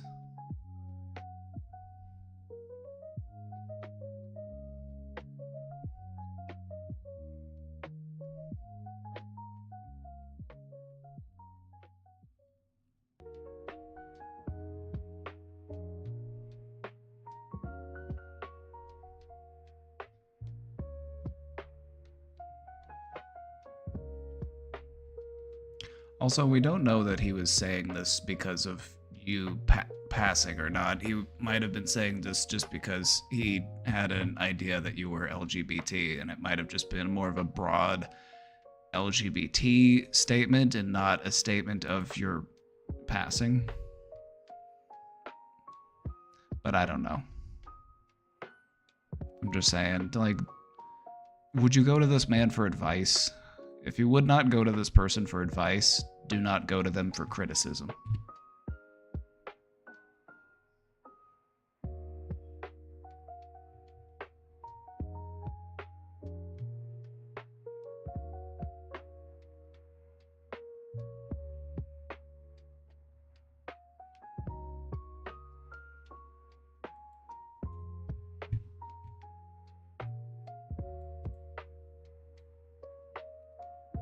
How do I deal with an angry older brother who micromanages everything I do? When we go out to buy groceries, he would tell me to get the cart, move it this way. When checking out at the cashier, he would silently whisper to me, move the cart this way. Hey, put this bag on here. But his whisper isn't that quiet. People around can notice it. Not sure if he's aware. Even when I'm playing a video game by myself, he would pop up from behind me and start telling me to play it this way and that way. He would also get quite angry if I don't do something his way or if I make a minor mistake.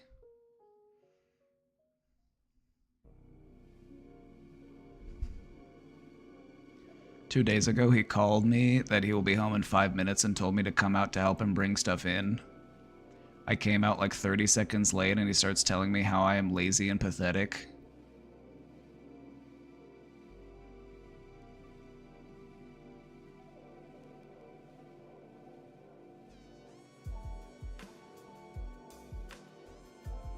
Excuse me, what?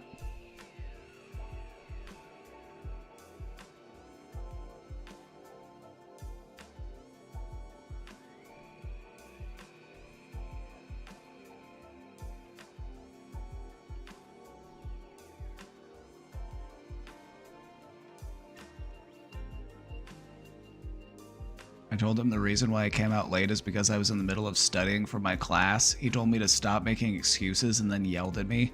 So he's getting this mad because of having to wait for 30 seconds? Alright, this guy has some issues that he needs to work on, and he's taking them out on you.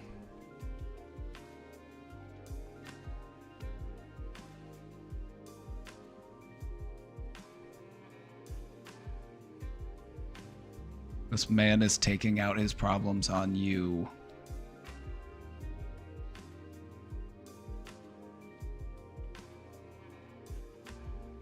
He told me to stop making excuses and then yelled at me. A month ago, he yelled at our mom because she accidentally swung the car door too wide so it hit another parked car.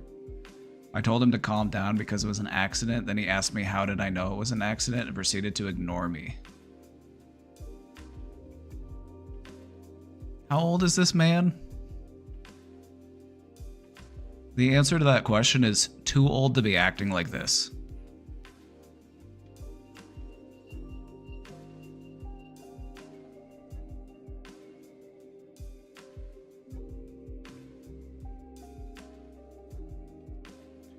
What would I do in this situation? I wouldn't play his game. I wouldn't play his game, and I would put it back onto him because he's trying to project these things onto you. He calls you lazy and pathetic because he feels like he is lazy and pathetic. Every accusation is a confession.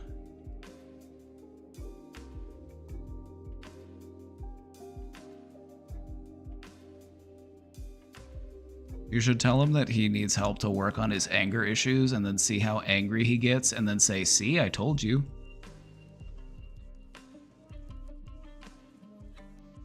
So here's the thing. When he yells, don't yell. Go quieter. Let him know that you're not going to talk to him while he's yelling. And if he continues to yell, just leave. Just walk away. You don't have to play the game. You don't have to. You don't owe him that.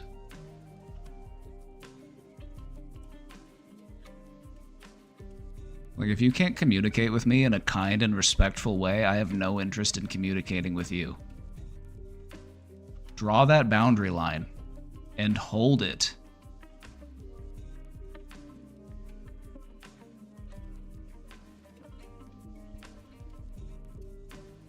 This sounds like this guy's he's dealing with his own insecurities and he's taking them out on you, and that's not fair to you, but it's also not fair to him.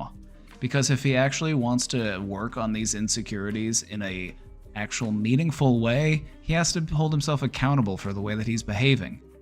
He can't continue to blame other people for his problems.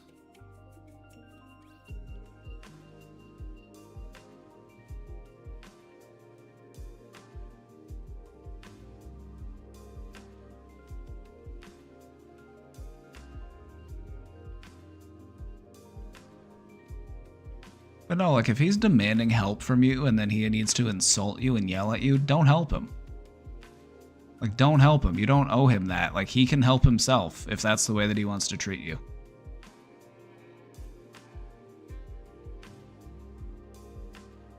If he's going to try to micromanage you, what I would do is just say, you do it. And then I would just step back and just be like, you want to push the cart? You want to put the items on the thing? All right, go ahead. You do it.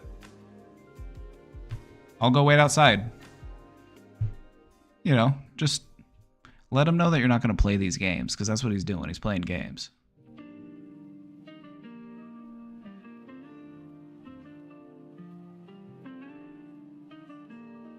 What Cutie Cheek said is good. It's like, okay, why don't you show me? Well, yeah, show me what to do. You show me. Go ahead. You do it.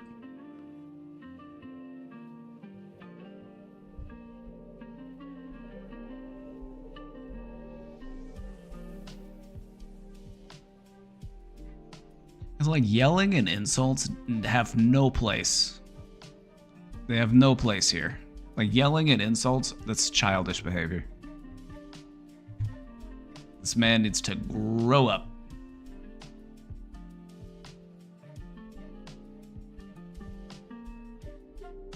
But no, just continue to remind him of your boundaries in a polite and respectful way. Don't play his game. When he gets angry, you get calm.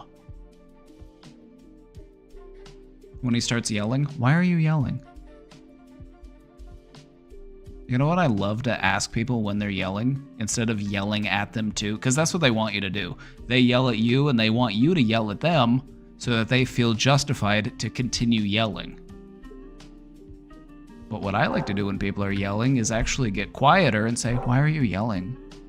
I'll act concerned. Rather than upset or frustrated or whatever it is that they expect from me, I will show concern. Why are you yelling?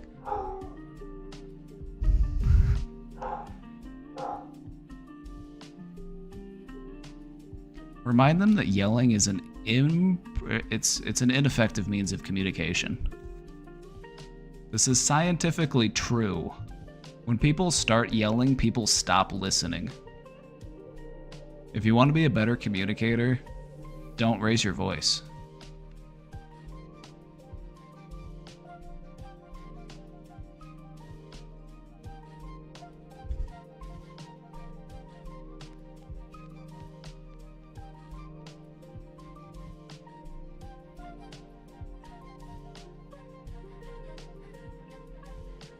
Hi, gay.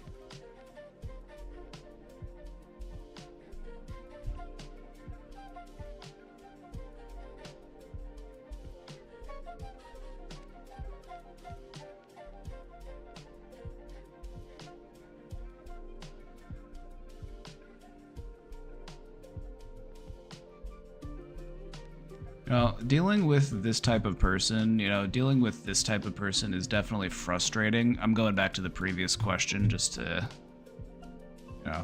dealing with this type of person is frustrating. Dealing with like an angry, insecure person. Just don't play the game, is my recommendation. Just don't play the game that they're trying to play. Don't give them what they're looking for.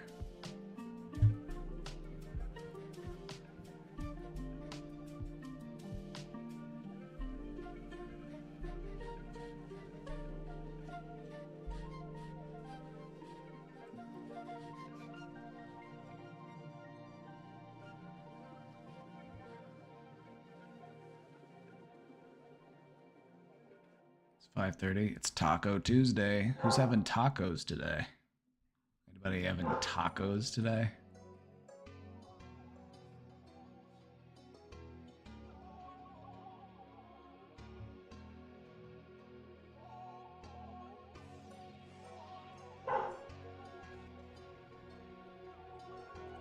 Have any taco enjoyers today?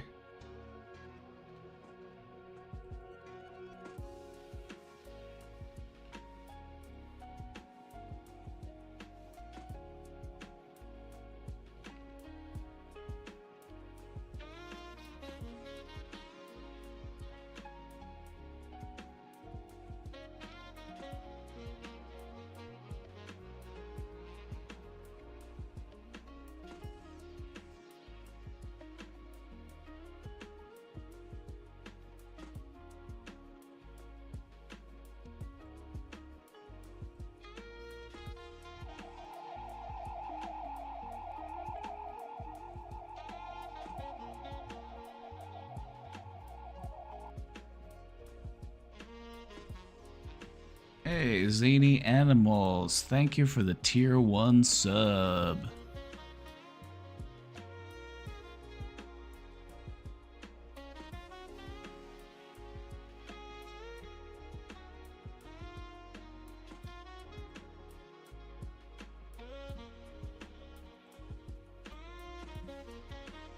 See, I'm trying.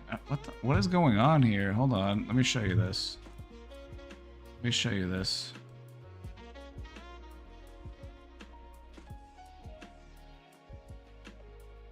Wait, it's glitching out. I'm trying to add a taco emote and it's like, did it add already? Hold on. Hold on.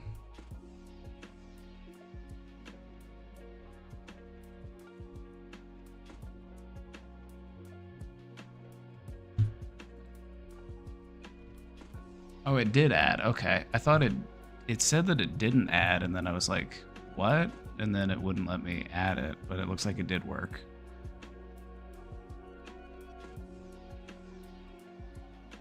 was just bugged. Bugged, I fear.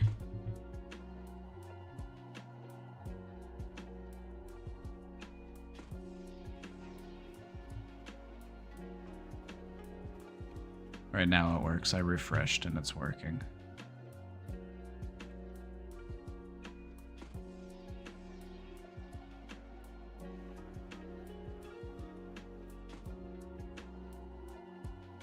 Not me, I'm making pork loin. Just put it on a tortilla. Put it on a flatbread.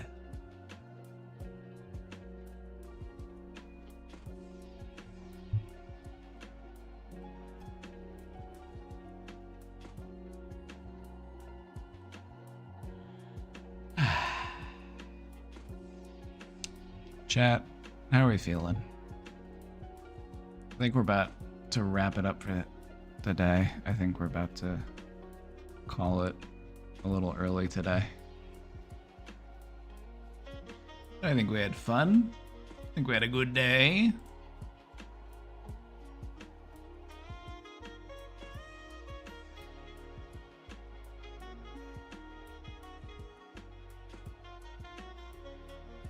Gonna go watch the election results.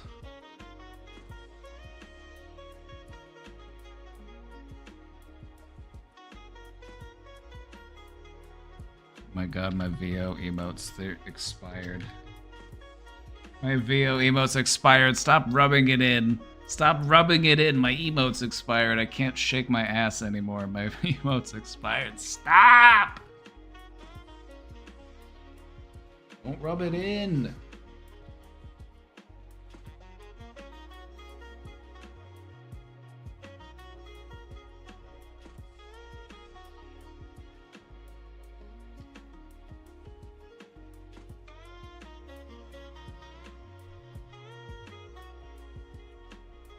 Free VO. I need my emotes back.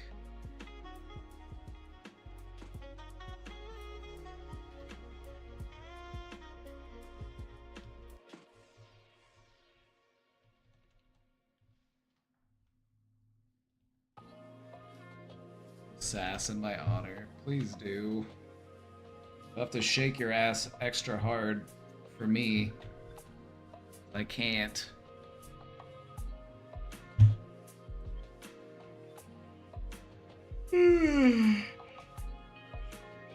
Well.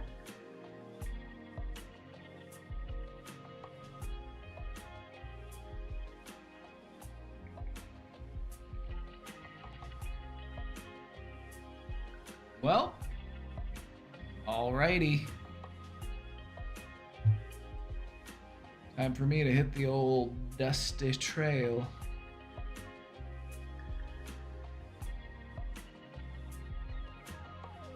Alright, everybody, I'm gonna go make dinner. Y'all have a great night. Y'all have a great night. Take good care of yourselves. Stay safe out there. Trying to avoid looking at the politics. You don't have to. Some of us are going to.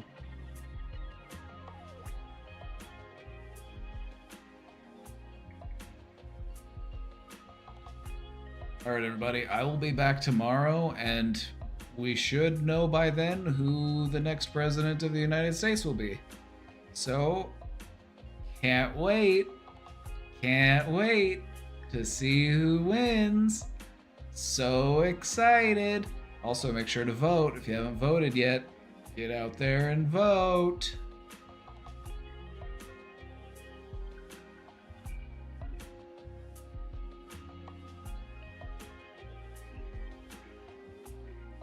You know what's funny is I put in word filters for kill and die, and like 3 or 4 people got caught by the word filters today. Just so you know.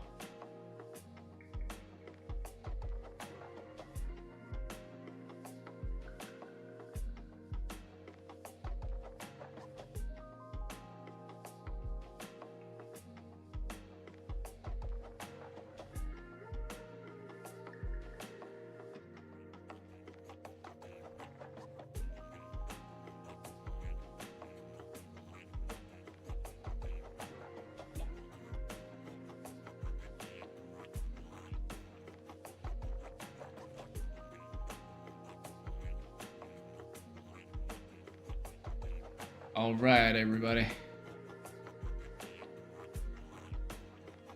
Stay safe out there. We'll be in the Discord.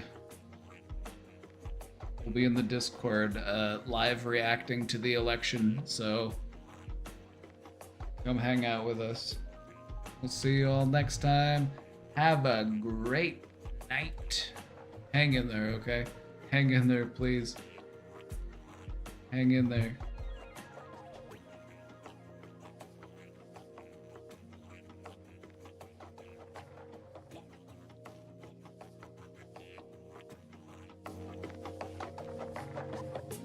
Bye, everybody. We'll see you tomorrow.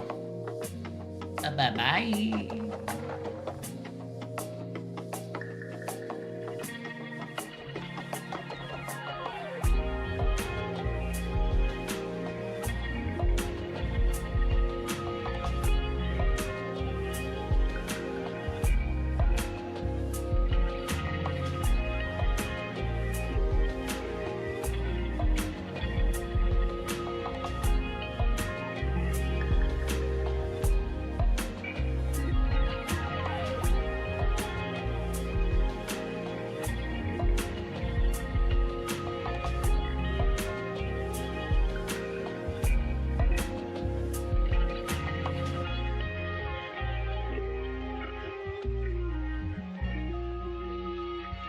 Shaking that butt. Keep shaking. Just dance. It'll be okay.